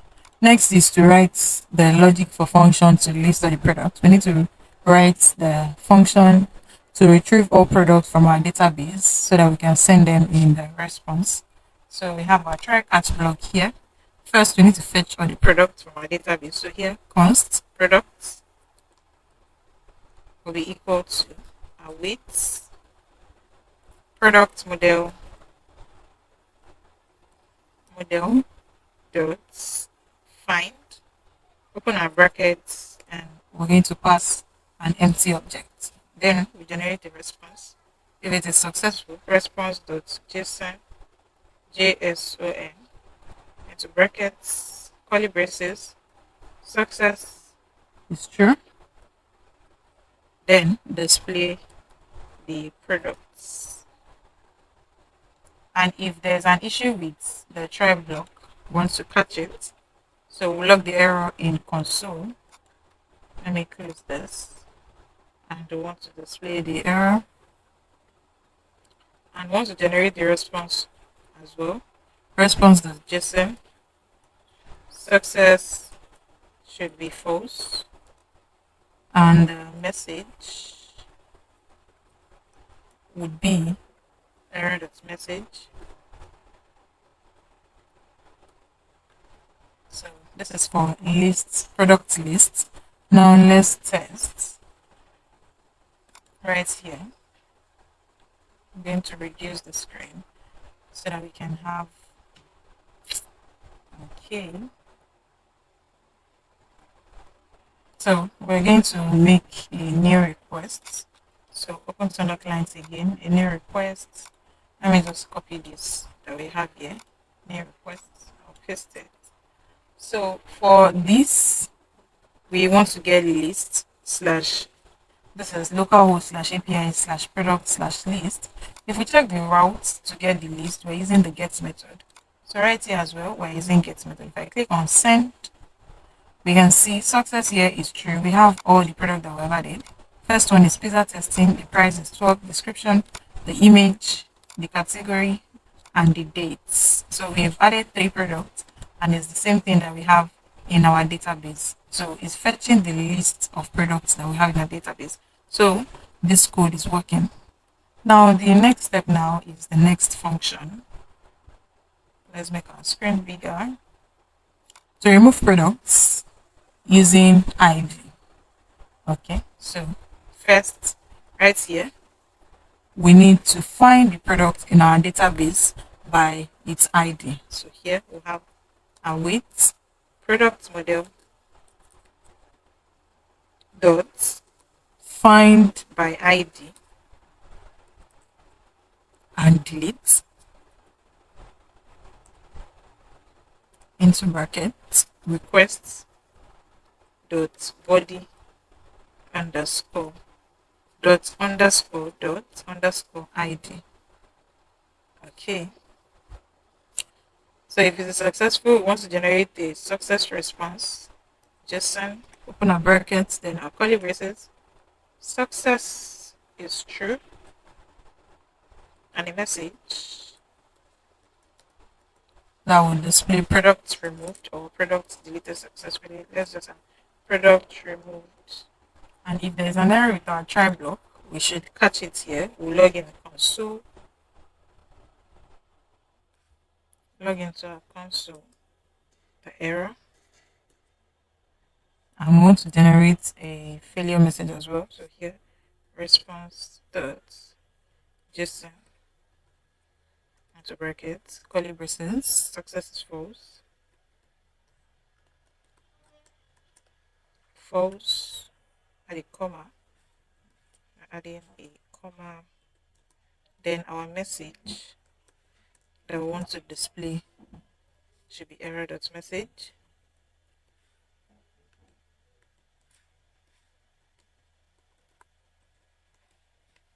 Okay. So we're going to test this now. Back to these new requests. Request.body, we want to get the ID from the body. Let me make this smaller. Okay, so from the code here, we want to delete a product by the ID. And here we can see the ID. Let's say we want to delete this first product, which has the same name as the second, by the way, but it has different ID. The ID for this is different from the ID from this, and it's also different from the ID of this. So each product has their unique ID. So I'm going to copy the ID. In our JSON here, we're going to have the ID, and we're going to paste it here.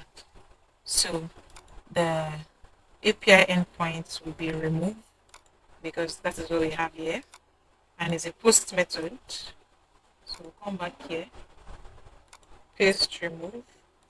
This is a post method. If I click on send, product has been removed.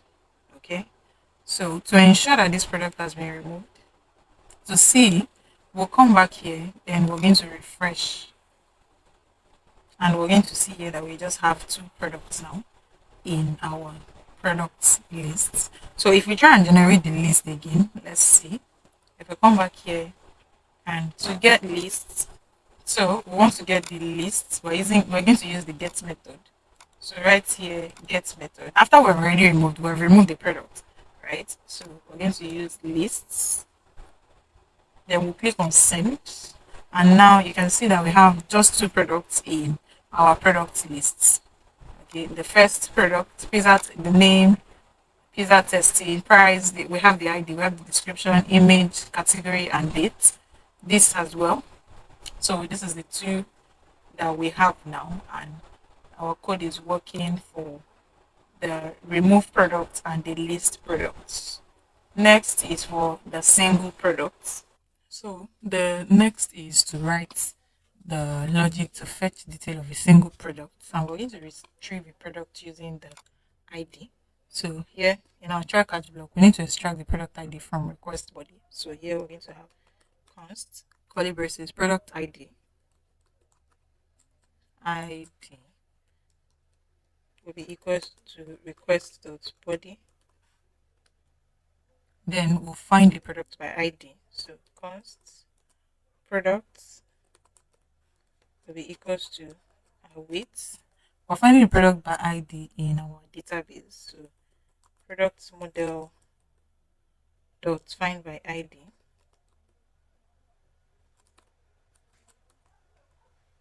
Open our brackets, product ID.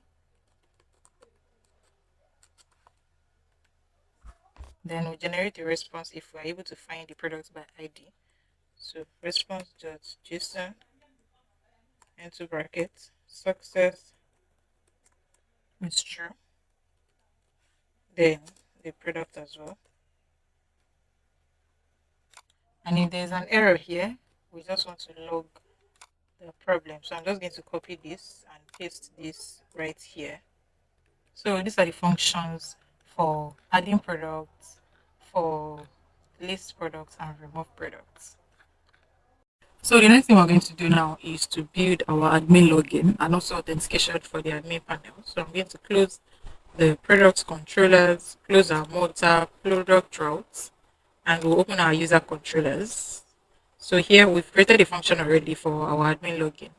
I'm just going to delete this response message.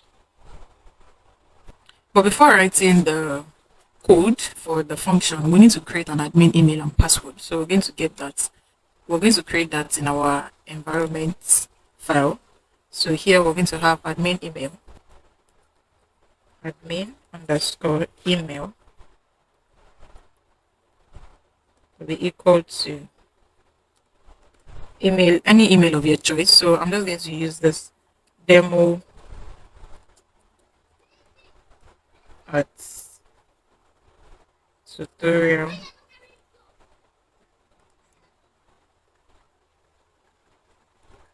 at gmail.com. It's supposed to be demo tutorial, not demo at tutorial. Demo tutorial at gmail.com. And we also have the admin password.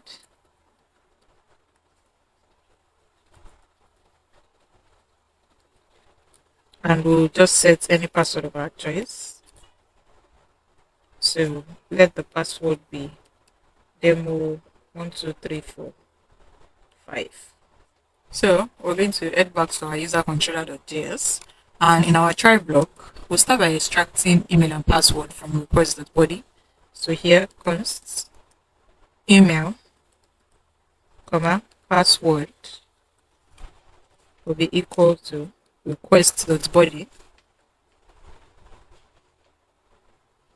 And then we're going to check, we use an if statement to check if the email and password matches the stored admin credentials.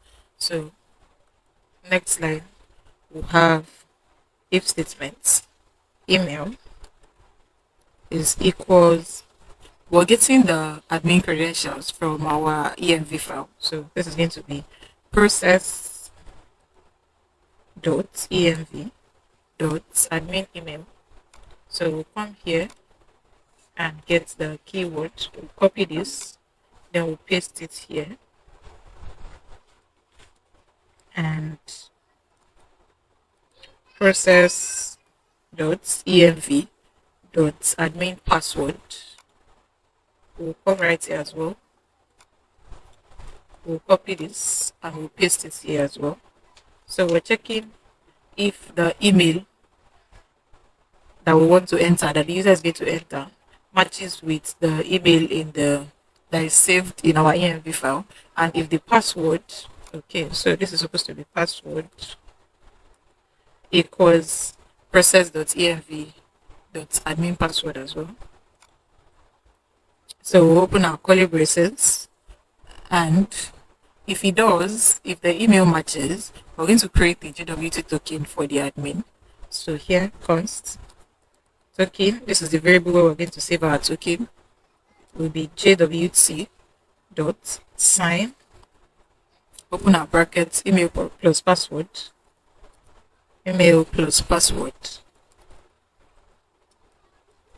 comma, process dot env dot JWT secrets.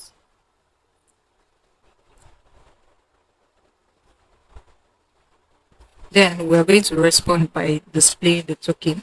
So here, response.json into brackets, success will be true because the email matches and the password matches as well. And we're going to display the token as well that we've generated for the admin. Then this is an if statement, right? So we need to use an else statement just in case if the credentials are not correct, we need to display a message to the admin. So here we're going to have an else statement, and we'll generate the response.json. Success will be false, and we'll display a message that is going to say invalid login details. And our catch block is just going to give us if there's any error with the try block, the catch block is going to display the error. So I'm just going to copy what we have here. Come here and we'll paste it here. We'll log the error, console.log error, and we'll generate a response message. Success is false, message, error.message. So now we're going to test to see if our admin login is going to work. And this is going to be, our route to be /user/admin. Because that's what we have in our user routes for the admin login function in our admin, in the user controllers, we're using /admin. So we'll close this. So right here, we're going to have the email in the body because we're requesting the email and password from the body. So back to testing. This is going to take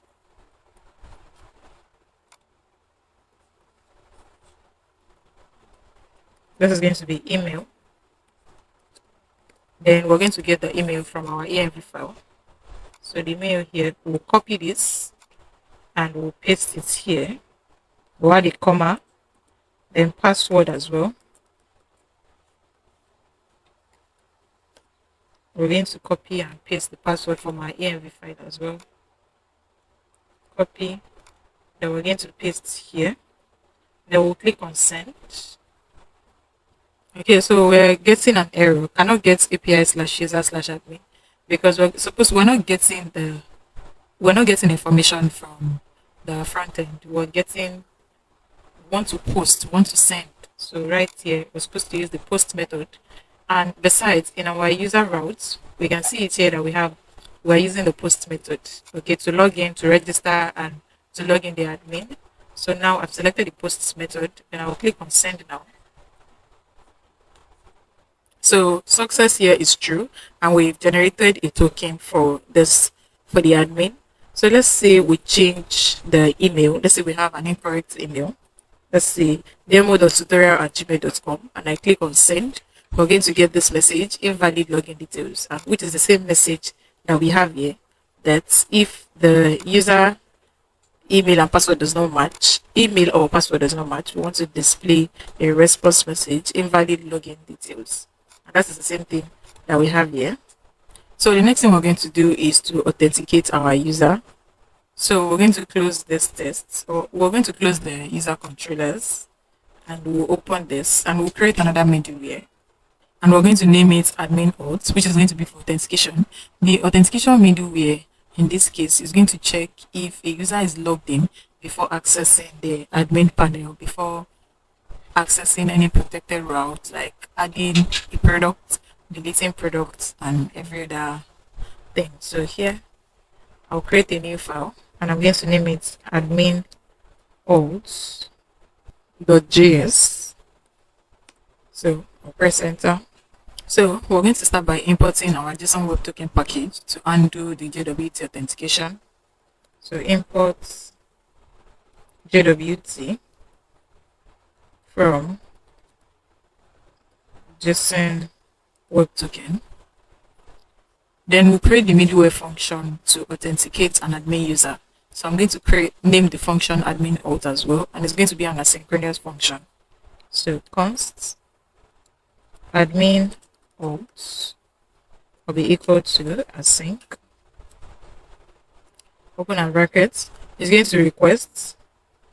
We'll pass in response and we'll pass next. Response. Here, this response.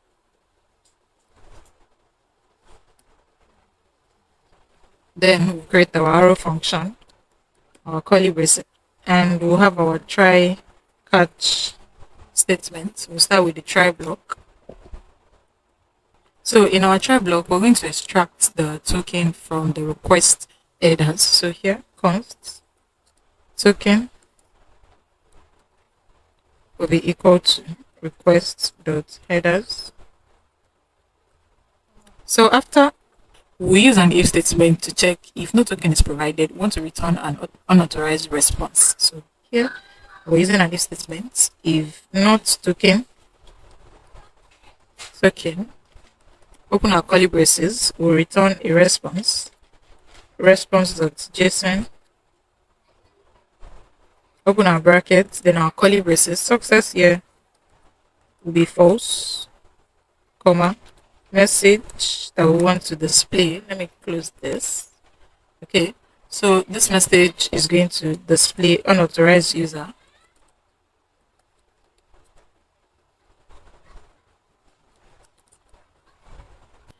And then after this if statement, if there is a token provided, we're going to verify the token using the secret key stored in the environment variable.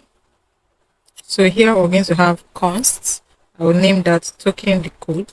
Token underscore decode will be equal to JWT dot verify. Open our brackets. We'll have the token, comma, process dot env dot the JWT secret, JWT underscore secret. And we're going to check, we'll use an if statement to check again if the decoded token matches the admin credentials, which is the email and password. So here, if token decode is the decoded token, so if token decode is not equals process.env dot admin email. So here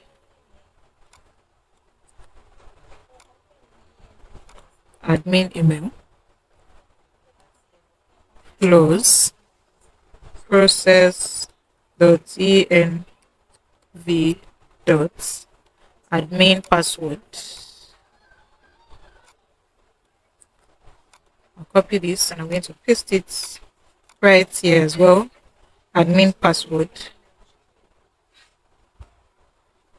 Now we'll open our curly braces. We're going to generate a response to show that success is false. Message user not authorized. So here we're going to have return response.json. Success is false, and we generate the response message. User not authorized.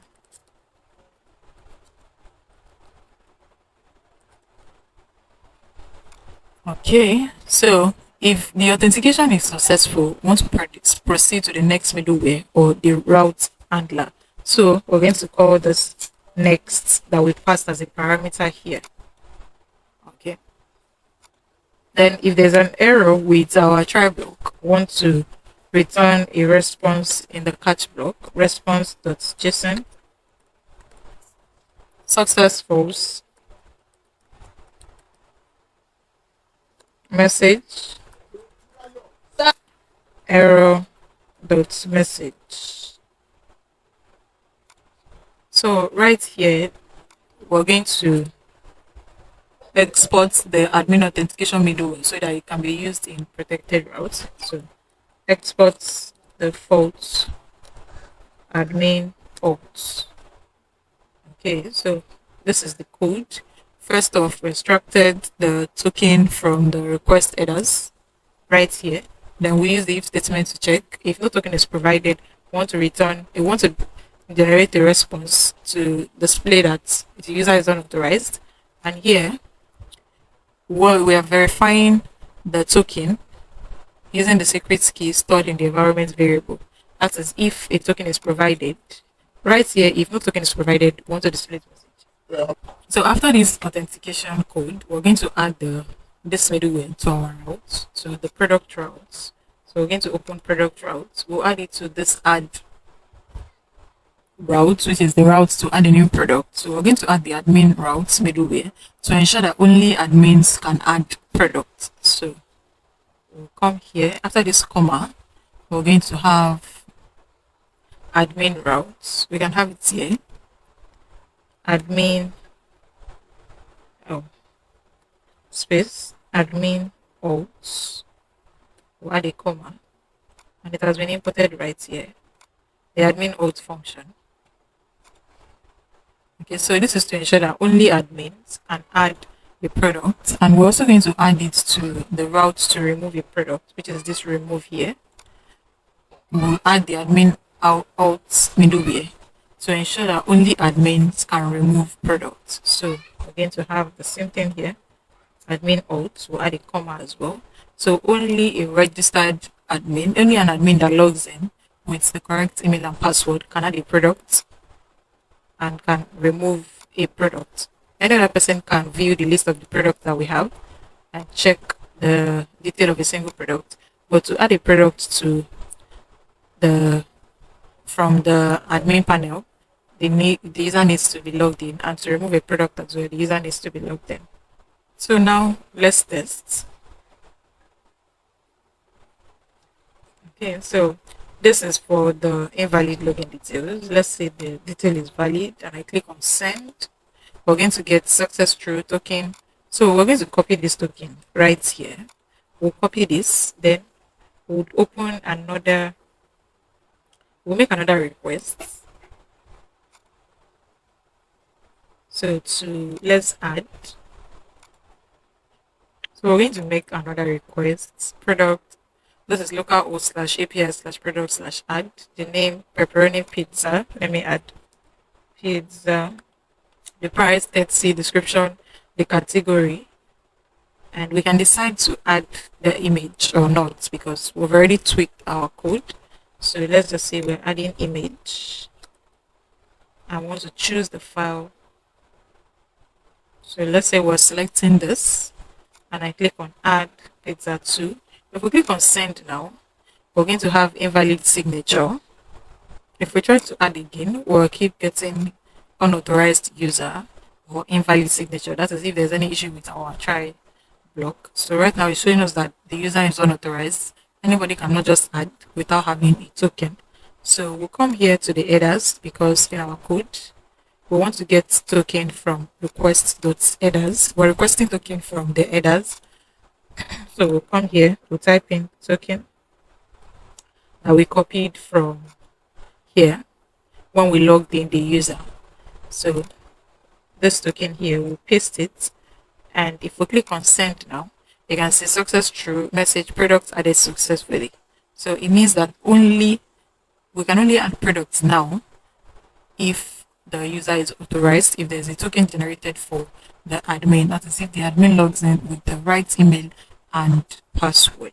So any other person without the right email and password cannot add products to the front end, cannot add product to the admin to front end. So with the token now, we can now add. So the next thing we're going to do now is to create our bin folder, another file, and the new file is going to be for Cat controllers.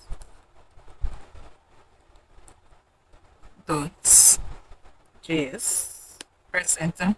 So for this cat controllers, we're going to create the function to add products to our user's cart. We'll create function to update the cart. We'll create function to get the user's cart. So we're creating 3 asynchronous functions. So the first one is going to be function to add products to the user's cart. So here we're going to have const. I'm going to name the function add to cart be equals to async, and it will request and respond. We'll pass request and respond, create an arrow function, and we have it here. Then we'll create another function to update the cart. So here I will give it update cart, and it's going to be an asynchronous function, request and respond, and we'll create another function to get the user's cart. So I'm going to name it get user cart be equal to async request respond, and then we're going to export all of this, add to cart, update cart, and get user cards. So after this, we're going to create our cart routes. So in the route folder, we'll create a new file, and name of the file is going to be cartroutes.js. Press enter. So in our cart routes, we're going to create the route for each of the function in our cart controller. So we'll start by importing our express package. Import express from express package, and then we're going to import the functions which we're getting from here. So we're just going to copy it right here, and I'm going to paste it in between. So here from cart controllers /controllers/cart controllers.js, and then we're going to create the instance of an express router or cart router. Const cart router will be equals express dot router. Then we're going to define the cart to get our user's cart. We'll create the cart to get add to cart. We'll create the route. We're going to create the route for our user's cart. We'll create the route for add to cart, and we'll create the route for update cart. So right here, cart router dot post method. We're going to use post method. The API endpoint will be /get, and we're going to render the get user cards for the first one. We'll do for the second one, cart router dot post method. API endpoint would be to add to cart, comma. We're going to render the add to cart function here. Then cart router dot post method as well. The API endpoint will be update, and this route is to update the cards. And finally, we're going to export our cart router so that other components can make use of it. Export default cart router. And then we open our server.js to add our cart router to it. So after the products, we're going to have app.use /API/cart, and we're going to render our cart router. Let's see. Okay, it has imported right here. So the next thing we're going to do now is to create a middleware function to authenticate the user before allowing the user to add items to carts. So this is just to ensure that a certain user, a specific user, a registered user to be precise, can add items to carts. Okay, so no user without an account that is visiting the website can add items to cart unless they are registered. We need to ensure that they have token generated for them. Users with token are users that are registered, right? So we want to ensure using middleware authentication that a user that is registered or logged in can add items to carts. So if a user is not logged in, they cannot add items to carts because we have no token for them. So right here in the middleware, let me close this route. So we're done with the route. In the middleware folder, we're going to create a new file, and name of the file is going to be alt.js because we want to authenticate the user. So first, we need to import our JSON Web Token package to handle authentication using JWT token. So here we're going to import JWT from JSON Web Token package. Then we're going to create the middleware function to authenticate the user. So here I'm going to give it a name const alt user, and it's going to be an asynchronous function as well. It's a request, respond, and we're also going to pass next to it. This is respond. Okay, I'm going to create our arrow function. Before writing the entire code, we need to export the alt user middleware so that it can be used to protect other routes. So export default alt user. Okay, so right here in the code, first off, we need to extract tokens from request.header. So here, const token will be equals to request.headers. Guys, don't forget to subscribe. If you have not subscribed to my channel, please do subscribe. Drop a comment and let me know how this tutorial has been so far. So let's continue. Next thing is we're going to check if no token is provided. We want to return a response prompting the user to log in. So if not token, we want to return response.json. Success will be false, and the message will be login to add items to cart. So if a user doesn't have an account, obviously they cannot log in. So we want to ensure that the user creates an account before they can add items to cart, so that we can identify who the user is. Then if the token is provided, we use our try catch block. In the try block, we need to verify the token using the JWT secret stored in our environment variable. So const token decode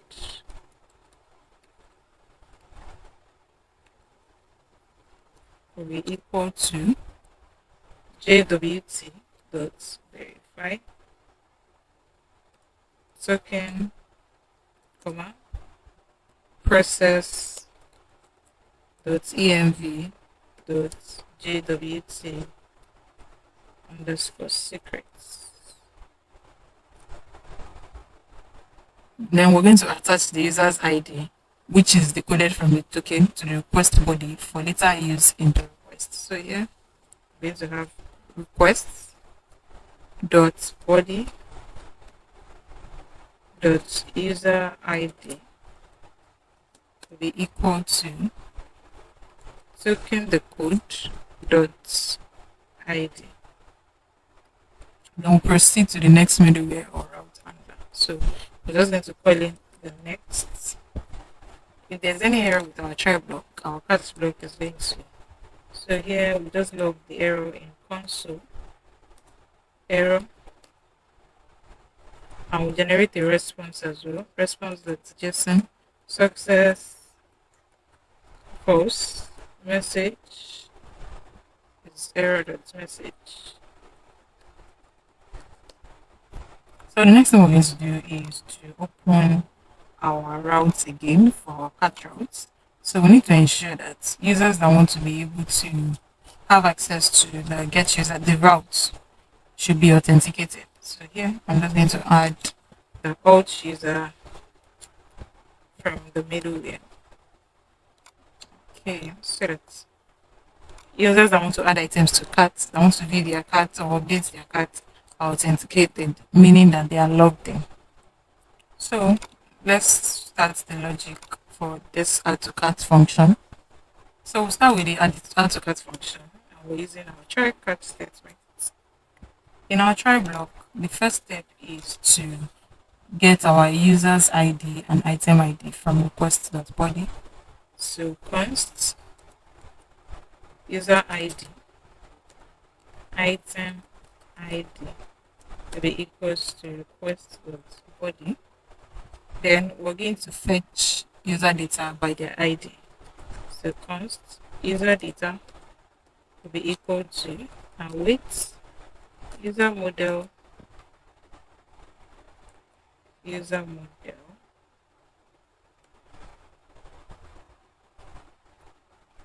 dot find by ID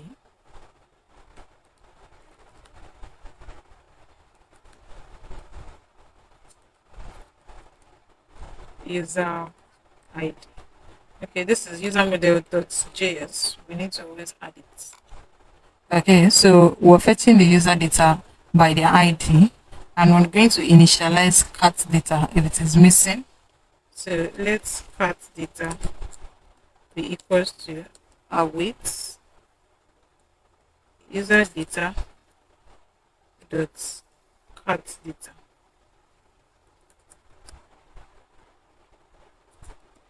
And we're going to check if the user exists.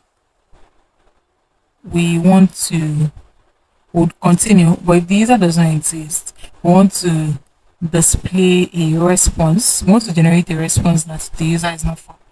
So if user does not exist, if not user data, return response.json success false message user not found. Let's close this. After this if statement, we're going to check if the product with the given item ID already exists in our cart data. So we're going to have if cart data item ID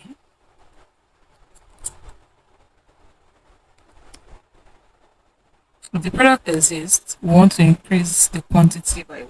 So we're going to have cart data item ID should be plus equals 1. Else, if the product does not exist in the cart, we want to initialize it with a quantity of 1. So cart data item ID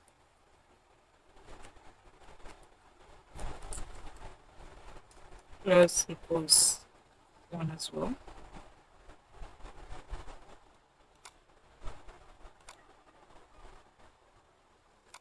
After the if statement, checking if the product exists, increase the quantity by 1. If the product doesn't exist, initialize it by 1. We're going to update the user's cart data in our database using the user's ID. So we're going to have await user model dot find by ID and update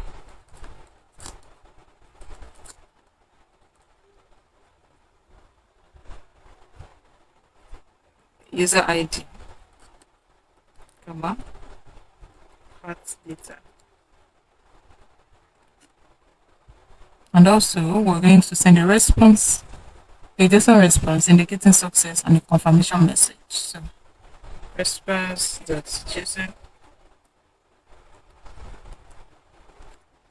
success true message. We take product added to carts.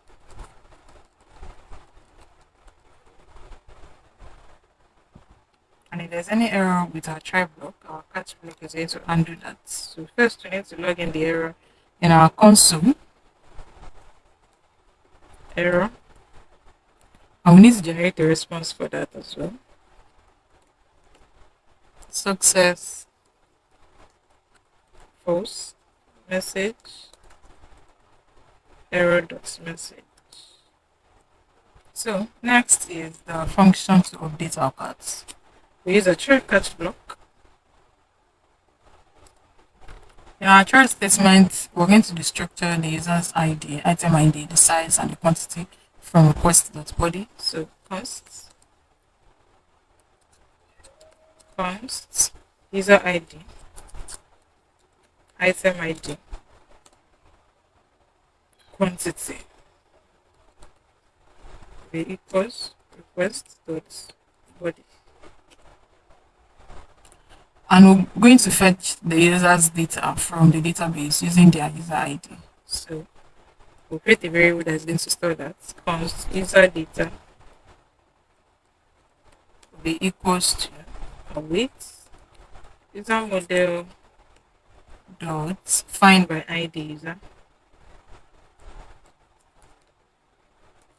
Find by ID user ID. Also, we'll retrieve the current user's current cat data. And here we're going to have let cat data be equals to await user data will be equals to user data dot cat data. And we're going to update. We'll update the specified product size with the new quantity in the cart. So here, cart data item ID will be equals to quantity.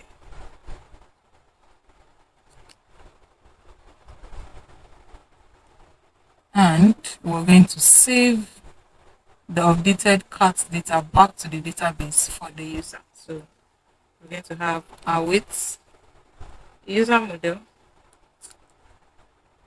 dot find by ID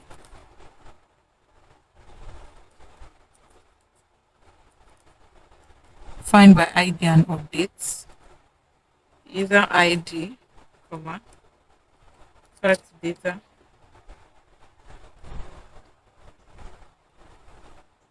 After this is saved, we're going to send a success response indicating that this cart has been updated successfully. So here we're going to have response.json success sure, comma message cart updated. This should be caps lock and this should be P. Okay. If there's any error with our try block, the cat lock is going to undo that. So I'm just going to copy what is in the other cat block, which is the same thing. We'll log the error in the console, generate the response message to indicate that the success is false, and display the message error.message. Finally, we're going to write the code for user's cards to get the user cards. So we use our try cat block, which is the usual. In the try block, first off, we need to destructure user ID from request body. Request user ID will be equals request.body. And we'll fetch the user's data from the database using their user's ID. First, user data will be equal to await user model dot we want to find the user by ID, find by ID user ID. And then we'll check if the user exists in database. If the user doesn't exist, we want to send the failure message that the user is not found. So let's just go straight. If not user data, that means if user doesn't exist, return response.json success is false, message user not found. And if the user is found, if the user exists, we want to retrieve the user's cat data. And we don't need an await in this case because cat data is directly proportional, is a direct property of the user data. So here we're just going to have const cat data equals user data dot cat data. Then after this, we're going to send a response, a success response, telling us that we have the user's cat data. So response.json success true, and we'll pass the cat data itself. If there's any error with our try block, our cat block is going to handle it. So I'm just going to paste this. We're going to log the error in console, then generate a failure message that this is what is wrong with the code. So now that we have the code to add items to carts, to update carts, and to also get users cards, we're going to use it in our front end. So I'm going to close the backend folder, open my front end folder, and in the food context.js, we have a function already that is adding items to cart for us.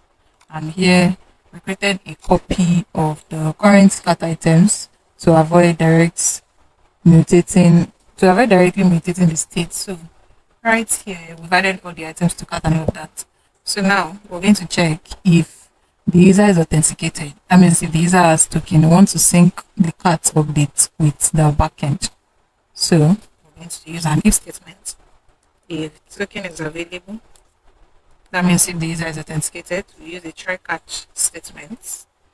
In our try block, we're going to send a post request to the backend to update the cards in the database. So here we're just going to do await axios dot post method. Then we'll have our backend URL. We start with a backtick $sign backend URL /API /cut, that is our API endpoint, /add, and then we're going to send the item ID and also the headers for the token. So headers will be token, and if there's any error with our try block, our catch block is going to undo that. So we're going to log the error in console.log error, and we'll display a toast notification. Toast.error will be error.message. Also, to update the cart quantity, we have the function to update cart quantity right here in our food context. We need to sync that as well with the cart updates in our backend.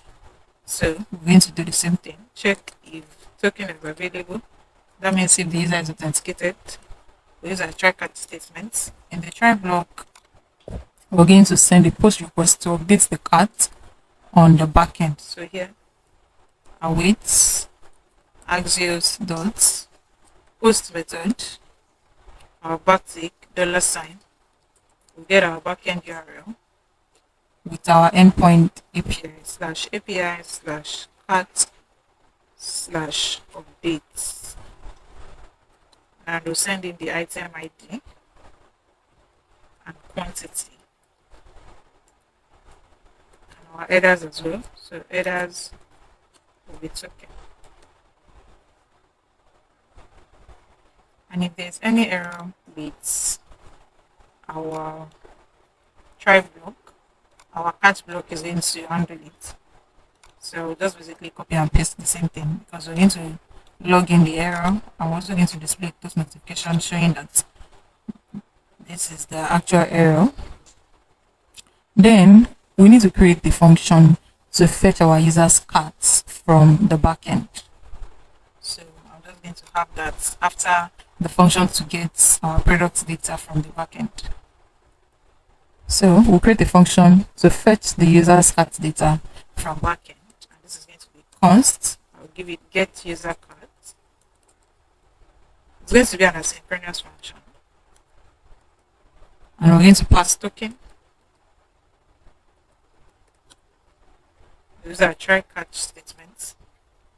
In our try block, we're going to send a post request to get the user's cart data, passing the token in the headers for authentication. So here, const response will be equals await axios dot post method $sign backend URL. Okay, this should be $sign backend URL slash API endpoint, which is slash API slash cart slash get. We use the get method to get our user's cart. And we're going to send an empty object.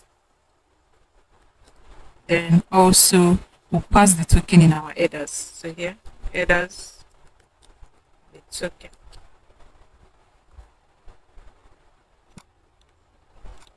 And we'll use an if statement to check if the request is successful. We want to update the cart items state with the received cart data. So if response dot data dot success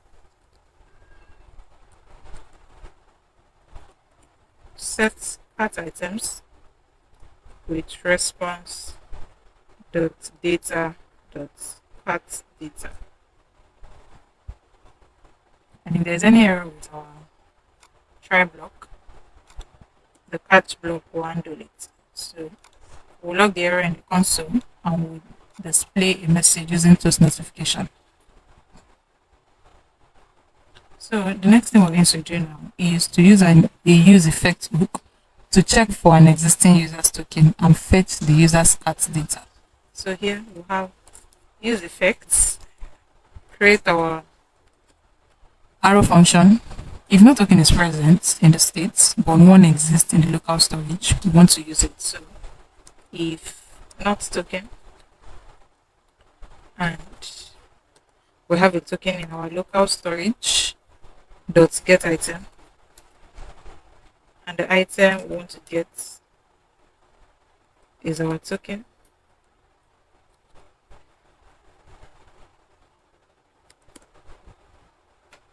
We're going to set the token state. So here, set token with local storage dot get item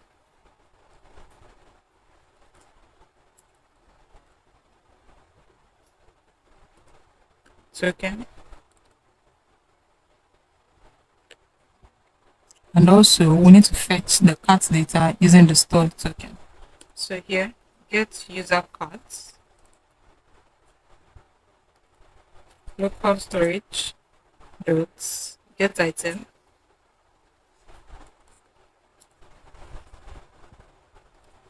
to token, and we're going to add an empty array here as our dependency array to ensure that it runs only once when the component mounts. So here we're going to have an empty array. Also with the values that we're returning so that other components and pages can have access, we're going to add the get this new function, get user cards function that we just created now. We're going to add it to it.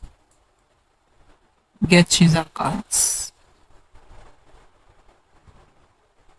So now let's test this out. We're already logged into this account for demo account at gmail.com. We'll try adding an item to cart now. Item has been added to cart. If we click on our cart page, you can see here that we have this item added to our cart. We can increase the quantity. So if we try to increase, we're getting an error, request field with status code 44. Let's inspect and see what we have. If I click on the console, let's see, we're getting failed to load resources. The server responded with status code 44. Let me click on this. We're getting cannot get API, cannot get slash API slash cart slash update. Okay, this cart is supposed to be CART. So we cannot update the user's cart because there is an error with our API endpoint to update the quantity of item in the cart. So let's see, await use the post our backend area slash API slash. Okay, this is supposed to be cart, CART, not CAT. Okay, so let's go through this together now. Let me close this. Open this again. Let's add this item to cart. Okay, now let's try to increase our quantity. If I click on this, you can see we can increase and decrease, and the prices are reflecting. So I'm just going to close these two error tabs. Now, if we open our MongoDB, that is our database, we click on user. So if we refresh now and we check the user, which is demo account at gmail.com. This is Zach, this is John. This is demo account. If we click on our cart item, cart data, you can see that we have an item already. It's giving us one item. So let's increase the quantity of the item in our cart. If we increase it to 2 or 3, and I refresh again, and we check it again, our cart data is showing that we have 3 items in the cart for this user, for the demo account at gmail.com user. So earlier on, there was a typo error in our alt.js. Ensure that this is token_decode.id. When I was typing, I entered user ID by mistake, so make sure you correct this. Make sure it is token_decode.id. If it is not .id, you might not get anything in your cart data. So I just wanted to correct that. So let's continue with our code. So I'll close the backend, and now we can now get our users' cart items in our cart data. We can increase quantity, we can decrease quantity. We can add more items. So let me come here and add more items to the cart. This item has been added to this cart now. If I refresh the cart page, if I refresh the user page in our MongoDB, and I click on the cart, you can see we have 2 different items. This is their item identification. The first one, this is the item ID for the second one. The first one has 3 items, the second one has 1 item. We can add as many items as possible. We can add this, and we can increase and decrease the quantity that is going to be updated in our database. So let's see, for the 4th item, 1, 2, 3, 4, we want to increase the quantity to about 5. If we refresh our database, we're going to get, so if we click on the cart data, you're going to see that the 4th item has 5. We have all the items that were added here. So the cart data is working. So the next code we're going to write now is going to have to do with the orders. So when the user clicks on checkout, if they selected the list of items that they've added to their carts and they want to proceed to checkout, and they select the payment option, fill in the shipping address and they place the order, we want to ensure that we're able to get all the information that they filled here, including the cart data, key information from the cart data in our database. We want to ensure that those informations are stored in the database, and also we're able to retrieve it at the admin panel, and also we're able to display the orders in the orders page for the user at the front end. So let's get to that. So we'll start by creating our order models. I'm going to close this food context, close our front end, then I'll open our backend. In the models, I'll create a new file, and I'm going to name it order models.js. In the order model, so we'll start by importing Mongoose library to interact with MongoDB. So here we'll have import Mongoose from Mongoose package, and then we're going to define the schema for the user in MongoDB. I meant we're going to define the schema for the order in our MongoDB. So here, const order schema will be equal to new Mongoose dot schema, open our brackets, then open our curly braces. We'll start with the user ID. User ID. The type will be string. Then it's going to be required true. Add a comma. We need the items. The type will be an array. The items will be for our cart items. Required will be true as well. We need the amounts. Type will be number. Required true. So instead of having to type this required true, I'm just going to copy it and I'll just be pasting it. Then we'll have address. Type will be an object because that's where we're going to store our user's address detail. Required true. Next, we'll have the status, the other status. Type string.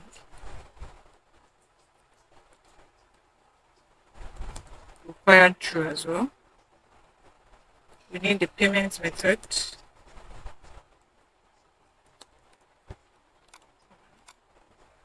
Type will be string.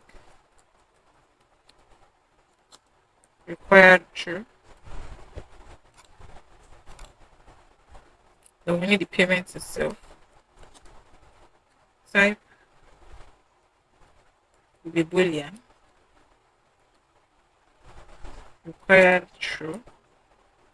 And by default, we want to set it to false.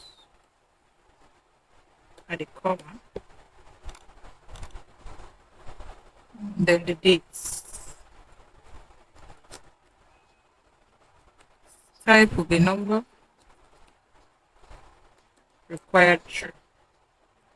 So after this, we're going to create a mongoose model for the order collection. If the model already exists, we're going to use it. Otherwise, we're going to create a new one. So here comes order model will equals mongoose dot models dot order or mongoose dot model. We create a new one. Order comma order. Order schema. And finally, we're going to export the order model so that other components and pages can have access to it. It's supposed to be exports of comma. So the next thing we're going to do is to create our order controllers. So on the order folder, I'll create a new file. On the controllers folder, I'll create a new file and I'm going to name it order controllers.js. In the other controllers, we're going to create the function to place order using cash and delivery. We're going to create the function to place order using Stripe. And we're also going to create function to verify Stripe. We're going to create a function to get all orders from the admin panel, to display user order to the front end, and update order status from the admin panel as well. So we'll start by creating placing order using cash and delivery. So I'm just going to name the function place order, and it's going to be an asynchronous function to requests and respond. We'll pass in request and respond. This is the first function for cash and delivery. We'll create another function for payments with Stripe. So here const place order stripe is also going to be an async arrow function. We pass in request and response.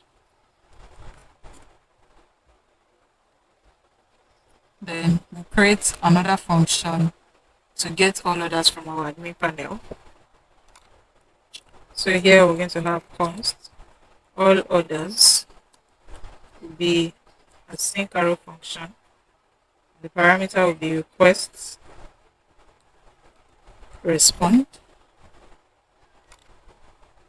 After this, we'll create another function to get user orders for frontend. So const user orders, and it's going to be an async arrow function, and the parameter will be request and response. Also, we'll create a function to update the order status from the admin. Const update status will be equal to async arrow function. Parameter will be request and respond. And we're going to export. So here we're going to have export default. Now it's going to be export curly braces. We'll have the first one is placeholder. So here placeholder will stripe all orders, user order,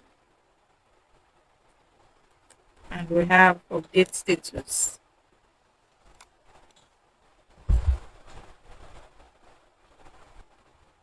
So we're going to create our order routes. So in the routes folder, we're going to have order routes .js. Now order routes, we're going to import express from express package. Express. And then we're going to import all the functions from our other controllers. So best thing is to just copy all of this and we'll just paste here. So we're going to import curly braces, paste everything in the curly braces. Let me close this. From controllers // controllers / other controllers .js. Then we're going to create an instance of our other router. So const other router will be equal to express.router.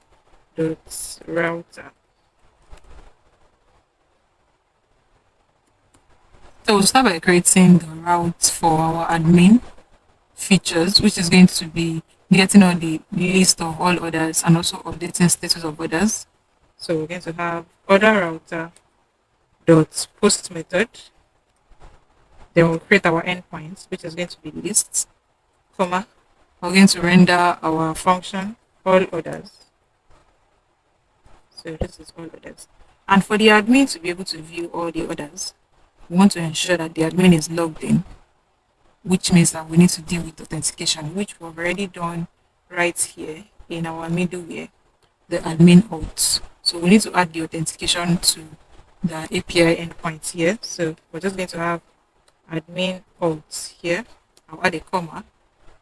And right here, we need to import admin auth from our middleware /admin auth.js. So here, admin auth.js. So we've added authentication to this. So ensure that only when admin is logged in can they view the list of orders. Then we'll do for the next one, updating status. And here we're going to have order router dot post method into brackets status which is going to be the API endpoint. Add our admin alt as well. Then our function is going to be the update status function. So this two is for the admin panel. Then we need to create the API endpoint for our payment features, which is payment on delivery and Stripe payment. So here, order router dot post method, our endpoint for placing order using cash on delivery. We're just going to have place. We'll add our comma. We want to ensure that the user is authenticated as well. We've already done user authentication in alt user for our middleware. So, and here the function is place order. So we're going to import the authentication as well. Import alt user from /middleware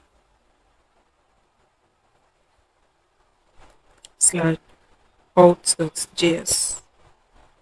So this is for payment on delivery. The second one will be for Stripe payment. So place order Stripe. The API endpoint is Stripe. We're authenticating the user. We're placing order with Stripe, which is the same thing that we have here. Next is for our user features, which is going to be the front end. We want to ensure that users are able to see the list of all their orders. So here, order router dot post method as well, / user orders, comma, authenticate user as well, comma, user orders. And finally, we're going to export our order router.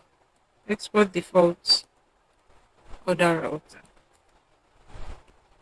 So now we're going to open our server.js and we're going to include the API endpoint for our order router. So here, app.use /API /order, comma, order router from our order router.js. Let's see, it has been from order routes.js. So now I'm going to close our route as well. Then we can now write the code for our other controllers. So we're going to start with all orders, which is going to be the function to get all the order list for our main panel. So we use our try catch statement. In the try block, we're going to fetch all orders from the database using the order model. So const orders will be equal to await order model from our order models file .js. We're going to add .js here. Order model .find. Open our brackets, then we'll pass an empty object. And then we'll send a response message to the client, including the retrieved orders. So here, response.json, success, true, with the orders. If there's any error with our catch block, with our try block, our catch block is going to handle it and display the error. Log in the console error, response.json, success, false, message,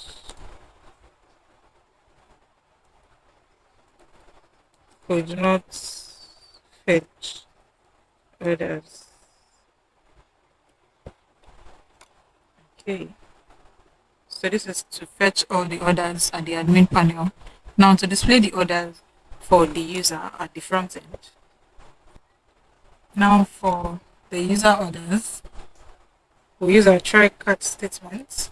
At the try block, we need to extract the user's ID from request.body. So const user ID be equal to request.body. Then we're going to save the orders in our database and sort it as well. So here const orders will be equal to await order model dot find, open our brackets, user ID, comma, dot sorts, the dates, -1. And we'll display a message. We generate the response response.json success true with the order lists. So here, orders. If there's any error with our try block, our catch block will undo it. So could not fetch orders as well. Then to update status as well, we use our try catch statements. In the try block, we extract the order ID and the status from post.body. So here, const order ID, comma, status be equals request.body. And then we're going to update the status of the specified order in the database. Here, and wait, order model dot find by ID and update. Find by ID and updates. Order ID, comma, status. And then we're going to send a success response to the client indicating that the status has been updated. So here, response.json success is true. Message would be order status updated. If there's any error with our try block, that block will undo it. And here the message is just going to be error.message. Next is to write the code for placing order using cache on delivery method. So here we'll have our try catch statement. In the try block, we're going to extract the user ID, the amount, and the address from request.body. So right here we'll have const user ID, comma, amount, comma, address will be equal to request.body.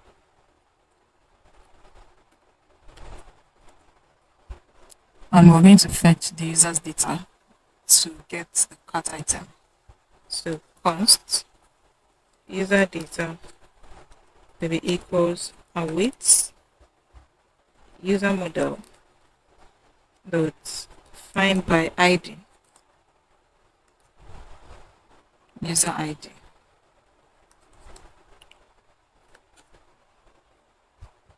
We're now going to check if user ID is not available. That means the user data is also not available. We want to display a message that the user was not found. We use an if statement here. If not user data, generate a response. Success will be false. The message will be user not found. And if the user is found, we'll go to the next step, which is going to be fetching the product details and include the name in the item array. So right here, we're going to have const items will be equal to await promise.all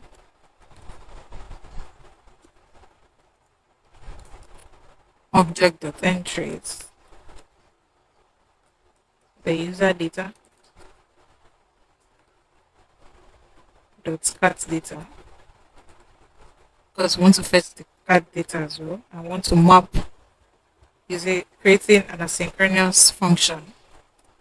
Then we'll pass our item ID and the quantity.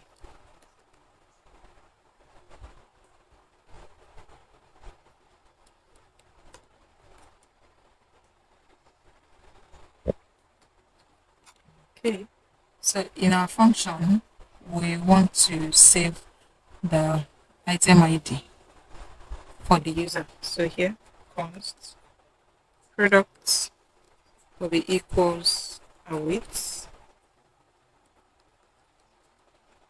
product model. We need the product model dot find by ID item ID.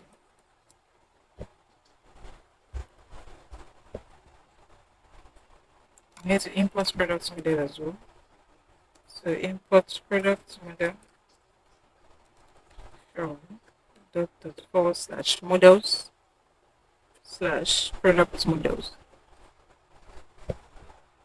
Now, if no product is found, we want to throw an error showing that the product with the ID is not found.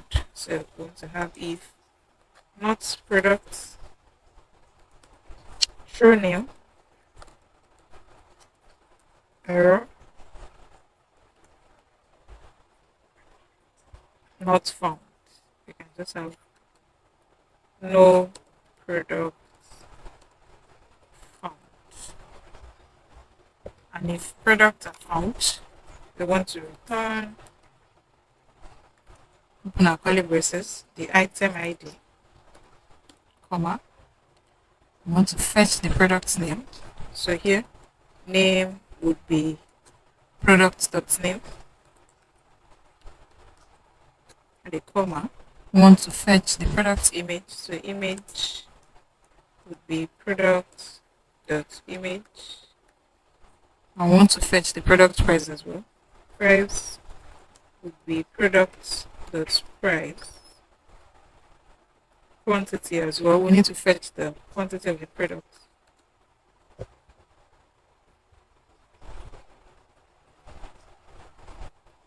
So after this object entry, after this const items where it closes, we're going to check if the length of the item is equal to 0. That means if there's no items at all, we want to show that our cart is empty. So if items.length equals 0, return a response.json into successful, and the message is going to be cart is empty. That means if no product is found in the cart, and if product is found in the cart, we want to prepare the other data object. So here, const other data be equal to user ID. That will be the first one. Const other data will be equal to, supposed to be a curly braces, user ID, comma, the items, comma, the amount, comma, the address, the payment method. By default, is going to be cash on delivery, comma, the payment, and we're going to set it to false as well, and the dates. We want the current date, so we need to use .now method. After creating our order data, we're going to create a new order document and save it. So here, const new order will be equal to new order model, order data. and we'll save it. Await new order dot save method. And we're going to clear the user's cards once we already have our order data in the orders page. So here, await user model dot find by ID and update user ID, comma, the cart data. We'll set the cart data to empty. Set it to an empty object. And we generate a response order placed. So here, response.json success is true, and the message is going to be order placed. If there's any error with our catch block, with our try block, our catch block is just going to log the error, and the message that will display will be order could not be placed.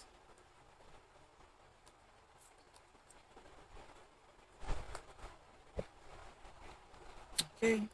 Now that we've created the functions to handle placing order with cash and delivery, user orders, update status, and all others, we'll come back to place order with Stripe later. But we need to sync all the functions with our front end. So I'm going to close this. Stripe here. And on Stripe, we're going to click on the official website, open the website.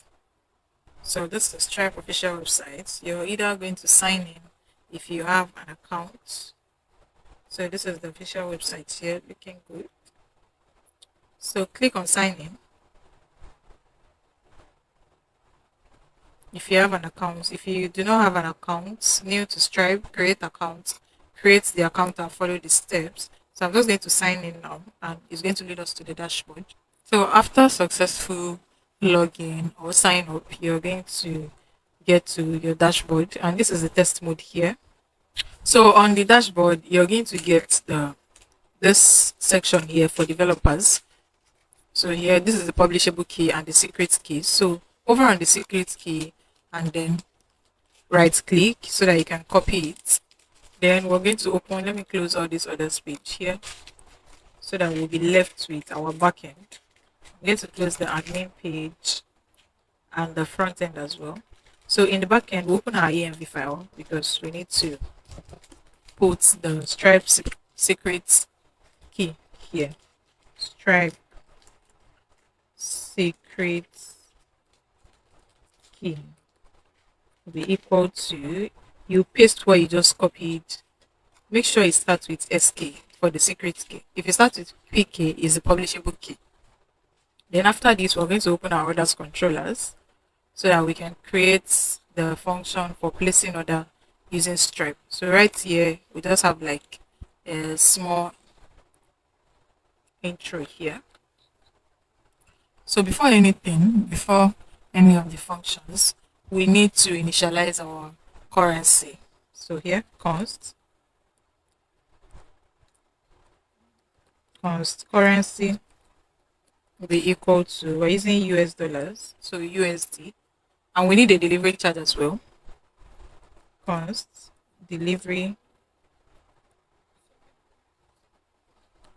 charge will be equal to, we're using $12 in this case. Now we can continue, but we need the gateway as well to initialize our Stripe.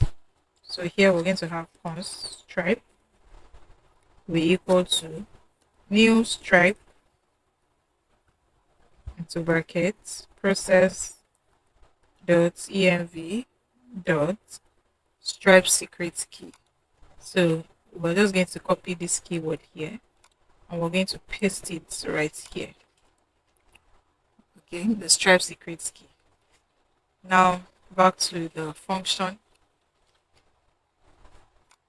right here. I'm going to delete this.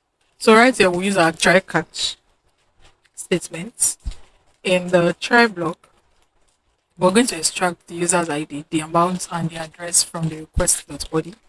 So here, const user ID, comma, amount, comma. Let me delete. We have a double hole here. It should be single. Address from request.body. So here request.body.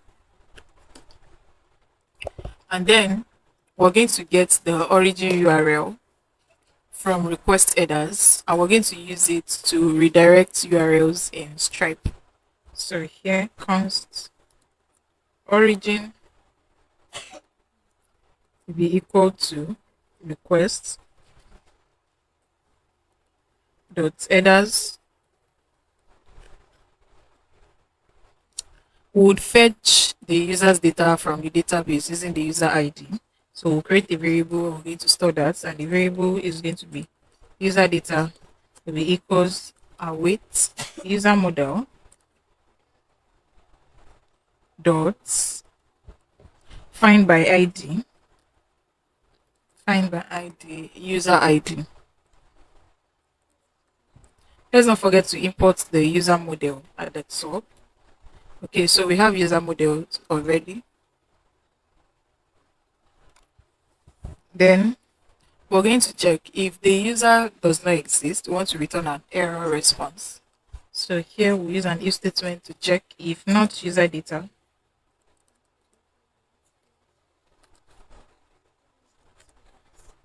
Then we want to return response.json success false, comma, message user not found.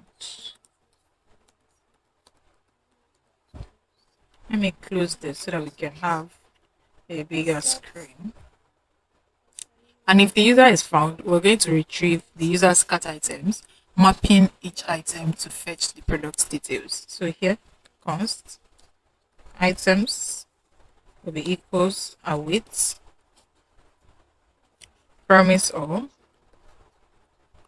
promise dot all open our brackets.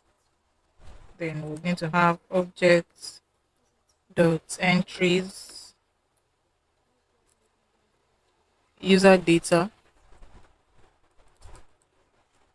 dot cart data dot map. We'll create an asynchronous function, async arrow function, and the parameters here is going to be the item ID and quantity.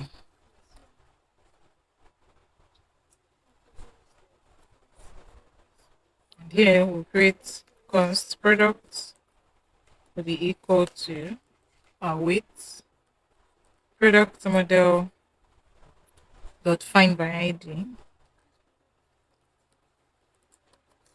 the item ID.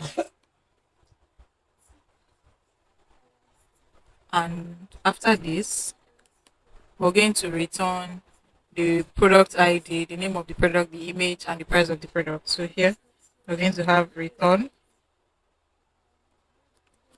open our curly braces, item ID, which is representing the product ID, name for product dot name, comma, image, which is going to be product dot image, comma, price, and it's going to be product dot price, and we'll have quantity as well. And after this, after retrieving the user's cart item, mapping each item to fetch the product details, we're going to check if the cart is empty. We want to return an error response. So if items dot length equals 0, we want to return response.json success false message cart is empty. After this if statement, we are going to create a new order object to store in the database. So here we're going to have const order data. Order data will be equals, open our curly braces. We're going to add the user's ID placing the order. So here, the ID of the user placing the order, the list of items in the cart, which is going to be items, the amount, that is the total amount of items, the address, the payment method. In this case, is going to be Stripe. Payments, which is going to be false. And the date is going to be the current date, date.now method. Okay. Then we're going to save the new order to the database. So we'll create the new variable const new order will be equal to new order model order data. And we'll save it, await new order dot save method. Also, we need to add a delivery charge as a separate item in the Stripe checkouts. So here we're going to have line items dot push currency will be currency, comma, product data,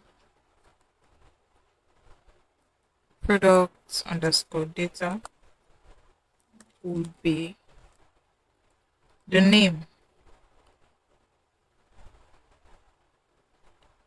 Now this is not supposed to be in a quotes. Name will be delivery charge.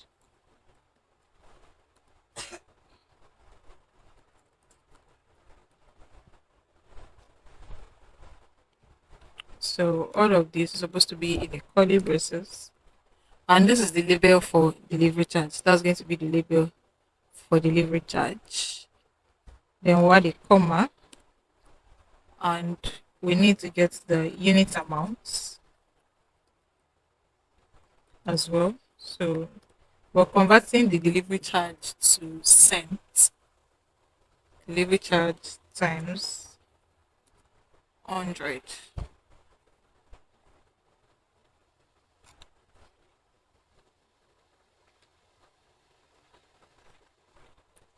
So this right here is supposed to be in our price data object. So I'm going to cut this. And I'm going to have price data. And we're going to paste this here. This is supposed to be a semicolon.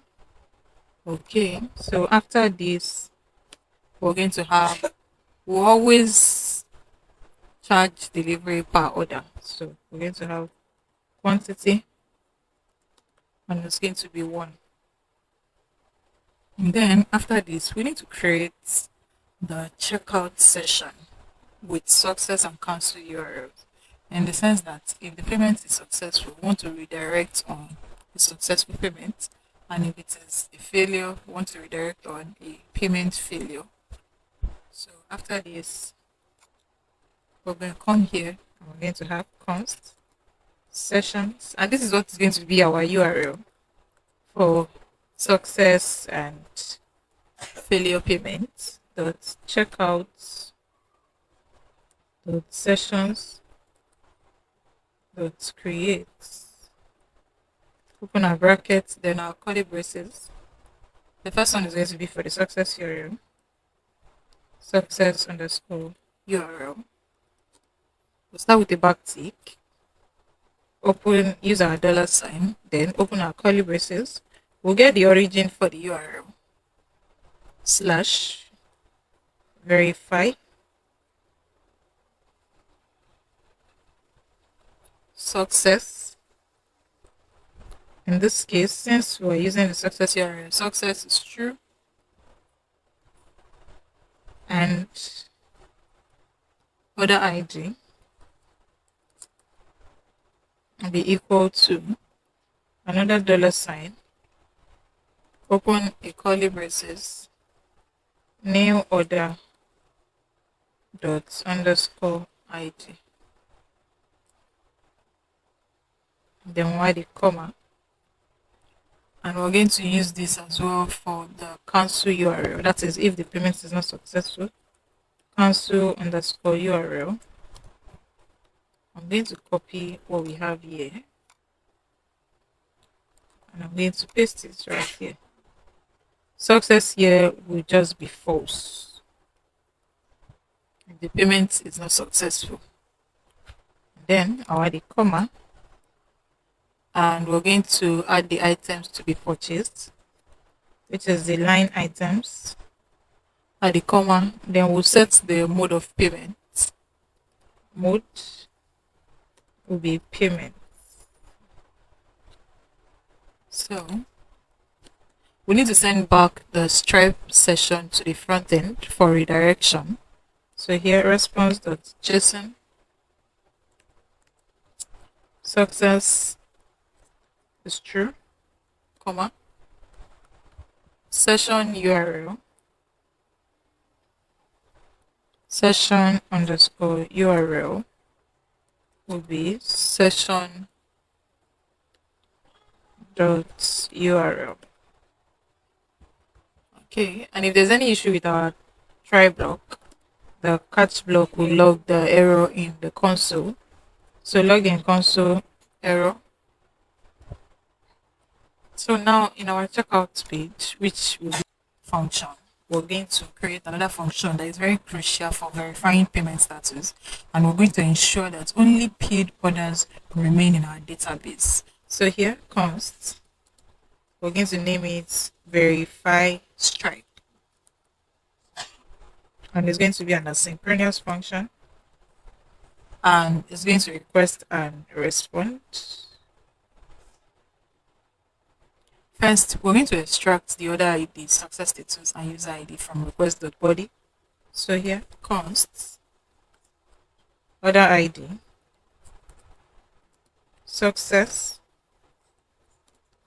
and user ID will be equal to request.body. And then we use our try catch block. So try catch statement.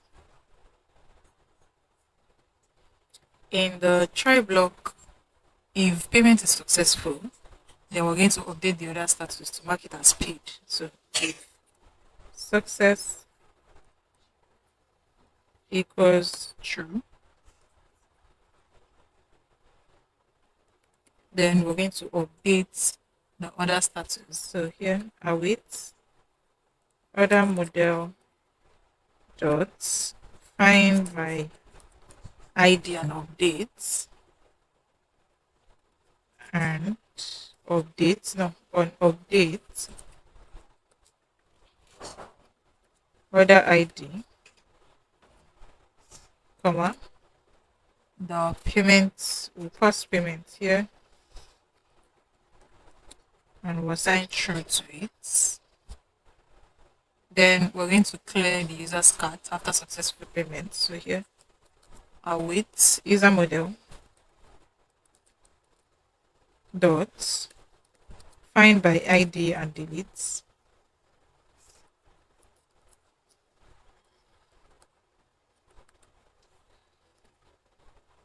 user ID. We find the user ID and we're going to delete the user's cart data.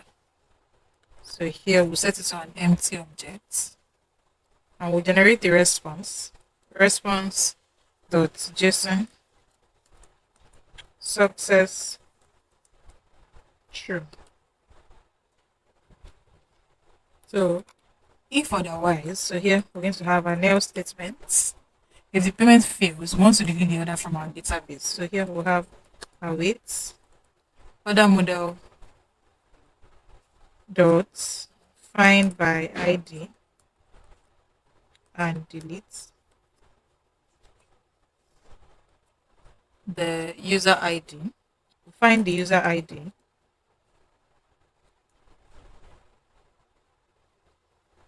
Find by ID and delete the other ID. And we'll generate a success response, a failure response, response.json. Success is false. So if there's any error with our try block, our catch block is going to handle it. So I'm just going to copy the catch block here, and I'm just going to paste it right here. It's going to log the error in console and will send a failure response with error message. And now this verify stripe function here, we need to add it to this as well, so that other pages can have access to it as well. So we'll add it here, then we'll create a route for it. So we'll open the other route. Let me reduce this a bit. We're going to have other router dot post method, and the API endpoint to be verify stripe.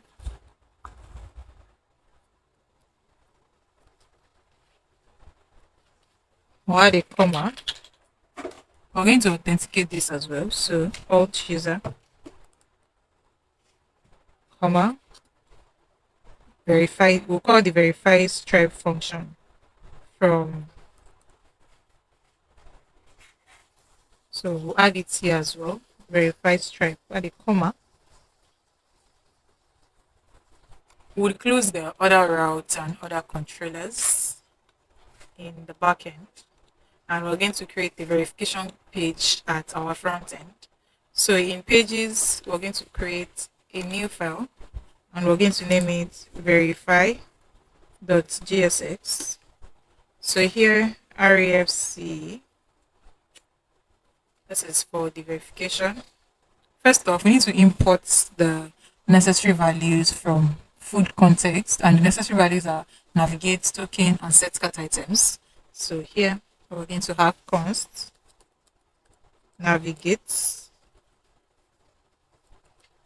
comma, token, comma, set cart items to be equals to use context food context.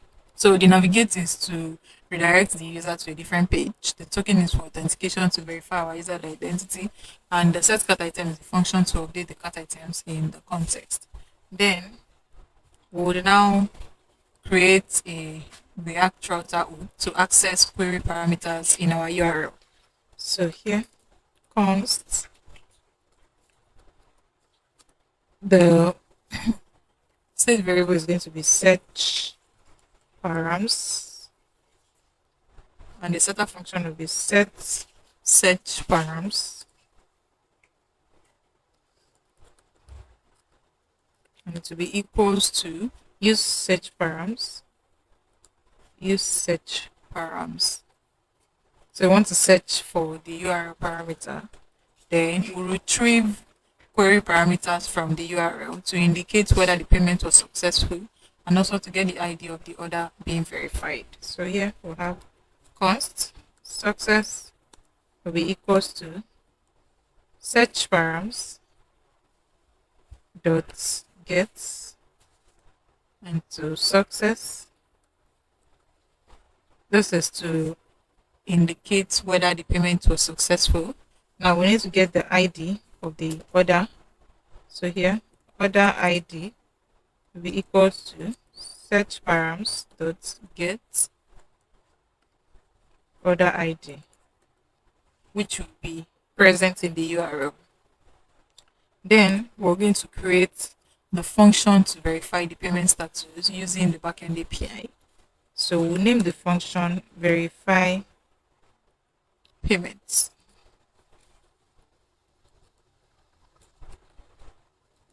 And it will be an asynchronous function. It will be an empty parameter. We use our try catch statement.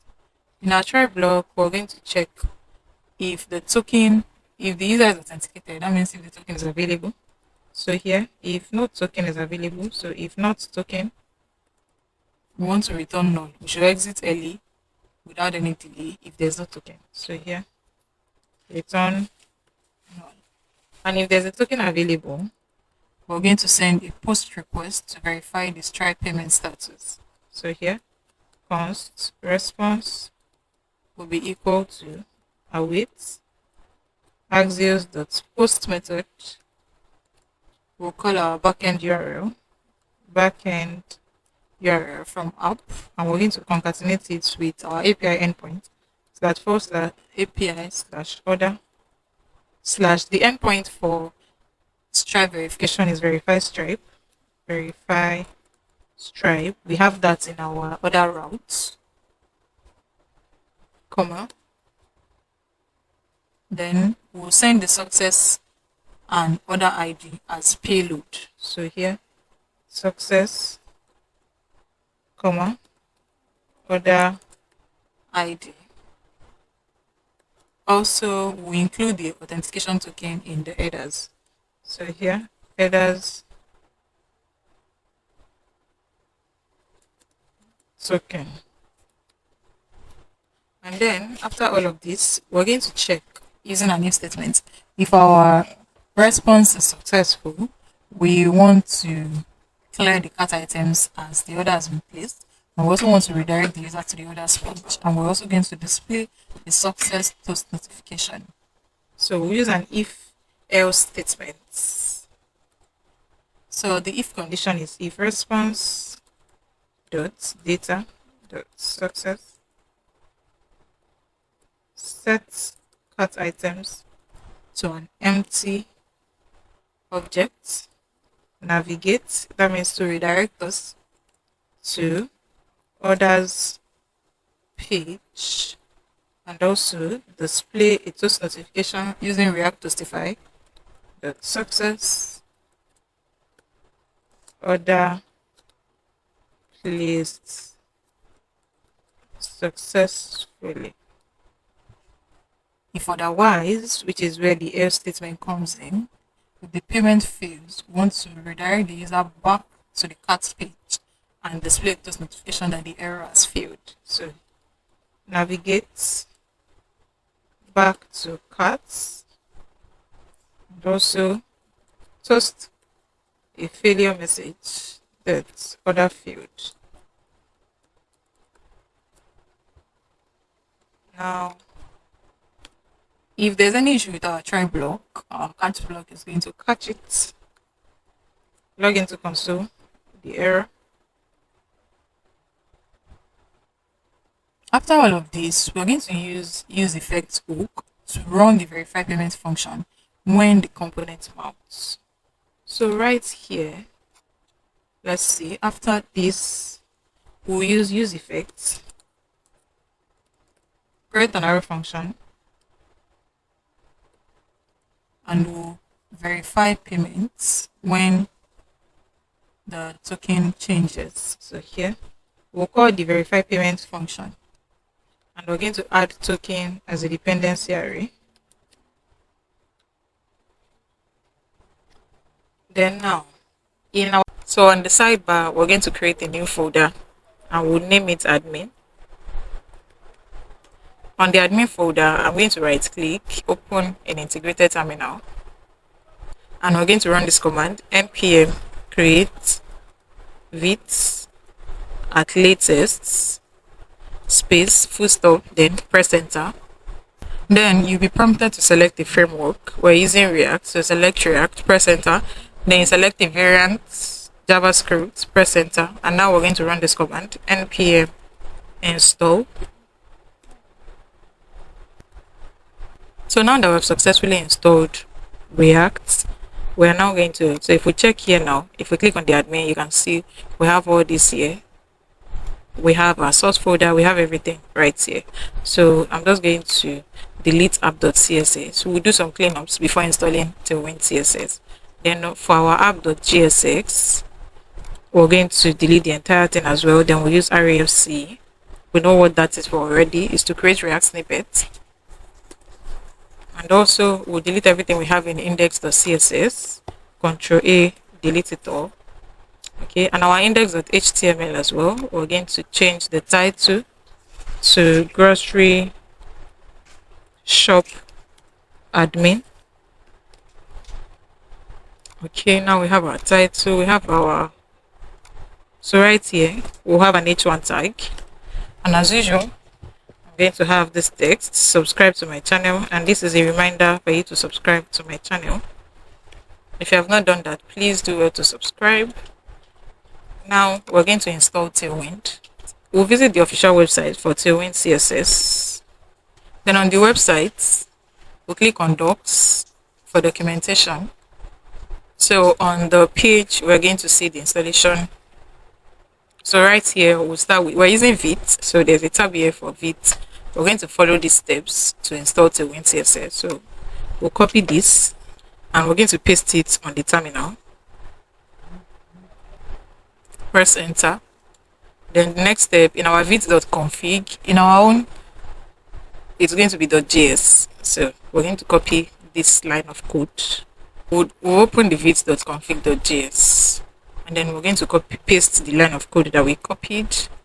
We'll continue. We'll do the same thing. Copy this line of code where we have plugins, and we're going to paste it here. After React, we'll add a comma, and we're going to paste what we just copied now. Okay, now for the CSS, global CSS, we'll copy this and we'll paste this in index.css. So we'll paste this here. Then we'll now run our terminal and style. Now that we're successfully installed Tailwind, if we check package.json.log, package.log.json, you're going to see we have Tailwind here. So this has been installed. Now we're going to run our terminal. Well, let's style first. In the h1 tag, we're going to style text, let's say 6XL, and the text color, let's give it blue.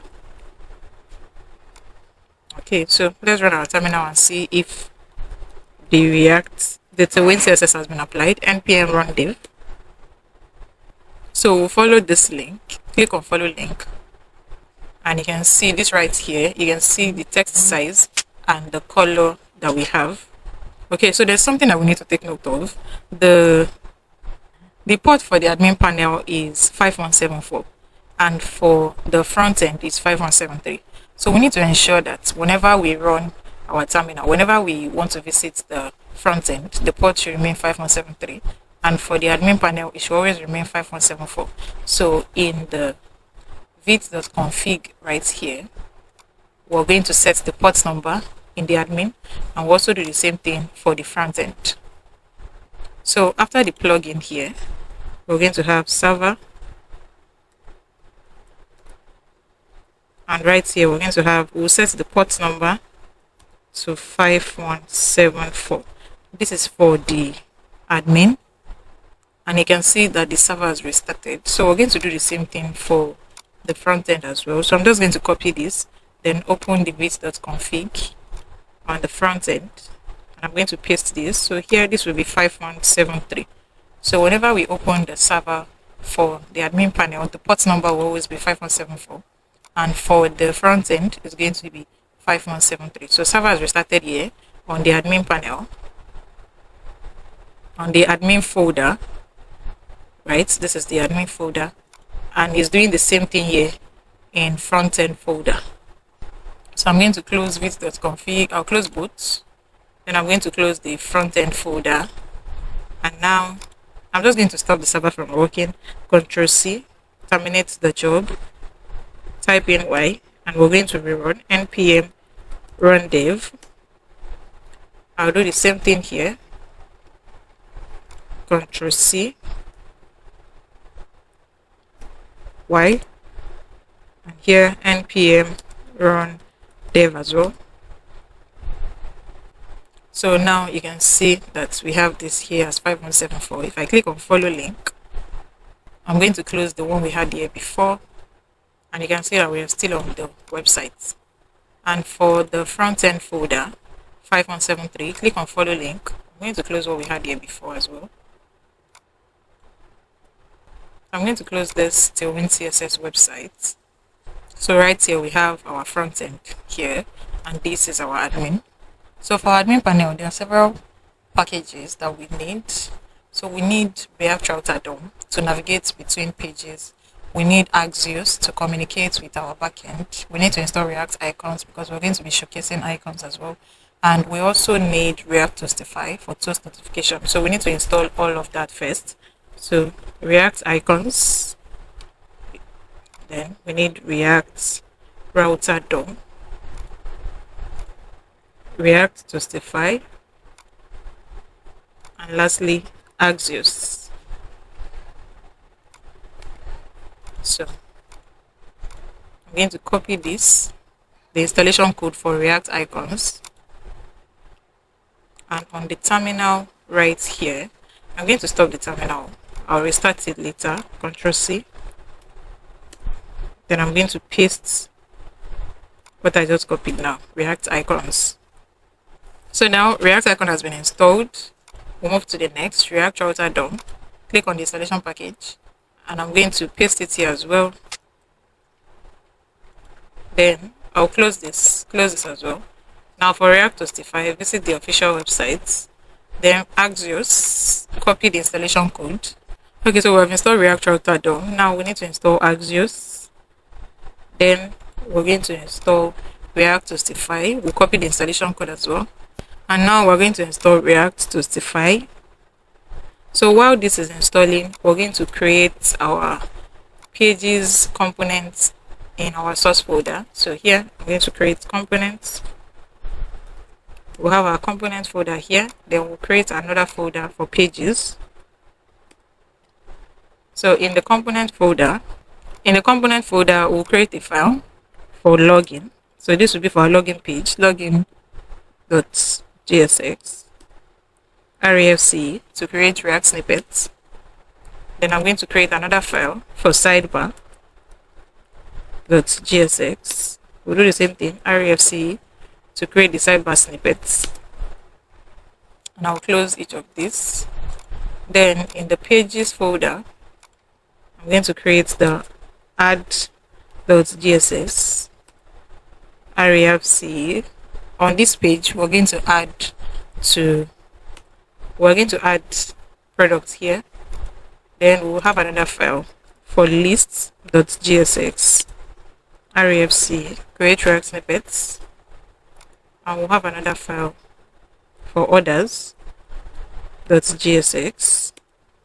refc as well. Okay, so we have installed every packages that we need. If we check package.log.json, we have our Tailwind, we have our Axios, we have React icons, React Router DOM, and React Toastify. We have Tailwind as well. Okay, so we have installed every single thing. So I'm going to close all this now. Then we can now start our actual code. I'm going to minimize this, and we need to open our server npm run dev once more. So here is the link. Click on follow link.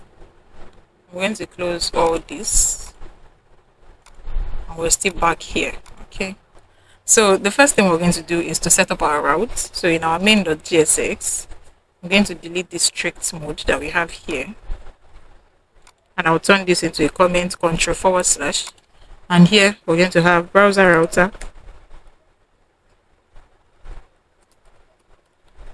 I'll close this. Then I'm going to cut this and paste this in between the browser router. So we're wrapping our application around browser router so that we can navigate between pages in the entire application. So back here in our app.js, I'm going to close this.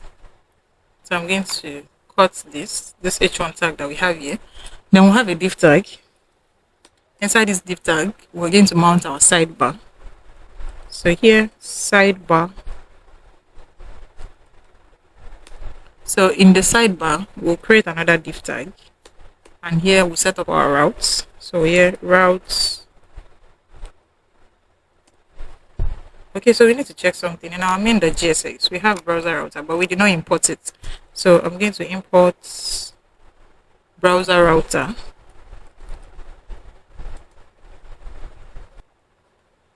From React Router DOM. Okay, so there won't be a problem. So we have our routes here. Now we'll set up each route. route the paths. This would be add the elements that we'll have here. We're going to mount the add page. So here, open our curly braces and we'll mount our add page right here. I will close this and we'll close this as well. So let us import our router first. So here, I'm going to import routes and routes from React Router DOM. And also we need to import our sidebar. So I'm going to do the same thing. Import sidebar from // we have it in component / sidebar. Okay, then we'll continue setting up our routes. So we need to set up the route to the list page and the orders page. So right here, we're going to have routes. We'll set the paths. This is going to be lists / lists. And here, elements. We'll mount our lists page here. So we'll close this and close this as well. Lastly, we'll set up the route for the orders. So here the paths will be / orders, elements. We'll mount our orders page, orders, and we'll close this and we'll do the same thing here. Okay, so I'm going to import everything here. Import lists from, this is going to be from pages / add page. Okay, since we're using pages, I'm just going to, no, this is going to be lists. Lists. ST. Okay, so we're going to import for add page and others page. So I'm going to paste this. I'll do the same thing again. But now we're going to change the text that we have here. So Control D, this is going to be add. I'll highlight and select Control D as well. Orders. Okay, so this is what we have now. We have our sidebar. So right here, if we check the page, this is what we're going to see, sidebar. So now we're going to close our app.jsx and we'll start with the sidebar. I'm going to open the component, open our sidebar file, and now let's start coding. If you have not subscribed, please do not forget to subscribe. This is another reminder that you should please subscribe to my channel and drop a comment. Okay, so we have the first div tag. Now we'll start again. We have another div tag here. So we want two. The first one will be for the header. So in the first one we'll have an h2 tag. Grocery. It will take this text. Grocery shop admin. So let's just have it as grocery shop. And the second div tag, this is where we're going to have the nav links to navigate to other pages, the add page, the list page, the others page, and we'll have a button to log out. So here we'll have nav link. And we're going to use nav link from React Router DOM. So first we need to import this so that we will not forget and will not go through any error. Import nav link from React Router DOM. Okay, so in the first nav link, we're going to have an icon to add. So let's see. We're going to have the add. Okay, so the icons. So we're going to use from React icon. So the best thing is to visit React icons. So I'm just going to type React icons. I'm going to delete all of this, not the npm package. This is not what we need. So here we'll select React icons. So we'll visit this page, GitHub pages. We'll click on this React icons, and here we're on the website. So here, this is what we're going to select icons from. You're just going to search. So we want to use the add icon. So it's going to match us with icons that match with this keyword, we're going to see several icons that we can select from. So we're going to use this icon here. There are several icons here that you can select from. So we are going to be using this icon. Click on the icon, and then we're going to copy this and paste it here at the top, right? Then we're going to copy the tag as well, and we're going to paste here as well in the first nav link that we have. We're going to paste this.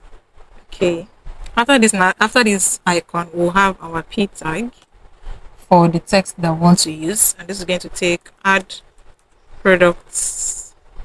Then we'll create the next nav link. So we'll have nav link, and here we're going to use the list icon. So I'll close this. I'll type in lists. Then we have several list tags here. We're going to use this list here. I'll copy this, and I'm going to paste it right here. Then I'll copy this as well, and I'll paste it in between the nav link. I'll paste it right here. Next is the orders, which we're going to replace with carts. So we'll use, let's see if we can get orders.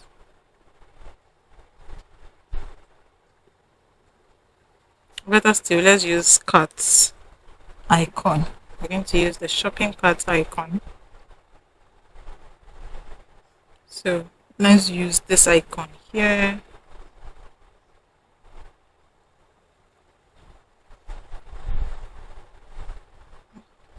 Whichever icon. There are several icons here that we can select from. So let's just use the simplest icon that we have here. I'm going to select this. Then we'll copy this line of code and we'll paste it right here. And also we'll copy the tag and we'll paste it in between the. So we'll create a new nav link here. Close this, and then we'll paste the icon that we have here. So I'll close this. Then the next icon we need is the logout. So here, type in logout, and we're going to use this icon. Select this, and then you paste it in your code, and select the tag as well. Then we'll create the button. So this is going to take a button, unlike every other one that is taking nav link. So in the button, I'll paste this logout icon. So each of the nav link, after the icon, they are going to take p tags. This is going to take list products. The second one will be for orders. So p tag, orders. Then for the button, we'll have our p tag logout. So if we check our browser, this is what we're going to have now. So the next thing we need to do now is to style all of this. So on this div tag here, we'll have our class name. We'll set the width to 22%. So this will take 22% of the entire screen. And we'll set our minimum height to the screen size. The border radius will be 2. And also we'll set the border color. Gray 200. And the background color will be white. So background white. Then for this div tag that we have here, we have our class name. Margin top, we'll set this to 4. Padding will be 6. Then for the title, we'll set the text size to 32 pixels. And the font will be bold. Then for the div tag where we have the nav links, display will be flex. The flex direction will be colon. We'll set a gap of 4 and a padding top of 6. Then on the nav link, display here will be flex. Nav link, Display will be flexed. Items at the center. We'll add a gap of 3. We'll set the padding of 6. Padding of 3 as well. And we'll have a border bottom should be 2. So border bottom 2. And the color, we'll set the color as well. Grey 200. And then the text color will be grey. And if you hover on it, so we'll have hover, the background color will be green 500. If you hover as well, the text color will be white. So if you hover on the nav link, which contains the icon and the text, so we'll start with the icon as well. Class name, the size for this icon, we'll set it to 35 pixels. So we'll have 35 pixels here. And the color will be black. So we're going to use a black icon. Then for the p tag,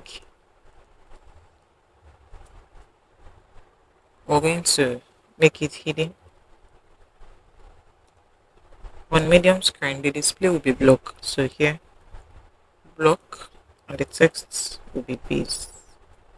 So we're going to use the same styling for this nav link, this and this. So I'm just going to copy this here from nav link, and I'll paste it where we have another nav link tag. I'll do the same thing for every other place where we have the nav link tag. Then for the icon, I'll copy this, paste it where we have an icon, and here as well where we have an icon. We have an icon here as well. Then for the p tag as well, I'll do the same. Copy this, paste it where we have this p tag, paste it here and here as well. Now we have the button tag here that we need to style separately. So class name, display here will be flex, items, center. We'll add a gap of 3. We'll set the padding, border bottom, we'll set the border color. So it's basically the same thing with the nav link styling. So we're just going to use the same styling. So here the border color is gray. So I'm going to copy this. I'll paste it right here. Okay. But here, if you hover on the button, we want the background to display red so that the user will know that they want to log out. And if you hover as well, the text color should be white. The width here, we'll set it to full. And we'll set the text to the left. Okay. So this is what we have now. If you hover, so here the button is red. Red at the end looks good. So if we click on each link now, it's not taking us to the page because we're here to set up where they will link us to. So let's do that. So for the nav link, the first nav link here should lead us to the add products page. So here we'll have to /add. Ensure that the parts here matches with the parts that you have in your nav link. Okay, so this has add. We're going to use this as well. This one will link us to the lists. Oh, I'm sure I said that /list. I must have copied something else. And this will lead us to others. So let me go and copy this properly. I would copy this. So this one will link us to others. This one will lead us to others, and the logout. We're going to come back to that soon. We're going to this here is just going to use an on-click function to remove the token when we start using that. Okay, so let's test this out. If I click on add, this will lead us to the add page. If I click on list, this will lead us to the list page. Okay, add page, and you can see it here. We have it add lists, others to lead us to the others page, and you can see here from the URL. Now let's ensure that if I click on grocery shop, it leads us back to the home page. So after creating our sidebar, we'll close this now. Then we're going to create our login page. I want to ensure that only admin that has logged in with the right username and password, the admin email and password, have access to the sidebar. So we're going to start creating our sidebar, our login page now. We'll have a div tag here. Then after this, we'll have another div tag. Then we'll have an h1 tag. And the text is going to be admin login. After the h1 tag, we're going to have the form tag because we want to create a form. I'll delete this action here. So in the form, we'll have two div tags. Okay. So the first div tag will take a p text and an input field. The first input will be for email. Input, the type will be email. Okay, and here the p text will be email address. And the second div tag here will take a p tag as well. And also it will take an input field, but in this case it's going to be for password. Okay, so I'm going to delete the IDs here. We're going to use the name later. After this, in each of the input fields, we are going to create our placeholder. So here, placeholder, enter email, and it's going to be required. There will be a placeholder here as well. Enter password, and it's going to be required. Okay, and we'll have a p tag here as well, and the text here is going to be password. PSSWRD. After this input field, we're going to have a button. And the button text, the button type is going to be a submit button. So we'll select submit, and the text will be login. So let's style this now. We'll have a class name. Display will be flex, justify, center. Items at the center. And we'll have a minimum height. Will be the screen size, and the background color will be gray. 100. We'll have another div tag here, and the background color would be white. The shadow would be medium.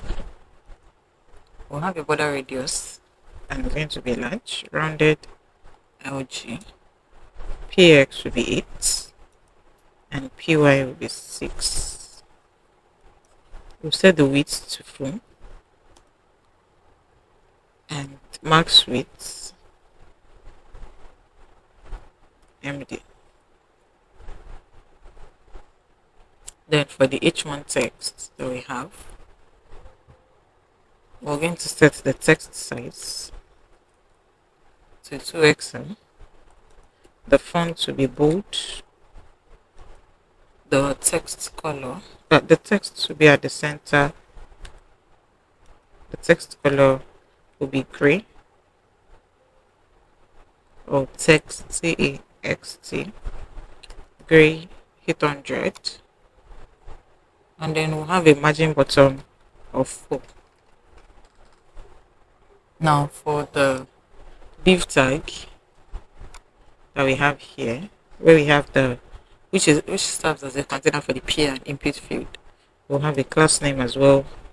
The margin bottom will be 4 here. Now for the p tag that we have here, we'll style this. The text will be small. The font will be semi-bold. Text color will be gray. 600. Margin bottom will be 2. Then for the input field here, after this required, we'll have our styling.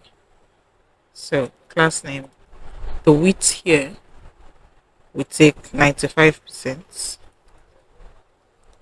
PX will be 3. PY will be 2. We'll have our border, and the border color will be gray. 300. We want the border radius, so rounded MD. The text color, text will be small, not the color. Focus outline on.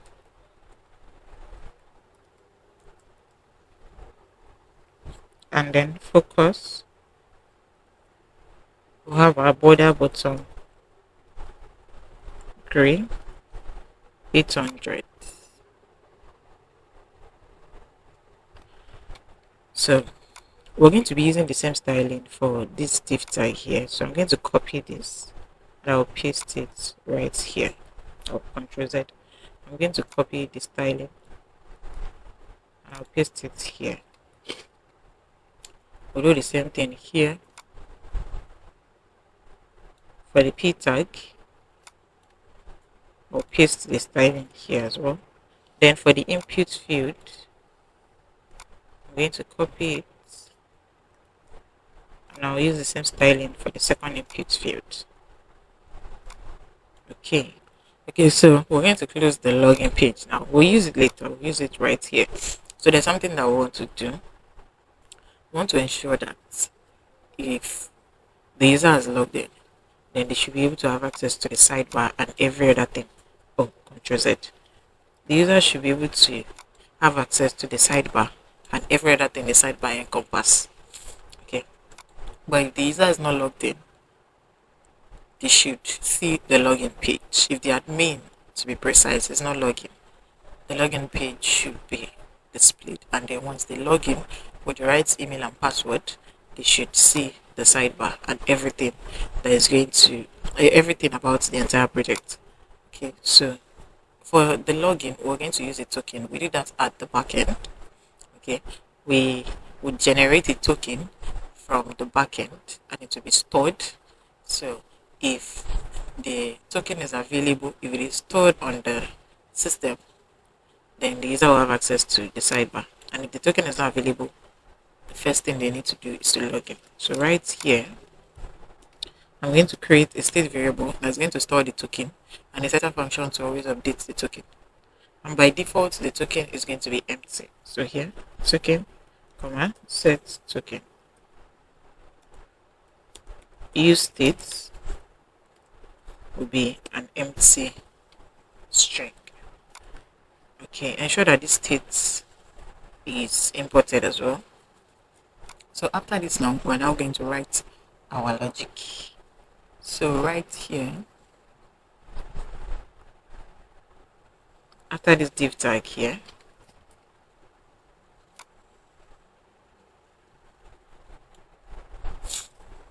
I'm going to do Ctrl X. Okay, Ctrl Z, Ctrl Z. I didn't pick everything. So right here, I'm going to do Ctrl X. So what we're going to do now, create our curly braces. So we want to check using internal operator if token is available. If token is empty, then we want to display a login form. So we're going to mount our login page here. If it is not available, okay, best thing, if token is available, we want to do this. If it is not, we want to do this. Okay, so for here is where we're going to mount our login. page. If it is not available, we will mount login. If it is available, then we want to display what we cut earlier. So I'm going to do Ctrl V, which is going to paste this that we cut earlier. So let us format the document so that everything is going to look good. Okay.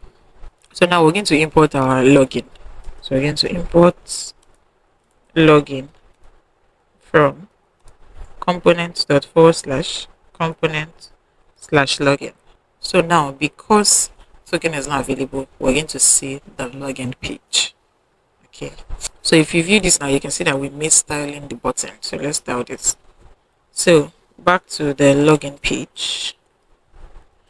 The width will be full. PX will be 3. PY will be 2. The text size should be large. And then we'll set the font to bold. Font bold. Background color should be green, 500. And then border radius, just a medium size. Okay, so this is what we have now. Now on our login page, we're going to create a state variable that is going to store the email and a setter function to update the email. And also we'll do the same thing for password. So right here, we're going to have const email, setter function, set email.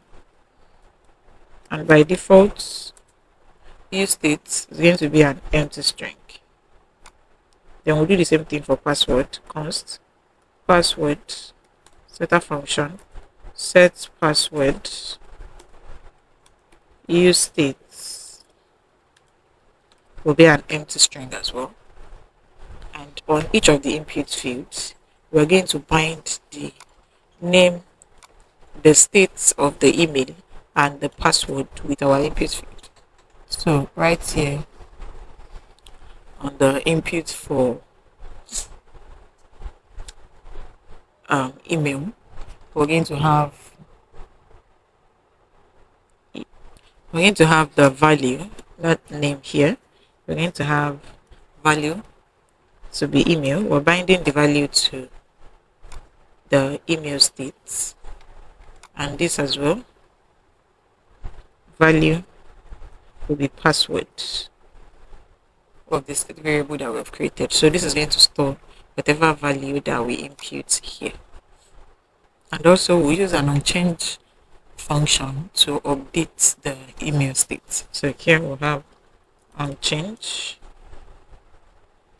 We'll pass event as parameter.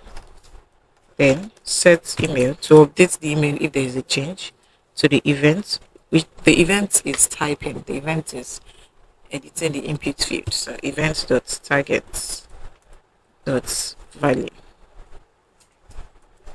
We'll do the same thing here. We use an unchanged method, pass our event as parameter, then set password would be e.target.value. So next thing we're going to do now is to create a function that is going to undo submitting the login form. So here I'm going to give the function on submit handler. So here we're going to have submit handler. It's going to be an asynchronous event, async, and we're going to pass events as the parameter. Then we'll use a try catch statement. And this try statement, we need to ensure that the form does not resubmit. The form does not reload when we submit. So here e.prevent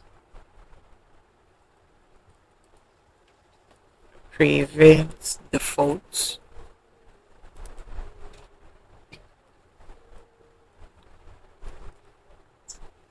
Okay, and then we're going to log into console email, comma, password, and the catch block is just going to log any error that we encounter in the console. Now we're going to use the onSubmit handler function in the form.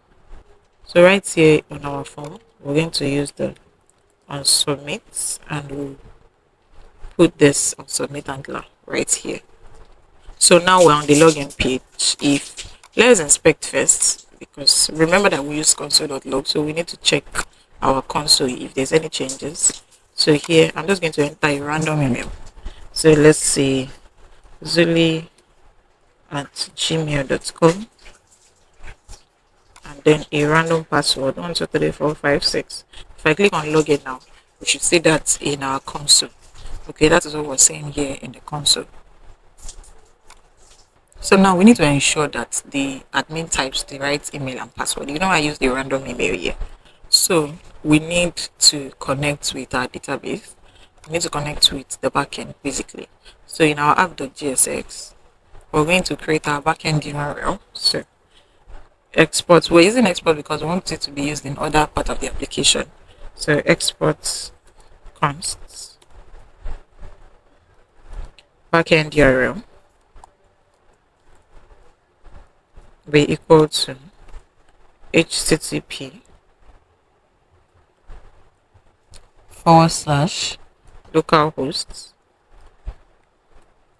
and the port is 4000. We need to set our currency as well, so we're going to do the same thing. So we're going to have export const for currency as well. We're going to use this, and it will be equal to, we're using $sign for the currency. Okay, so now that we have our backend URL here, we'll open our login page. So now right here where we have the submit handler function, in our try catch block, I'm going to turn this into a comment because we obviously do not want to see the email and password in our console, the correct email and password. So right here we're going to have const response be equal to await. We'll use Axios. Remember we installed Axios package earlier. Dot post method because we're sending the email and password. Then we'll have our backend URL from our app. Right here it has been imported, and then we'll concatenate this with our API endpoint for admin. So /API /user/admin, and then we're going to send the email and password. So email, comma, password. And now we're going to use an if statement. We'll log our response. So log in the console the response. Then we use an if statement to check if response.data is success. The data.success. Then we'll set our token to response.data.token. Else we want to display an error using toast notification. So here we're going to have toast.error. We're here to import toast notification. Toast.error response.data.message.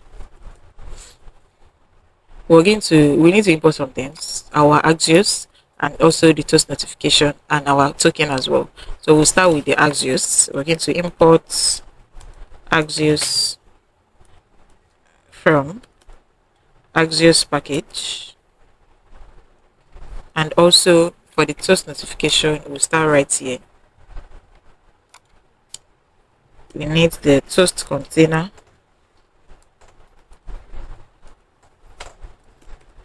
I'm going to import it here. We're going to import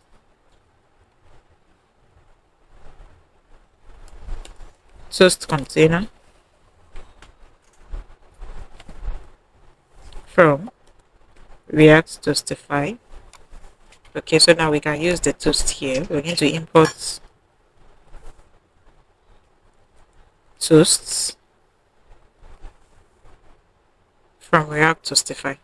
Okay, so we've imported toasts and we have our Axios as well. Next thing is the token. So right here we're going to pass set token as a parameter here, and right here in our app.gsx, we're going to pass set token here as well. So here, set token will take set token. So now we're going to try logging in, but we need the admin email. So here in the backend folder in our env file, we're going to get the email. So we're using this email here.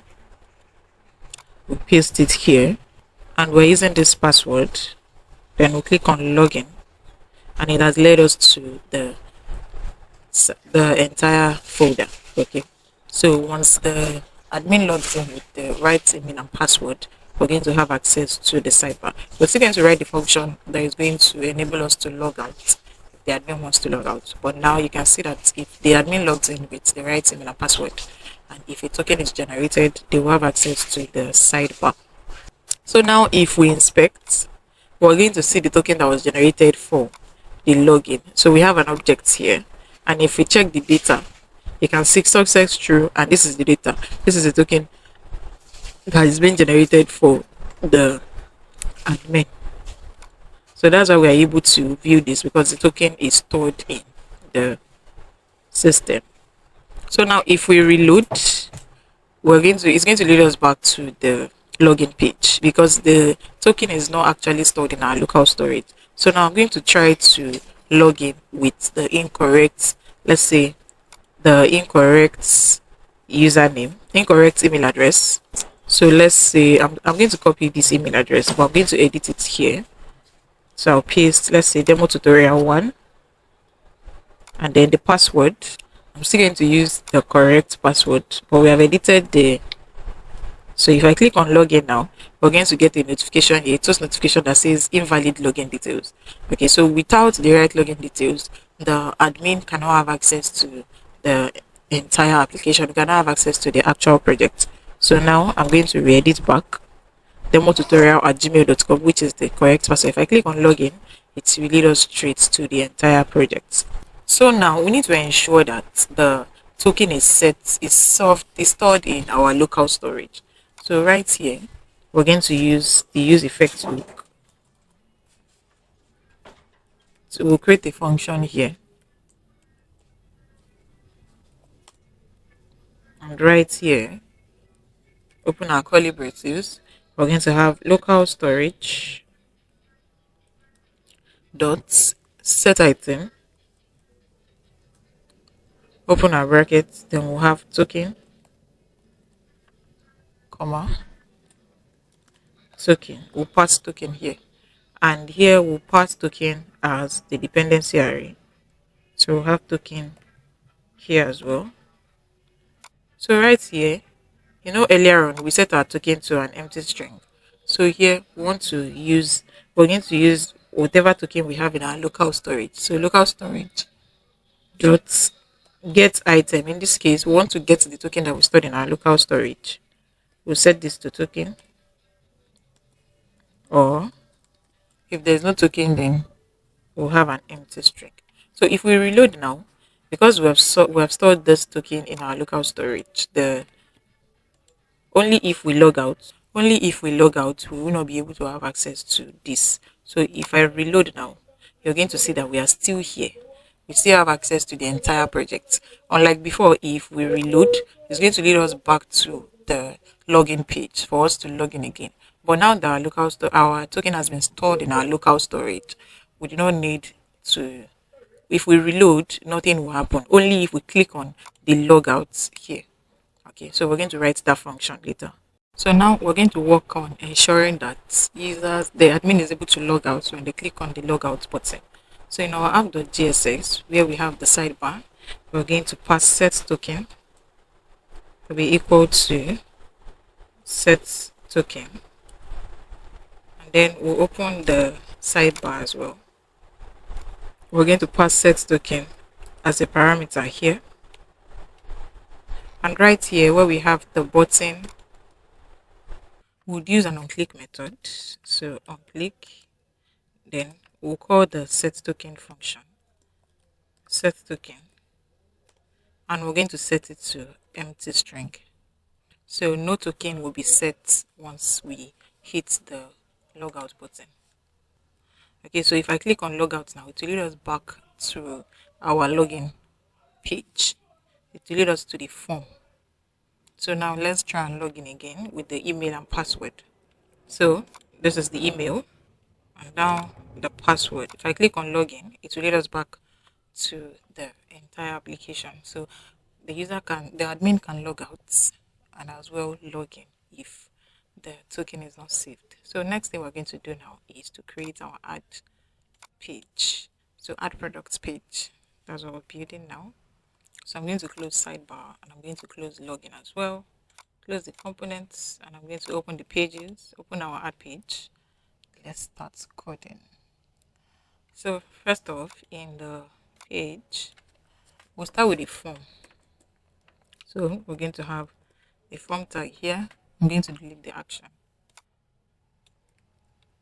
In between our form tag, we're going to have a div tag. In this div tag, we're going to have a p tag that would say upload image. Then we'll have another div tag here. And this div tag will have a label for image. Then in between the label tag, we're going to have the image. Okay, after this image, we're going to have an input field and the type is file because we want to upload a file. So the type here is going to be file. We don't need this, but we need the ID. The ID is going to be image. Control Z, okay. The ID is going to be image. The type is file, okay. In the image, we need to display something, right, when we want to add product. So we're going to use a logic, but first let's upload the default image that we want to use. So we're going to be using this image as our default image if we have not uploaded. So I just copied the image now. Okay, so now there's going to be a logic in this image tag. So first off, we want to know if the image is not available, that is, we have not uploaded an image. We want to use the default image, the default placeholder. We're going to use this image here as a placeholder. And it's going to represent the image. And if the image is not selected and we have uploaded an image, we want to create a temporary URL for the selected image, allowing it to be previewed before uploading. So basically, this now, we're going to remove this quote and we're going to have a curly braces. If not image, meaning that if an image is not uploaded, we'll use our ternary operator to display the uploaded image. Okay, I'm here to import this image into our ad page. So we're going to have import upload image from /asset folder / upload image.png. Okay, so back to our code. If image is not available, that means if not image, then we want to display this uploaded image, which is going to serve as the placeholder.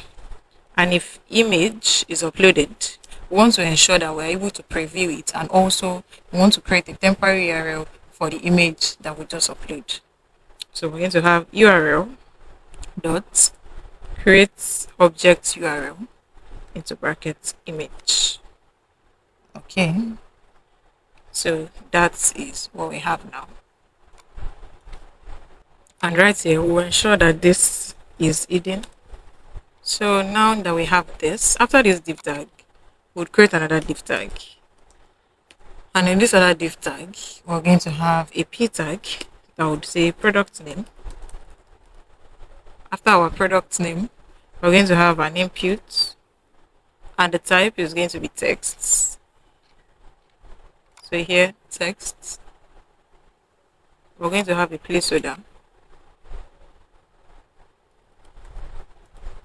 Placeholder will be enter product name. Then after this div tag, we'll have another div tag. In this other div tag, we'll have a p tag as well that would say product description. Then we'll have a text area for our product description. We're going to have, it's going to be required. Every other one will be required as well. I missed that. Oh, Control Z. Okay. So this will be required. This as well will be required. That means it's compulsory. Okay. Then we're going to have a placeholder. And the placeholder will be type enter description here. Let's just have something like that. Enter description. Okay. Okay, so for this text area, it's going to be a self. We're going to use a self-closing tag. So I'm just going to have that right here. Then we'll have another div tag. In this div tag, we're going to have our p tag for the category. So basically, this is going to be grocery category. Then we'll have a select. We'll use a select tag. In our select tag, we're going to have options. So right here, we're going to have options, and we're going to have 7 options. Okay, so the first value will be all. Remember, in our category, we have all, we have fruits and vegetables. So the best thing you're going to do if you have like long sentences is to open the front end and just copy and paste the text to avoid any wrong spelling. So here we have fruits and vegetables. I'm going to add that here. Oh, Control Z. No. Okay, the option value to state all, right? And then right here we have fruits and vegetables. Let me copy it once more. I don't think I copied it correctly. Okay, Control C. Then I'll highlight this and paste it here. Next is the dairy products. So in the value we have dairy products. Another one we have here is meats and seafood. We're going to come add it here as well in the option value. Then we have bakery items. We'll add it here as well. And then after meat and seafood, bakery items here. We're going to paste it right here. Then we have pantry staples. We'll copy this and then we'll paste again. Also lastly we have frozen foods. So we'll copy and we'll paste right here. Okay. Then after this div tag, we're now going to create our button. And the type is going to be the submit. And here the text is going to take add product. Okay. So there are several things that we still need to do in our add page. We need to ensure that we have we want to ensure that we store the selected image. We want to ensure that we have a variable that is going to hold all of the values that we'll have in our input field, and also to bind our input field with the state variable that we're about to create. Okay, there's something else that we missed. We missed the price. So after this div tag here, we're going to have another div tag. And right here, we're going to have price. So product price. Then we'll have an input field.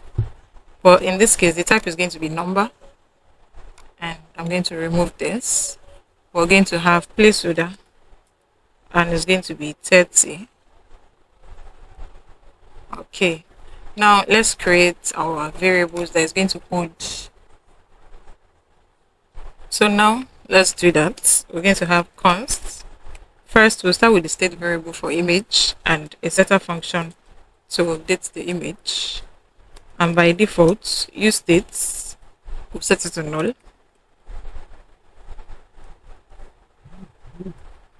Then we'll create the state variable that will store the product name and a setter function that will update it. Use states. We'll set this to an empty string. Then we'll have const description. Description. Setter function set description. By default, use states would be empty as well. And also we'll create another state variable for price that will store price. Setter function set price. Use states will be an empty string. And lastly, we're going to have for category state variable to update the category, set category. And by default, use states. We're going to set this to all. The A will be capital letter. Okay, so by default, this is going to be all. Now, what we're going to do now is to bind the values with our input field. So we're going to start with the image. For the image, we're going to use here in our input field, we're going to use an onChange method to update our image when there is a change, like if we upload an image. So we're going to have onChange, pass an event as the parameter, then update the image e.target.files, the first file that we upload. Okay, then for the next input field, which is the name, so right here the value here will be the name. Okay, and then we'll use an onChange method as well. We'll pass events to this, update if there's a change, e.target.value. Okay, and then we're going to do the same for description. So right here as well, we're going to have onChange. Oh, come on, Ctrl Z, Ctrl Z, Ctrl Z. onChange method. Then we'll create our function. So update the set description function with e.target.value. Then we have the selection here. So here as well, we'll set the value. For the text area, we didn't set the value, so let's do that. We'll set the value with description. So right here, we'll set this value first with category. Then we'll now use the onChange method to update this. So set category would be e.target.value as well. Okay, then we have our product price as well. We're going to do the same thing. Value here would be price. Then we use an onChange method to update this. Set price with e.target.value. Okay, so there's something that we missed here. For the options, we have the option value, but we don't have the option text, but we have it here. So I'm just going to do that. I'm going to copy this and paste it here so that it will display the text. So meat and seafood, copy this, place this here. Bakery items, copy this, paste it here. Pantry staples, copy this, paste it here. Frozen foods, copy and then paste here. Okay, so this is what we have now. So now let's view everything that we've done. We're on the add page. Okay, so we have it right here. This is the default image uploader. This is our input field for name. This is our text area. This is our category right here. This is the price, and this is the button to add to cart. Okay, so let's style the entire thing before we now submit the form, and we're going to add the product to our database. So before styling this actual add page, we need to style our app.css such that all of this here would be in front of the sidebar. We want to make sure that it displays as flex instead of having to be under this here. So let's style. So we'll start with this first div tag here. Class name. The background color here will be white, and then the minimum height will be the screen size. Then the next div tag that we have right here, class name, display would be flex, the width will be full. Then we have this div tag here as well, so we'll style this as well. Class name, the width here will be 70%. Margin left will take this value. So max width, we're going to have maximum of 5 VW, 25 pixels. Then we're going to have MY will be 8. Text will take this color. Text size will be base. And that is the styling here. So now this is what we're going to have now. So let's style the ad page itself. So I'll open the ad page. I'm going to close this asset folder, close this as well. Then we'll start styling from our form tag. Class name, display will be flex direction colon, gap 1, items at the center. So right here on the image, we're going to style this as well. Class name, the width 32. We'll set the cursor to pointer. Then we're going to style the next thing right here. So here, class name, the width will be full.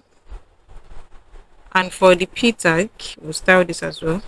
Margin bottom 2. The text size will take 22 pixels. There should be an hyphen here. And right here in our inputs, we're going to have class name. The width of this will be full as well. Padding will be 4. The max width will take 500 pixels. We'll have a border, and the border color will be gray, 300, and then we'll just add border radius here. Okay, so for this, so we're going to use the styling that we have here. So I'm going to copy this and I'm going to paste it right here.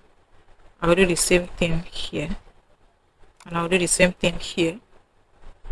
Then for the p tag, I'm going to do the same thing right here, paste it here, and do the same thing here. So there's something that we need to correct. Okay, I'm going to delete this right here. Okay, so I want to ensure that this category and the price, they're on the same, they have the same container. So I'm going to create another div tag, and I'm going to cut this here, and I'll paste it in between this new div tag that I just created. So we're going to style this new div tag that we have now. So we're going to have class name, display here will be flex wrap, gap 4, and the width here will be full. And right here for the category, we'll set the minimum width to 200 pixels. Okay, so this is what we're going to have now. Okay, now we need to style this as well. So I'm going to be using the styling in this product name for every other input field. So I'm just going to copy this, and then paste it right here where we have this text area. I'll paste this styling here. Where we have this select tag as well, I'll paste it here. Okay, but for the select tag, we're going to ensure that the text size is 12 pixels. This will be 16 pixels, not 12 pixels. Okay, 16 pixels should do it. Then we'll have the same input field for this. We'll have the same styling for this, but the maximum width here will be 200 pixels. 200 will be too much. Let's do 120. And now we're going to style our button. So right here we'll have class name. The margin top will be 6. PX will be 20. PY will be 3.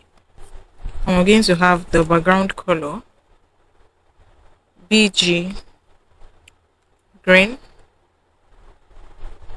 600 rounded. So now if we check here, oh my god, what do we have? Okay, let's see. Okay, so there is a items starts, not center. Let's see. Okay, so now let's work on the hover effect. If you hover on the button, if you hover, so here hover, the background color should still be green, but in this case 700. If you hover, the text color, let's make the text color white even without hovering. So here text white. Okay, so let us see what we have now. All right, so this is what we have. Now I'm going to try to upload an image. So we're going to upload, let's say, an image of an apple, and you're going to see it here that we can preview the image. So that's the job of this code here, of this line of code that we have here. Okay, so we can preview the image, and then we can enter the name, we can enter description, we can select, and we can add price 30, 205, whichever one. So now let's ensure that we can submit this and then add to our database. We can save the whatever we have here in our database, whatever we add here to our database. So first off, in our app, we're going to pass token here. So token will be equal to token. Okay, so right here we are going to get token as well as our parameter, and now we're going to create a function that is going to undo the submission. It would update, it will refresh the page after submission, and also send our product, send the detail of the product to our backend. So first off, I'll create the function, and I'm going to name it on submit handler. On submit MIT. Come on submit handler, and it's going to be an asynchronous function, by the way. So asynchronous array function, we're going to pass event as the parameter. So first we need to prevent the default form submission behavior. So here we're going to have e.prevent default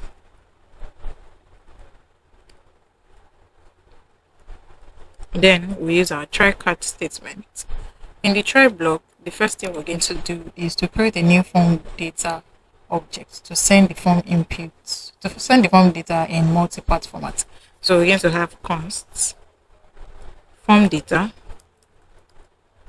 will be equal to new form data. Okay, now we are now going to add the product name, add description, add price, add image, and all of that. So here we're going to have form data dot append, open our bracket. This is going to be name, comma, we'll pass the name, form data. So instead of having to type one after the other, I'm just going to copy this. So next is for description. So I'm just going to do this description.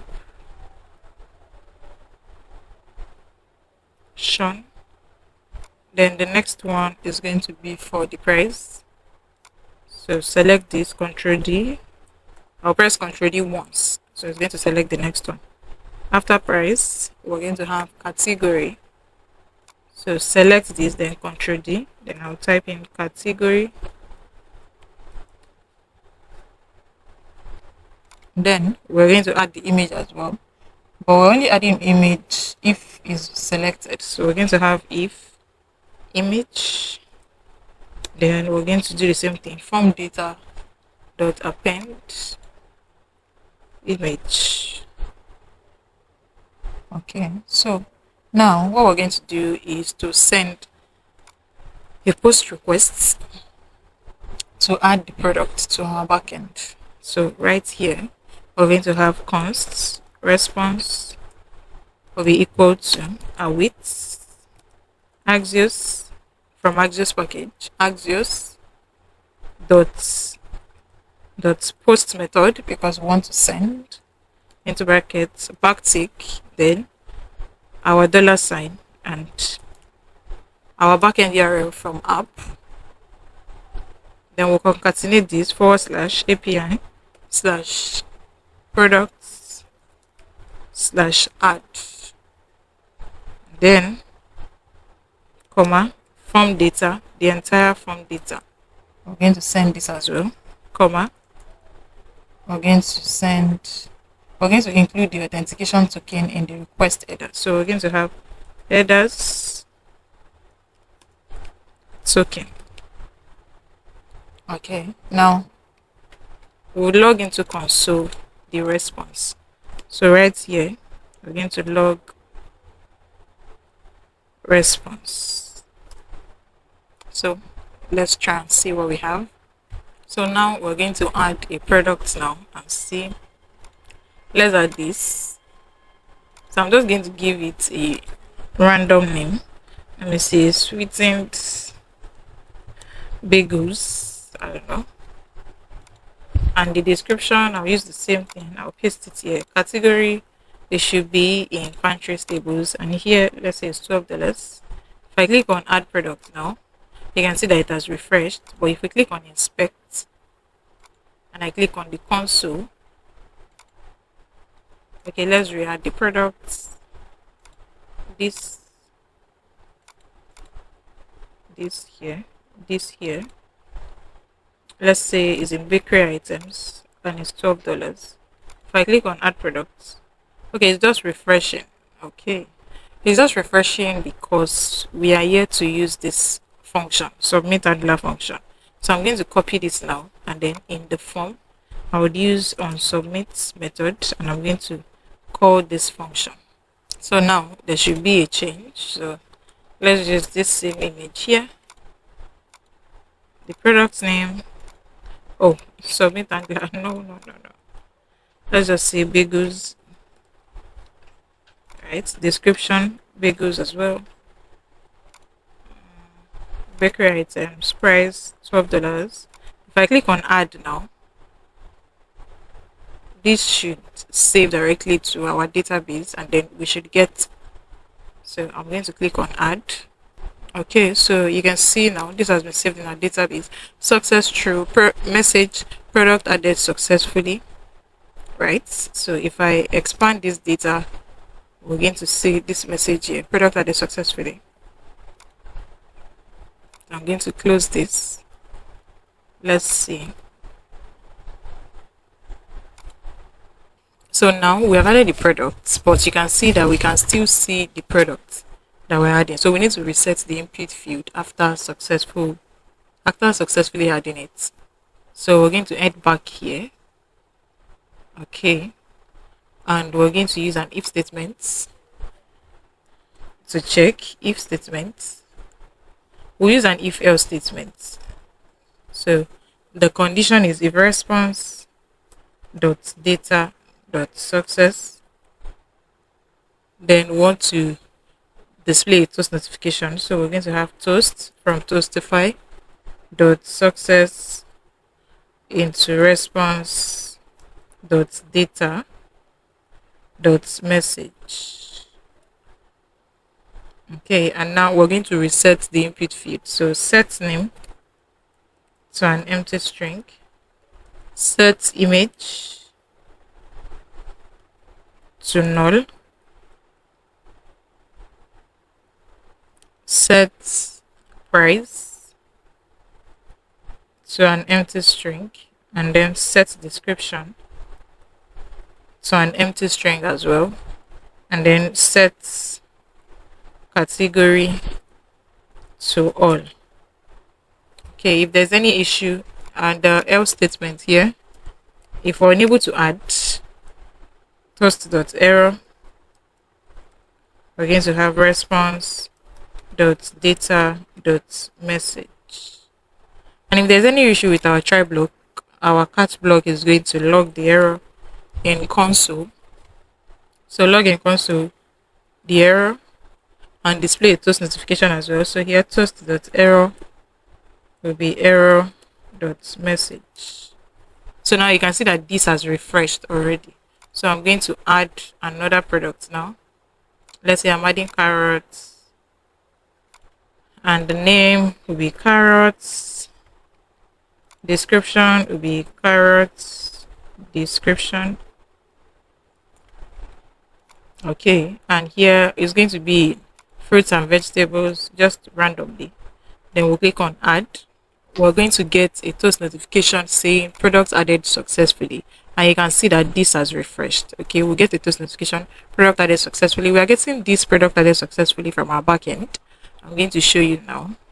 I already showed you earlier where we're building the controllers for adding products, the function in our product controllers. So here is the total notification, product added successfully, and everything here has been refreshed. The grocery, everything has been refreshed to all. So right here, let me show you what I mean. So now that we're done with adding products, and we can see that we're getting a message, I'm going to open the lists, but I said earlier that I was going to show you something.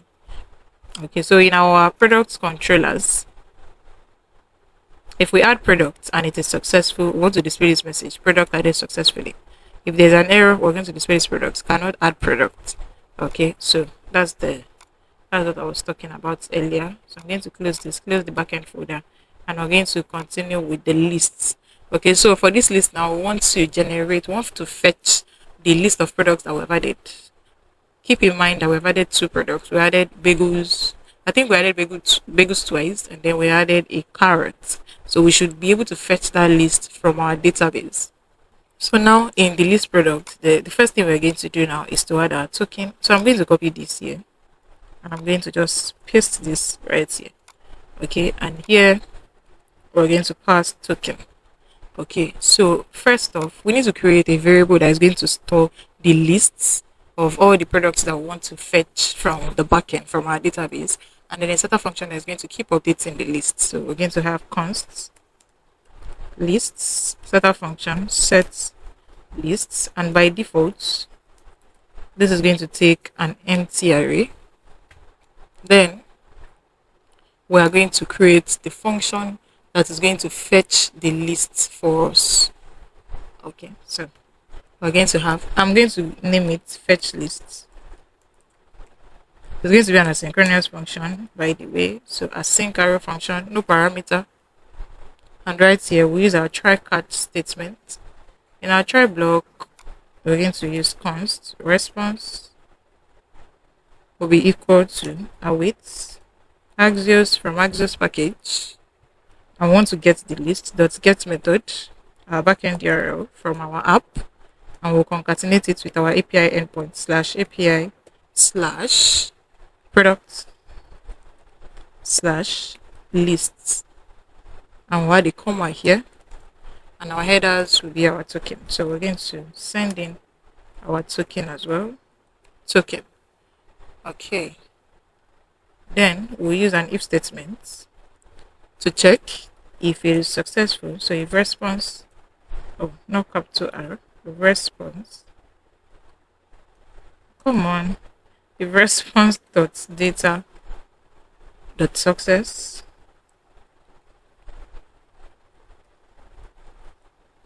then we're going to set the list. We're going to update the list. We're going to use the set list function to update the list. This should be small r. Response. Okay, there's a typo error here. Okay, so we're going to update the list with the response. So this is going to be response dot data dot products dot products. Okay, and if there's any else, ELSE, one will display a toast notification, toast dot error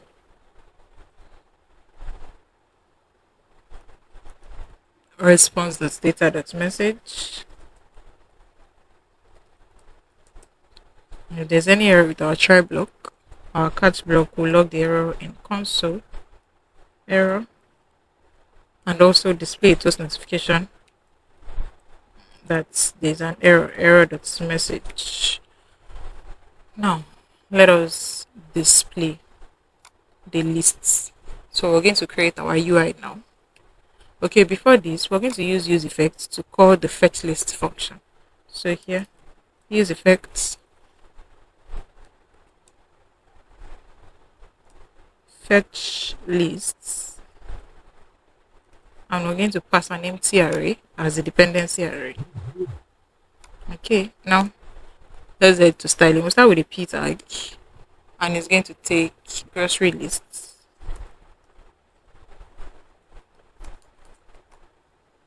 After this p tag, we'll have a div tag. In this div tag, we're going to have another div tag. So for this other div tag, we'll have a bold tag. We'll have 5 bold tags. The first one will take image. The second one, let me space everything. Okay, so the second one will take name. The third will take category. The fourth will take price. And the last one would take action. That is either to delete or edit. Okay, so this is going to take action.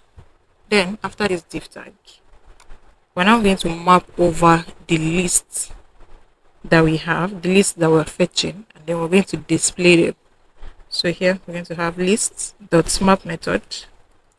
We'll pass the item and their individual index number. Okay. And then press enter. Then we'll have a div tag right here. Div. In this div tag, we'll have an image. We'll have 3 p tags, p times 3. After this p tag, we'll now have the delete icon. So here we're going to have delete forever. Okay. And then we're now going to, for this div tag here, which is the container, we'll pass the key. So for each of the lists, they will have their individual index number. Then for the image as well, this is going to take item.image.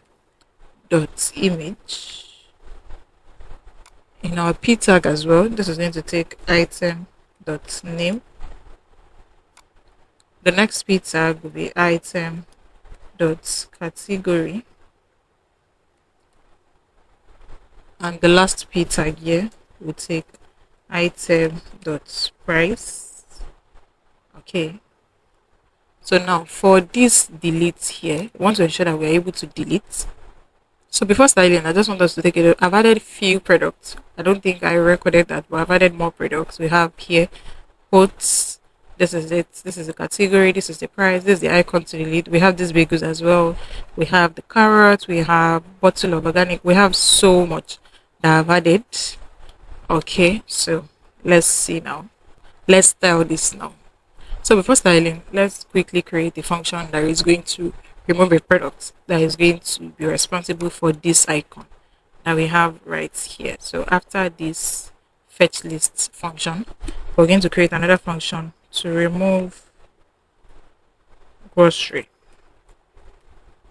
Okay, it's going to be an asynchronous function, async, and we're going to pass ID. So we want to remove a product based on the ID. So try catch statement. In our try block, we're going to have const response be equal to await axios dot post method. And then we're going to have our backend URL concatenated with our API endpoint, and this is going to be /API /products/remove. And we're going to add a comma here, and we're going to send the ID of that specific product. Then headers will be token. Okay, so we would also check using an if statement. So if else statements, the condition is if response dot data dot success,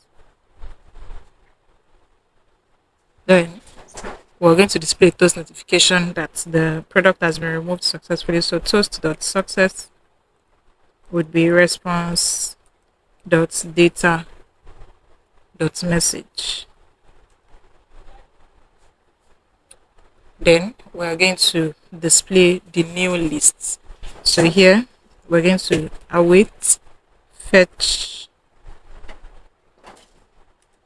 lists. If there's any error with this, okay, we should have a closing fetch lists function. Okay. So if response.data.success is not true, that is where the else statement comes in. We're going to display toast notification, toast.error, response.data.message. Okay, and here, if there's any error with our try block, our catch block is going to log the error in the console and also display a toast notification that there's an error dot message. So now we can now style. Let's style this. So we'll start with the p tag. We'll have class name. Margin bottom here will be 2. The fonts should be bold. The text size 2XL. Then for this div tag that we have here, class name, display should be flex direction, colon, and we'll have a gap of 2.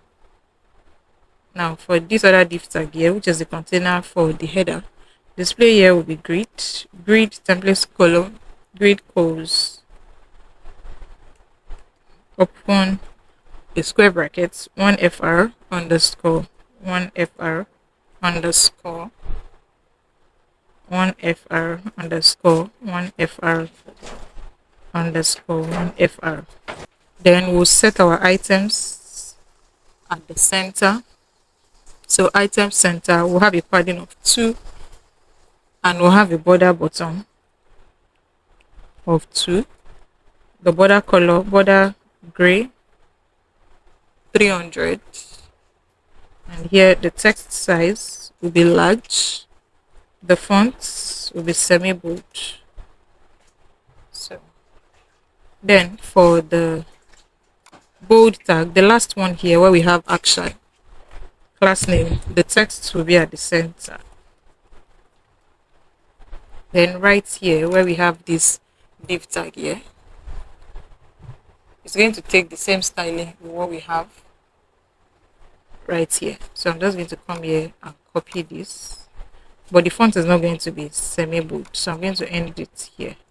I'm going to paste this, then add the closing quotes.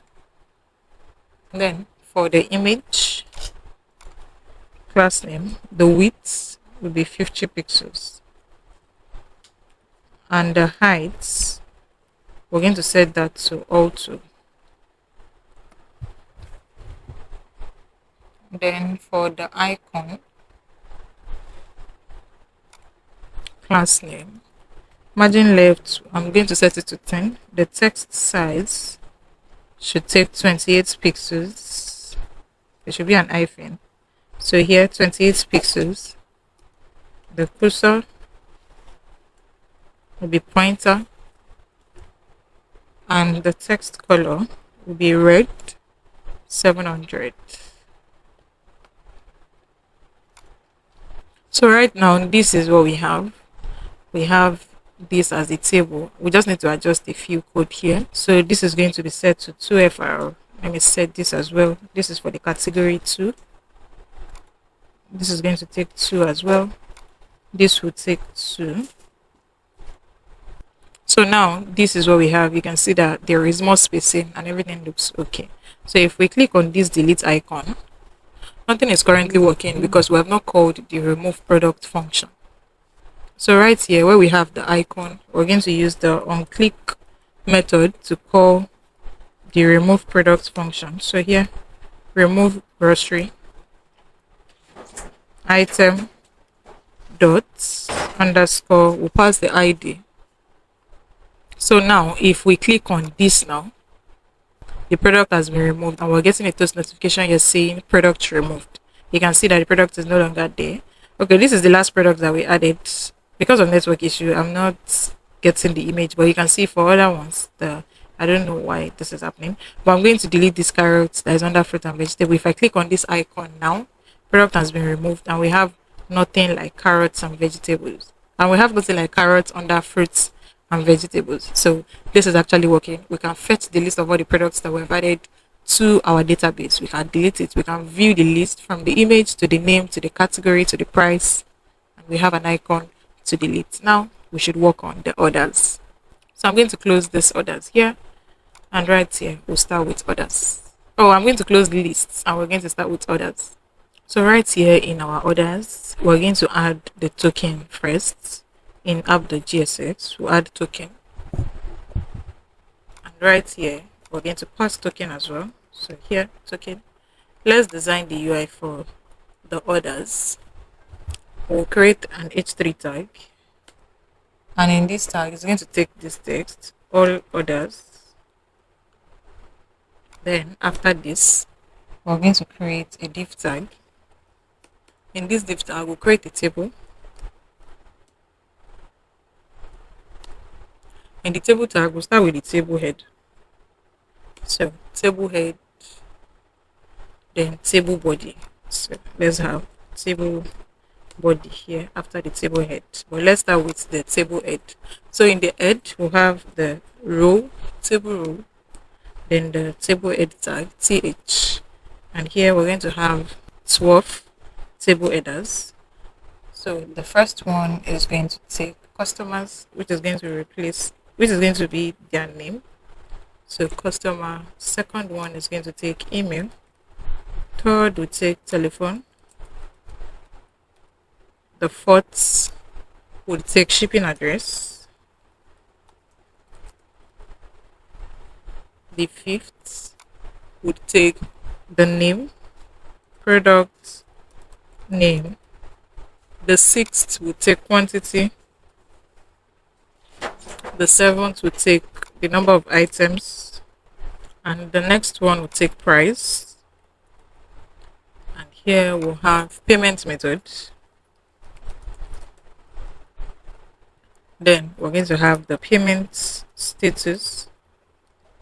If it is pending, if it is successful, then we'll have the dates.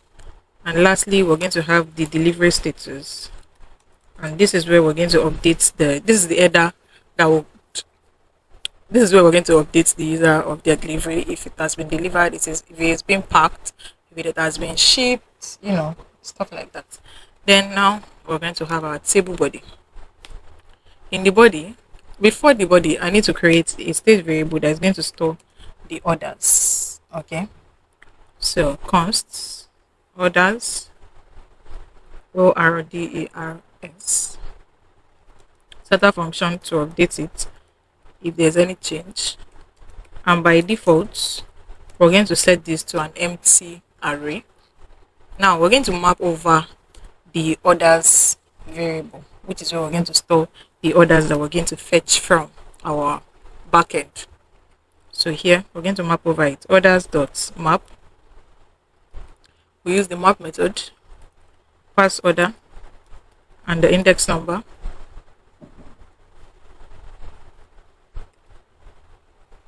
Then we're going to display the orders. So we'll have the first table row, and here there's going to, for each of the row we'll have a key and we'll pass index. This is to uniquely identify each of the table row. And in the row we're going to have datas, right? So we're going to have table datas. The first one, we're going to have 12 table datas, just like we have it in the table header. Okay, so the first table data here, this is going to take order dot, we want to get the first one here is the customer's name, and we want to get the customer's name from the address object. So here dot first name, Then the email address, we're going to have order.address dot email. Oh, come on, come on. It should not be inside the tag, it should be outside. Okay, so I'm going to cut this, Ctrl X, close this, and I'm going to paste it in between. Next is for the phone number. I'll paste this,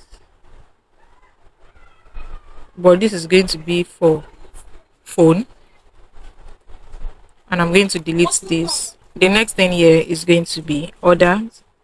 I'm going to paste this. So right here, instead of email, we're going to replace this with street. This is going to be street address. Let me remove the extra curly braces that we have here, comma. We're going to have, we need the city details. So here, order.address.city. Let's close this curly braces. We're going to have orders. This, after the city, we're going to have the state, comma, country. So right here, this is going to be country. I'm doing this because I don't want to retype. So here, country, and then comma, zip code. So right here, I'm going to replace this with zip code. So this is going to give us the entire address. You know, at the front end, the user is going to fill the form at the checkout. They're going to fill their shipping address. Okay, now we have the next table data here, and the table data that we have here, we want to display the item name and the quantity. So here we're going to map again. So order dot items dot map, we'll pass item and their index number, and here we'll have a p tag. So the p tag here is going to take item dot name. So this will be the name of the item, and for the p tag we're going to pass the key to represent the individual index number. So here it's going to be I, because that's what we used here. Okay, after this, the next table data, we're also going to do the same thing. We're going to map over our items. So I'm just going to copy this, and right here I'm going to paste this here. Oh, Ctrl Z, Ctrl Z. Okay, let me recopy. I'm going to copy this. I'm going to paste it right here. But in this case, we want to get the quantity. So it's going to be quantity. So the next thing here is the next table data that I want to display is the order, the length. That is the number of items that we have. So we're going to have order dot items dot length. Next table data here will be for the amount. So right here we're going to have order. First we'll start with currency. Okay, we're getting currency from app. Then we're going to have order dot amount. Next one that we have here is going to be order dot payment method. Then next is to check the payment status. So order dot payment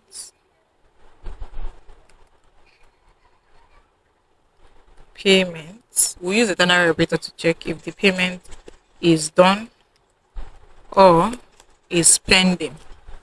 Okay, so right here we're going to have pending. Next table data that we're going to have will be for the order dates. So we want to use the current dates that the user orders. So new dot date method into bracket order dot dates dot to local string. Okay, last table data will be for delivery status, and in the delivery status we need to update our delivery, right? So we're going to use the select tag. Okay, so I'm going to delete this. The value here is going to be order.status, the status. Okay. In the select tag, we're going to have 5 options. Option times 5. The first one is going to be order placed. The second option will be packing. The third option will be shipped. If the order has been shipped, the next option will be out for delivery. That means it's en route. And the last option would be delivered.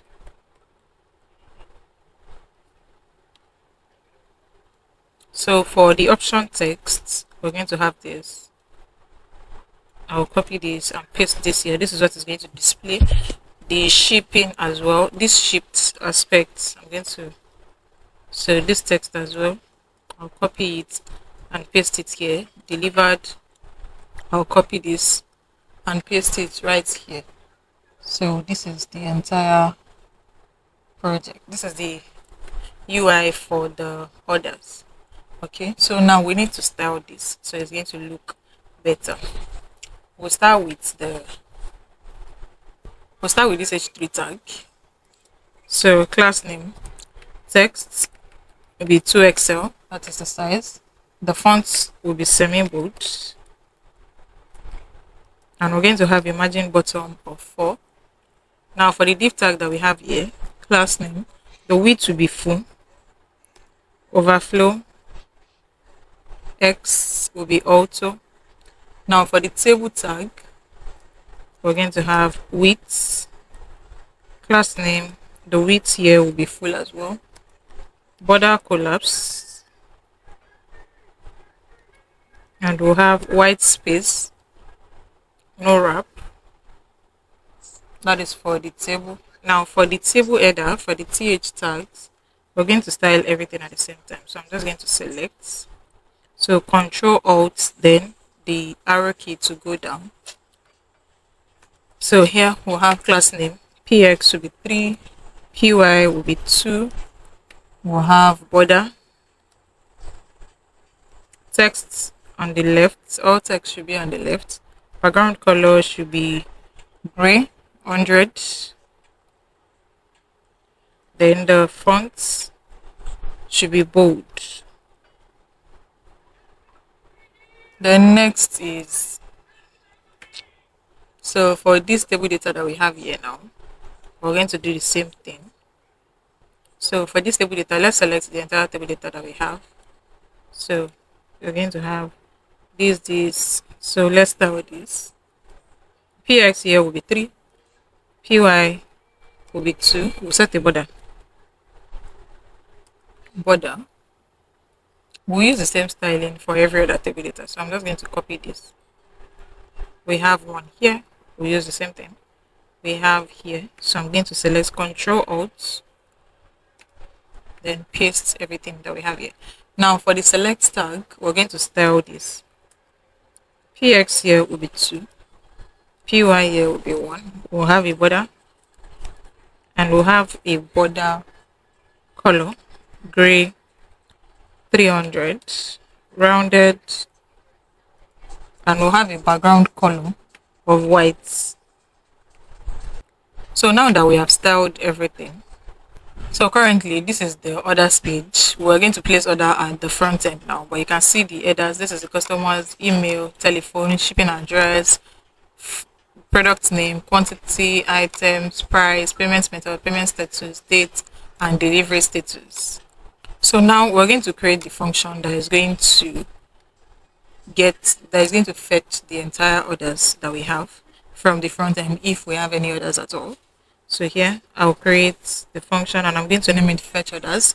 So here we're going to have const fetch all orders. It's going to be an asynchronous function. So here async arrow function, and it's take no parameter. So first we need to check if token is not available, then it should return null. So if not token, then return null. And if there is token, that means we'll use it will go to the next step. So here try catch statements. In the try block, we're going to generate, we use post method to get our orders. So right here, so we're going to have const response will be equal to await axios from axios package, axios dot post method. Then we'll have our backend URL, and we'll concatenate it with our API endpoint. So here slash API slash order slash lists. So we want to get the list of all the orders that we have in the backend, and then we'll send in an empty object, and the headers here will pass in the token for authentication. Then we're going to console, we'll log into console the response because I want to explain something as well. Response. Okay.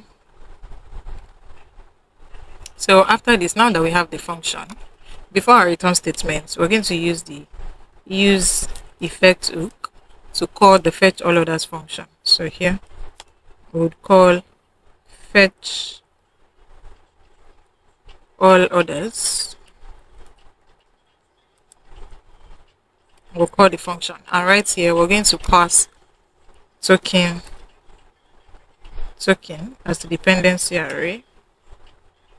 So now if we inspect, since we logged the response in the console, if I click on console now, we're going to see the order that has been placed before while we were testing earlier.